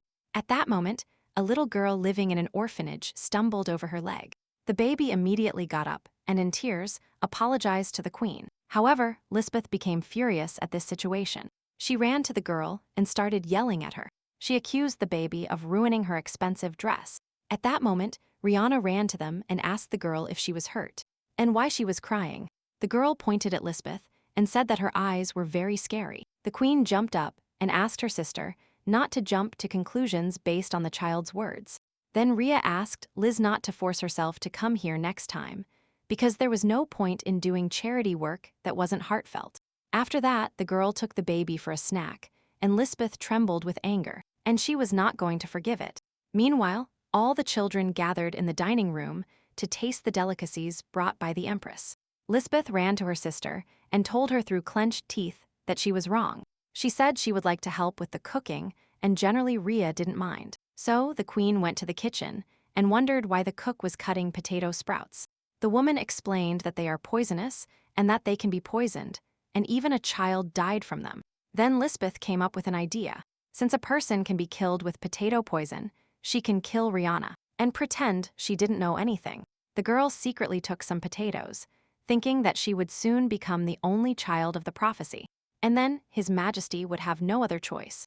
Then the queen asked the cook to let her prepare the potatoes. At that moment, Rihanna passed through the kitchen and noticed the women's conversation. Soon, when the dishes were ready, Lisbeth sprinkled Rihanna's plate with grated roots. At that moment, the emperor entered the shelter. He wanted to see the empress. While everyone present greeted the ruler, Lisbeth decided to hide before she was noticed. But the man noticed her. He had seen her before. Then the queen was doing something in the kitchen, smiling mischievously. Soon it was time for afternoon tea. Rihanna invited her husband to enjoy the dishes. However, the man looked strange, as if something was bothering him. Then he invited Rihanna to exchange plates with him. The girl didn't understand what he meant, because the dishes were exactly the same. Then he said that someone might have poisoned her plate, and that he would feel better if they switched. The empress decided not to argue with her husband, and soon the man tasted the food from his plate, catching Lisbeth's gaze. When the meal was over and the couple was returning in the carriage, Rhea noticed that Alexander looked paler than usual. She said they could stop the carriage if the man wasn't feeling well. Then the emperor noticed that Rhea, apparently, also noticed something strange in the queen's behavior. He gave his sister the last portion and then looked at her and smiled. And if Alexander hadn't eaten his portion, Rihanna herself would have done it. The girl supposed something was wrong with the food, but she didn't want to draw attention to a place that already needed help. But she still didn't understand why the emperor made such sacrifices, because his life was more valuable than hers. However, the man said that their lives are equal. Besides, only Rihanna can give him an heir, as he will not have children with Lisbeth. Then the girl said she had no intention of dying. However, the emperor said he was worried about her, and that she shouldn't be so careless with herself. But before the man had time to finish speaking, his unconscious body suddenly fell onto his wife, who immediately called a doctor. Soon the emperor was taken to the palace, where he was examined by a doctor. Everything pointed to poisoning, and the dose of poison was significant. Rihanna asked what condition her husband was in now. The man said that he had given the emperor medicine, so the worst was over, but that he needed rest. Then he handed the girl a small bottle of liquid. This was the antidote that the emperor asked him to create. It wouldn't work immediately. First, they had to see how it would work. Soon the doctor left the room, and Rihanna was left alone with the emperor. At that moment, Lisbeth ran towards the cameras. She shouted excitedly that only the last scoundrel could do this to the ruler. Rihanna did not understand why her sister was putting on this show. The queen said she simply came to take care of the emperor, because due to his poisoning, Rihanna would have to replace the man on the council. However, Rhea was not going to tolerate this impudence. She ordered her sister to return home. Moreover, Lisbeth was the main suspect in the poisoning. The girl screamed, saying that she was a queen, that she should give birth to an heir for the emperor, so she would not do such a thing. Rihanna then said that the poisoned soup dish was meant for her, and that it would be foolish of her to leave the main suspect next to the emperor. Lisbeth was outraged, not understanding since when the empress accused people so groundlessly. Then Rihanna said that if her sister really wants to prove her innocence, they will conduct an investigation tomorrow. Lisbeth asked the empress what would happen if she still didn't leave. In response to this, Rihanna slapped her and told her that if the queen wants to keep her miserable place, she will listen to her and quietly leave the chamber. The girl advised her sister not to act hastily, because she still felt sorry for her until now. Then Elizabeth threatened the empress, telling her she would regret what she had done. With these words, she turned around and left the room. Soon the council meeting began. Rihanna took the emperor's place and explained to those present that the ruler had been poisoned the night before. The girl said that His Majesty visited the shelter to support the work of the charity group. He ate nothing but potato soup, and it happened that just before starting the meal, they swapped dishes. Therefore, the original victim was the empress. But the question is how the ruler was poisoned. All this made everyone who participated in the charity event yesterday a suspect in the attempted assassination of an imperial family member. Everyone who came to the shelter yesterday is a suspect, and their movements will be restricted until the investigation results are known. Rihanna also said that there would be no exception for the queen. Then, she assigned Count Esper to conduct the investigation under her direction. Count Esper, having gathered an investigation team, first went to the scene of the incident, to the Mason orphanage. The manager said that yesterday, apparently, she did not notice anything suspicious. However, she noticed something while cleaning the containers. There were only potato peels, but she saw how fruits were peeled and their roots removed. Apparently the queen threw them away separately. The count was surprised that the poison from the potato roots was deadly. the manager explained that the roots from an entire bag of potatoes would be enough for a lethal dose. Soon, the Count reported everything to the Empress. In addition, a little later, Mrs. Proctor, who participated in the charity event, came to Rihanna. She said that Lisbeth found out about the poison from her. Then, Rihanna realized that only one person could be the criminal, her sister. Lisbeth herself, meanwhile, could not find a place for herself. She tried to calm herself down by saying that a lot of time had passed and that she certainly had not left evidence. Perhaps she should have left things as they were. At that moment, Diana approached the girl. She was excited, as she had just learned the news from the laundress. It was reported that evidence was found. The potato roots cut during cooking all disappeared. Mrs. Proctor went to the Empress and called her a criminal. Then Lisbeth realized that she was truly finished. Rihanna, meanwhile, was sitting by the Emperor's bed. 5 days had already passed, but he still lay unconscious. The girl touched her husband's hand, and then, unexpectedly for her, tears rolled down her cheeks. At that moment, the Emperor squeezed her hand in response, asking if she was really so worried that he might die. Rihanna was incredibly surprised that after so long, her husband finally opened his eyes. However, upon regaining consciousness, he reported that the criminal had already been found. Count Esper managed to discover something, and Madame Proctor confirmed his conjectures. At that moment, Alexander touched his wife's cheek, praising her for a job well done. He knew she could handle everything. Then he proposed to finally execute the queen. But Rhea said she could not find proof of Lisbeth's involvement in her father's death. But still, she wanted her sister to answer for her sins, and then the Emperor suggested that she act gradually. At that moment, Prince Albert entered the room greeting his older brother. He said that he could now breathe a sigh of relief, knowing that Alexander had woken up. Then, Rihanna got up with the intention of leaving the brothers in peace. But the Emperor told her to stay. Albert noticed that the man was apparently not very happy about his visit. He said that everything had turned upside down and that he should hate Alexander, and he, in turn, should ask for forgiveness. But for some reason, only Albert was the criminal. However, the Emperor said that it was not so, because hatred is a feeling shared between two. And if he hated his older brother, nothing prevented him from feeling the same. Albert was surprised by this answer. However, Alexander asked him to stop joking, because it has always been this way. Then, the prince said that since his brother did not mind that he had come to him for pure reasons, he would leave. In any case, he was convinced of the Emperor's well-being, and now he could only wish him a speedy recovery. When the prince left, the Emperor noticed the bewilderment on Rihanna's face, and told her to speak if she wanted to. However, he explained to her that this is their relationship with his brother. They hate and despise each other. Then he asked his wife if she thought they needed anything else. Rihanna responded to this by reminding him of the relationship between her and Lisbeth.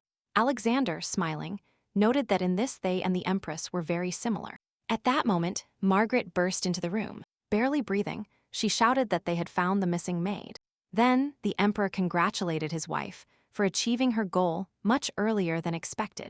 The girl pressed her cheek against the man's palm and said that to mark a happy ending, they would have to open another bottle of champagne. Soon the Emperor's health returned to complete normal, and he was able to appear at the council. He said that today there was only one topic to discuss on the agenda.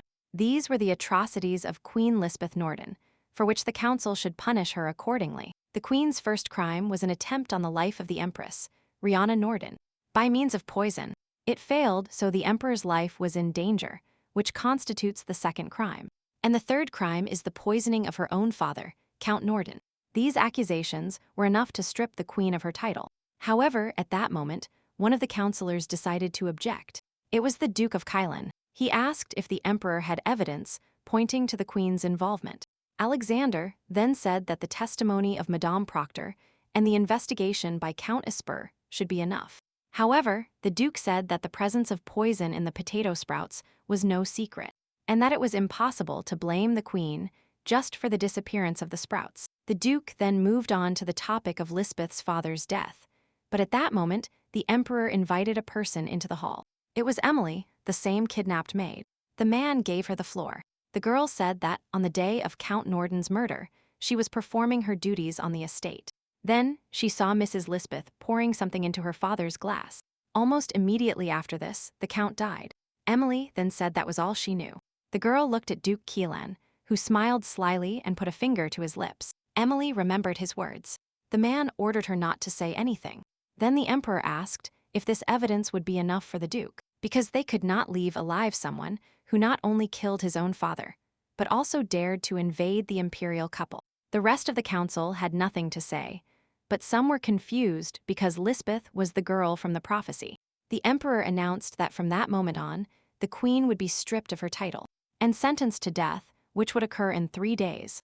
And in view of the prophecy, Alexander insisted on personally carrying out the execution of the sentence. Then the Duke of Quilon said that, in view of this same prophecy, the queen's execution would be a reckless act, since the empress had not yet given an heir to the empire. However, the emperor said that he and the empress had married recently, and that both were still young, so these worries were unnecessary. Quilon chuckled, saying that he was only thinking of the good of the ruling family and of the empire, so he could postpone the sentence for now, because it could be carried out at any time. The emperor looked grimly at the duke. He understood that in the eyes of others, the decision to execute her would indeed seem unreasonable. So he agreed with the man. However, this did not cancel the queen's atrocities. After all, it was she who served the poisoned dish to the empress. Therefore, the queen's life is saved, but she is stripped of her status and named servant of the empress. After the emperor's words, a deathly silence reigned in the hall, because if the girl came from an aristocratic family, she was given the name of a court lady, and if the girl was a commoner, then she became a servant. In the long history of the Esterach Empire, there was only one case where the emperor's beloved took her own life. Aristocrats, for whom good name and honor were always more valuable than life, preferred the poison given by the emperor's hands, considering it a worthy death, because losing a title, becoming someone's servant, and suffering public contempt was another meaning of death. And this punishment for Lisbeth lasted a week. Maids and housewives beat her for every mistake. Liz asked Rihanna for help, but for that she only received more beatings because she had no right to address His Majesty so brazenly. One day, the girl asked her servants to stop. She turned to her younger sister and told her that she had been working as a servant for several days, but she still hadn't realized her situation.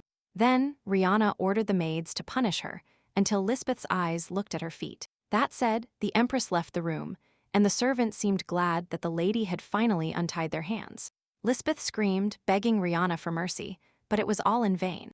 Meanwhile, the empress herself approached her husband and asked if he liked her decision regarding Lise. The girl said that she could not even dream that the queen would become her maid. Then she said that she knew that the Duke of Quilon defended Lisbeth. Apparently, he wants to cooperate with her. Rihanna intended to watch her sister carefully, and the emperor could make a decision about her fate at any moment. However, Alexander hoped that the decision would satisfy the empress for another reason. It was more fundamental. Until now, the queen had never answered for her sins, and the emperor was very annoyed by this. He wanted her to know what shame was. So, he was curious to know what Rihanna really thought about this decision. Then the girl said that she could only be grateful that the man thought so. At that moment, a sharp pain shot through the emperor's head. Rhea immediately ran to her husband. Apparently, he had not fully recovered yet, but he refused to go to the doctor. Rihanna was upset by this situation, so she asked Alexander not to act so hastily again, because watching her husband unconscious powerlessly turned out to be much more painful for the girl than she thought.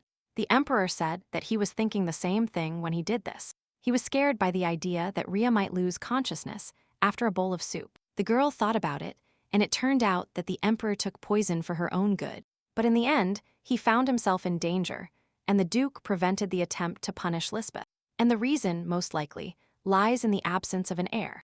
Rihanna decided to tell her husband that the antidote the doctor prepared for him had worked. However, the girl asked the emperor to help her every night, intending to conceive a child. What happened made her realize that if she did not give the man an heir, this would happen once. And again, Alexander agreed with her, and then the girl promised to visit the central palace starting the next night. But the man stopped her, telling her that he himself would go to the empress's palace. Soon, the incredible marital harmony in the imperial family was widely discussed in secular circles. However, Rihanna herself had nothing to say about it. Several days passed when the emperor began to visit her palace at night, but he never took off his clothes, let alone Rihanna's. However, the girl supported the rumors about her happy life and the imminent appearance of an heir. So, one of the guests asked if it was true that the wine to be served at the founding banquet was Henry Grand red wine. At that moment, a man approached the girls from behind, telling them that this banquet would be special, since this was the first celebration in honor of the country's founding in which a female oracle would be present. This man was the emperor. He approached the girl and told her that he missed her very much, so he came without an invitation. He invited Rihanna to enjoy a tea party organized for her together as a couple. Thus, the couple spent the evening in each other's company. When the tea party came to an end, the young people said they were very happy to spend the evening together.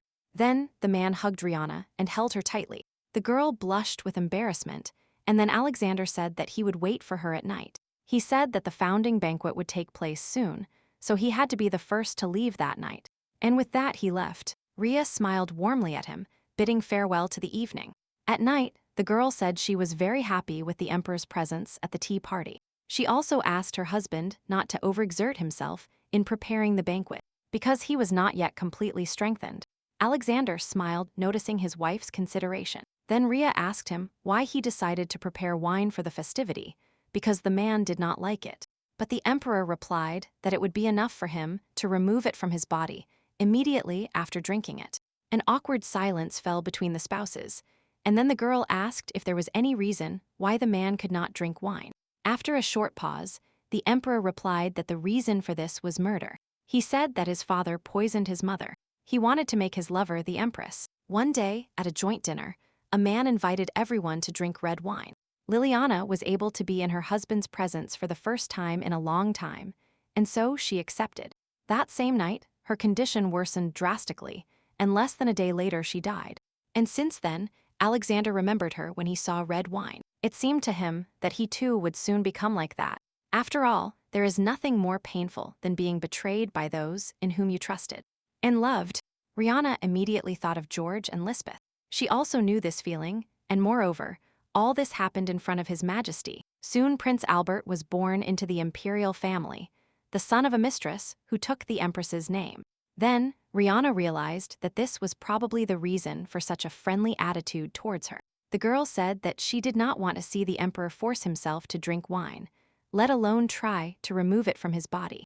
At that moment, the man looked very sick, so Rhea took Alexander's hand and told him that she would find another way to help him cope with this. Everyone in the palace had already given up, but she was not going to leave everything like that. Then the emperor asked the girl why she was trying so hard. Clenching her fists, Rihanna replied that she and the man were comrades who should help each other. So she sees nothing strange in this. The next morning, Margaret ran to the couple's chambers. The emperor was no longer sleeping, but with a gesture, he asked the girl not to shout too loudly. Then the maid saw Rihanna, who was sleeping peacefully in the emperor's arm, and she hurried out of the room. The man leaned towards his wife, practically touching her cheek with his nose, and at that moment the girl opened her eyes. Alexander was embarrassed. He did not expect Rhea to wake up so quickly, but he said that His Majesty was insultingly beautiful in the morning. Immediately after this, Rihanna fell asleep, and the man just kept admiring his sleeping wife. When the empress woke up, she went to her office. A surprised Margaret was already waiting for her, as she had witnessed their joint awakening. She told the lady that the emperor had been looking at her with incredibly tender eyes all morning. The maid suggested that if everything continued like this, perhaps the ruler would fall in love with the girl. And although Rihanna laughed at the girl, she herself thought that this was almost impossible. Meanwhile, the long-awaited day of the banquet, on the occasion of the founding of the empire, has arrived. The emperor and the empress were sitting at the same table, and then the man asked her if she had found a way to get rid of her wound. Rihanna said she didn't know how important it was yet, but she had a way. Then she handed him a specially made and custom-made glass of wine. If poison is mixed with the wine, the color of the glass will change, and Alexander will understand everything immediately. Soon the time came for the farewell words of His Majesty, the Emperor. The man suggested raising glasses in praise of Esterach's prosperity. The man brought the glass to his lips. Its color did not change in any way. Rihanna, seeing this, was very happy, because now her husband did not have to worry about this. Meanwhile, Lisbeth was performing her duties as a servant. The guests discussed her behind her back, saying that she would rather commit suicide than live such a shameful fate. The girl heard all this. She was furious that these nobodies dared to speak of her like that. She was going to give everyone what they deserved as soon as she regained her title. They will not be able to break her, because she is the noble queen of the empire. Lisbeth was distracted from her thoughts by Diana, who handed the girl a letter, saying that it was from the Duke of Kylan, Prince Albert's uncle. The maid reported that he was the only one who voted against Lisbeth's deposition, and now he has promised to help the queen regain her status. Lisbeth decided that in this case, she should give the Duke a good gift. Meanwhile, Rihanna pointed out that of all the guests at the banquet, she could not greet Prince Albert alone. Alexander wondered why she needed him, but the girl said she just wanted to see him, since they would not have another chance. Then she asked if the emperor really did not want her to communicate with the prince. Without waiting for her husband's answer, the girl said that she would be his empress until the end of her days, and that she was not going to give the child to another man. The emperor asked her if she really thought that was the case. However, the next moment, his cheeks turned red. He said he felt hot and asked to go out for some air. The man surrounded his wife and headed for the balcony, trying to cover his cheeks with his hand. When the couple reached the balcony, Rihanna noticed that the emperor was drinking a lot of wine, and then asked him how he felt. The man said he was fine, but he felt flattered that the girl was so worried about him. Rihanna said she had to drink because of him, but Alexander interrupted her because he did not drink under pressure, and now his health was normal. He noted with a smile how attentive the girl was to him. After all, he had to make a great effort to help him cope with the injury. So Rhea said that the emperor himself did the same for her. The man was embarrassed, his cheeks flushed again, and he looked away. Rihanna remembered how he gave her flowers, accompanied her to the shelter, and generally saved her reputation. Therefore, she felt the same as the emperor. Alexander's cheeks kept flushing. He could not understand why this was happening. Had he really drunk too much alcohol? Then he asked the girl if she had ever attended a founding celebration. Rhea replied that when she was a child, the streets were very fun that day. So the emperor asked her if she would like to go out now. He would like them to walk together on the street. The man said he had a passage that only he knew, so they could use it without fear. Soon the couple left the palace and rode horses to the city center. Rihanna said that His Majesty controlled the animals so well that she even forgot she was sitting astride. Then the man said that if they did not want to be caught, they should head in another way. He told Rihanna that it was okay, she could call him by his name. Blushing, the girl shyly said her husband's name. Alexander. The man smiled, because the girl looked as if she was saying his name for the first time. But Rhea's explained, saying that it was not customary to call His Majesty by his name. Then the emperor asked her to call him Alex, since Alexander sounds too long. Then the man took his wife's hand. The girl asked where His Majesty was taking her. The emperor smiled back at her and told her that she could just call him Alex, without mentioning his title. Meanwhile, in the city the holidays were in full swing. The couple enjoyed each other's company without noticing how time passed. Soon they sat on the grass to try local delicacies. One of the sweets fell into Rihanna's palm. The man gently took her wrist, licking the spot where the treat had fallen. The girl was surprised and immediately blushed, but Alex said nothing, just smiled gently. The next moment, when the fireworks began, the couple was locked in a tender kiss. They continued kissing until the noise of the firecrackers died down. When everything was over, the couple moved a little apart, feeling a strong wave of embarrassment. Then Alexander asked to think of all this as practice, because Rihanna herself asked him to spend time with her every night. Until now, they had only held hands, and the man felt it was time to take things to the next level. However, they were already late for the holidays. So Alex invited the girl to return. Rhea held out her hand, and they headed for the palace. The girl thought that even after learning about George's betrayal, she did not feel this way. So she only felt the betrayal, but it was not so painful or upsetting. But in the end, she could not believe it. Had she really fallen in love with His Majesty? Rihanna was distracted from her thoughts when a stranger bumped into her. Alexander immediately hugged his wife when he was sure that everything was fine with her. The stranger apologized for her ignorance. It was an older, dark-haired woman. Her face seemed familiar to Rihanna. It was Lisbeth's nanny. However, before the empress had time to say a word, the woman immediately ran away and disappeared into the crowd. The emperor did not understand what was happening, but his wife assured him that everything was fine. Then they held hands and continued their way back to the palace, but Rhea still could not take her eyes off the woman. After a while, they returned to the banquet. At that moment, Lord Kane, out of breath, ran up to them and told them that the aristocrats had caused a commotion when they heard about the empress. A council soon gathered. The aristocrats were perplexed as to why accusations were being brought against the empress. After all, she could not deceive the entire empire. Then, the Duke of Kailan said that Rihanna was apparently infertile and that he was ready to provide evidence. The next moment, a huge pile of papers was placed on the emperor's desk. Keelan said that it was not difficult for him to find evidence because it was in Earl Royden's house in her chambers. It was said that the glass from which Rihanna drank had been full of poison for a long time, so there were enough toxic substances left in it that allowed the poison to be detected. If a certain amount of this poison is taken, side effects can occur, including infertility, so the evidence also included a medical report. Then, Duke Keelan asked the emperor why he seemed so peaceful in such a situation. He asked if the ruler knew about all this, to which Alexander replied that all this was just a guess. Then, Keelan said that there was only one moon in the empire, and perhaps that is why there would be some problem between the two princes. After all, everyone knew that the emperor spent every night with his wife, but it was in vain, and therefore, for the sake of stability and maintaining the traditions of the empire, it was worth returning the queen to her status. Then Alexander could not stand it and said that he was not going to listen to him anymore. However, Kailan did not give up. He said that the emperor should spend the nights with the queen. Otherwise, the entire empire will find out about the empress's infertility. The next day, Alexander came to Rihanna's office. The girl already knew that the queen had regained her rights. The man knew that no matter what he said, it would sound like an excuse, but the Duke of Kailan resorted to a veiled threat. If he had not reinstated the queen and returned her to the palace, Kailan would have made the fact of the empress's infertility public. And as a result, the emperor could not fulfill the promise he had made to his wife. Alexander said he had nothing to object to. Then he apologized and headed for the exit. Rihanna looked at him tiredly.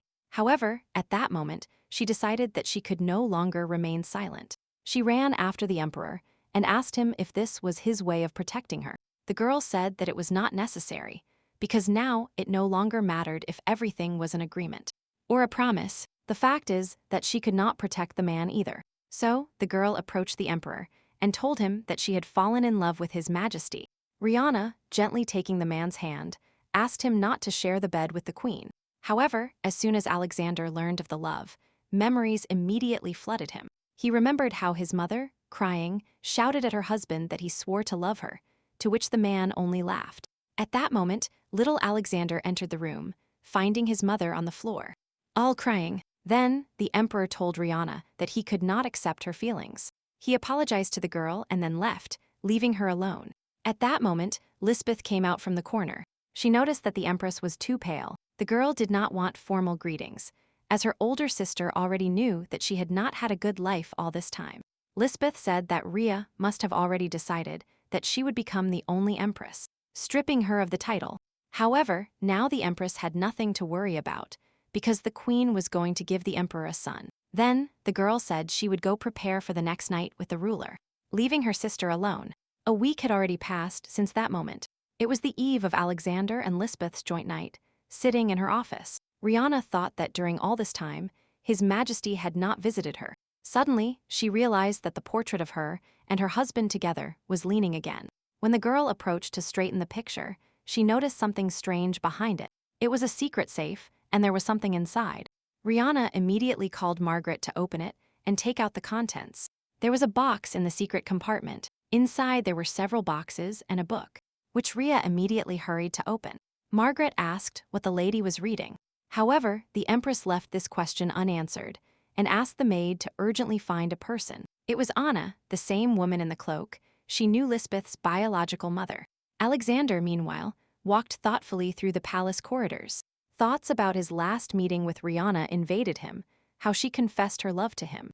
It was the first time he had seen such an expression on her face. Suddenly, something stabbed him in the chest.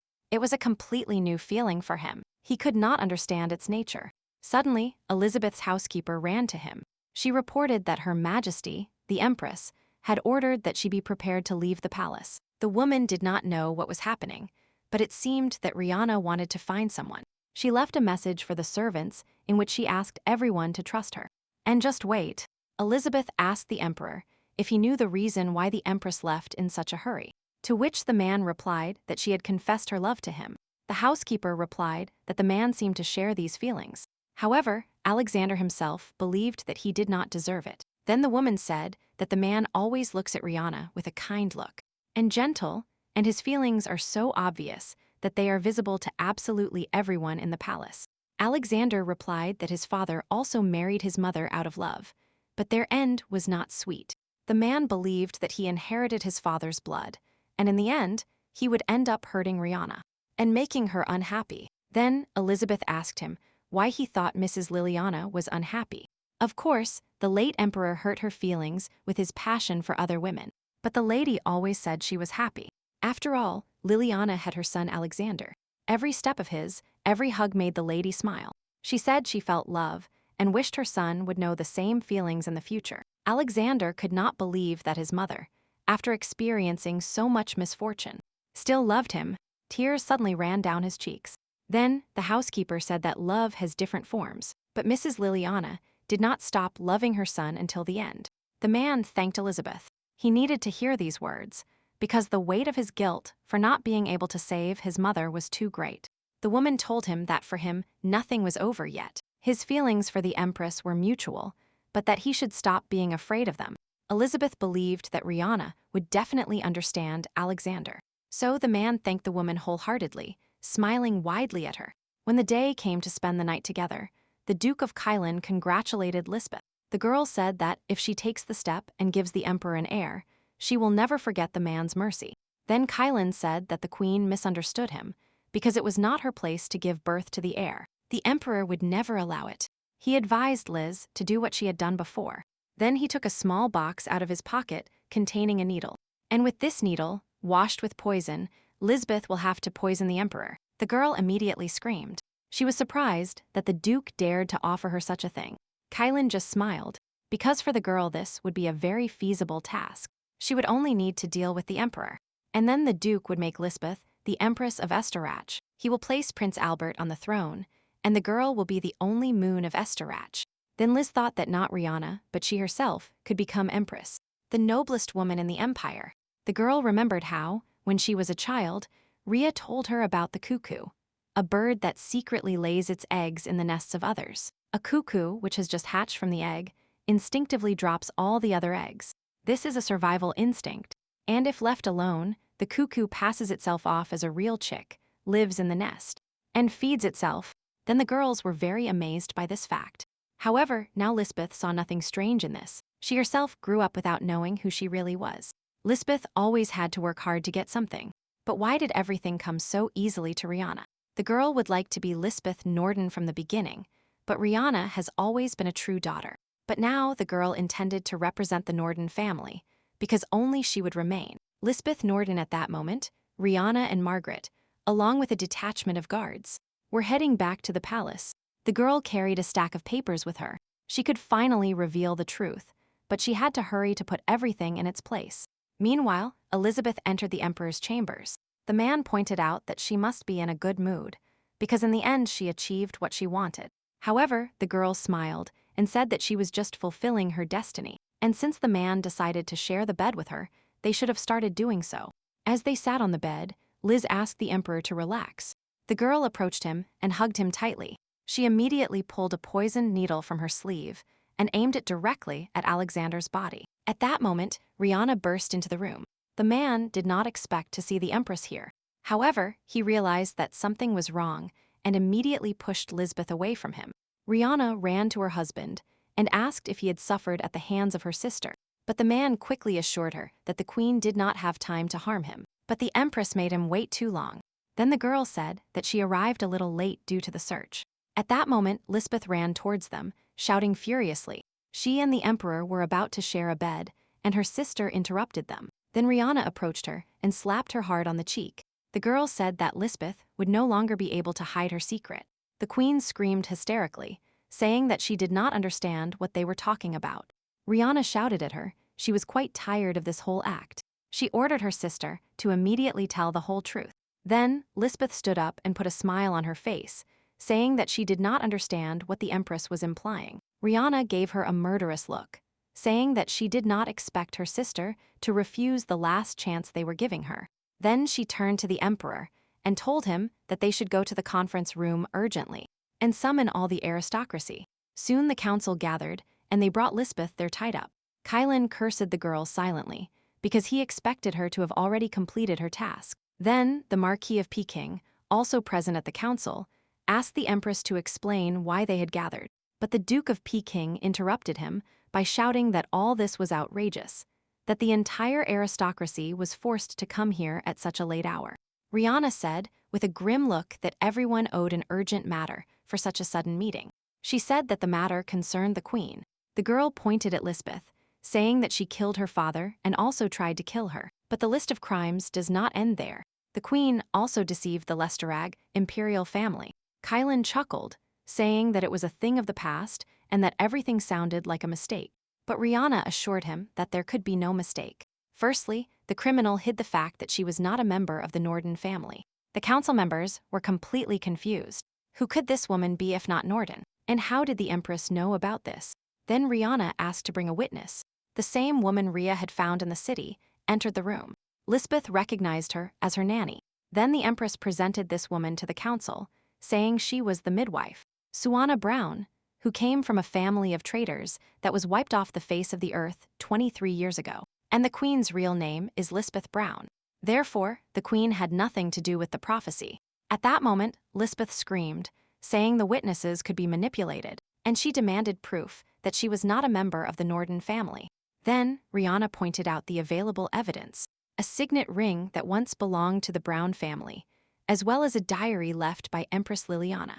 In the Empress's palace, Rihanna noticed that the walls in a certain place were quite thin, so she decided to examine them. Inside, the girl found a safe. It seemed that Empress Liliana had specially arranged a secluded place that no one would know about.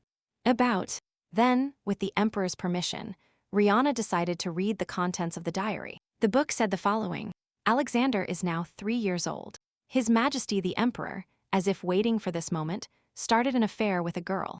I feel so bad I want to die, but I must endure, because I need to protect my son. Unfortunately, I have no allies in this palace, so I decided to keep the only person loyal to me by my side.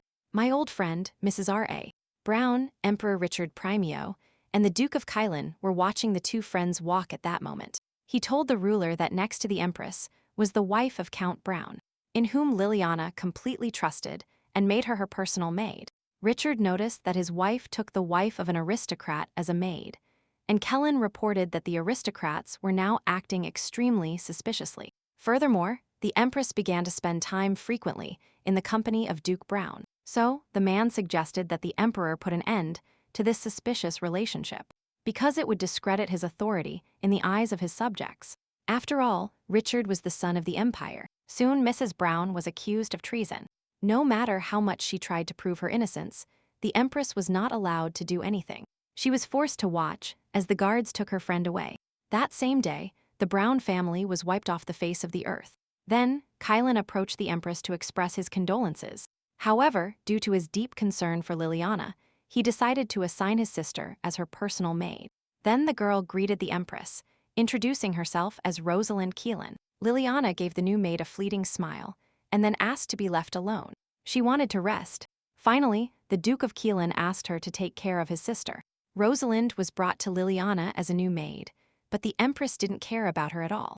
And Rosalind herself didn't care about the Empress. Seeing how the girl spoke sweetly to her husband, the Emperor, Liliana only noticed that everything was disgusting. After a while, a man came to the Empress. He informed her that Mrs. Brown's daughter had survived. This man was the Count in order. He informed her that he managed to save her. So, Liliana asked him to take care of the girl as if she were his own daughter. And when the time came, she would like to meet her.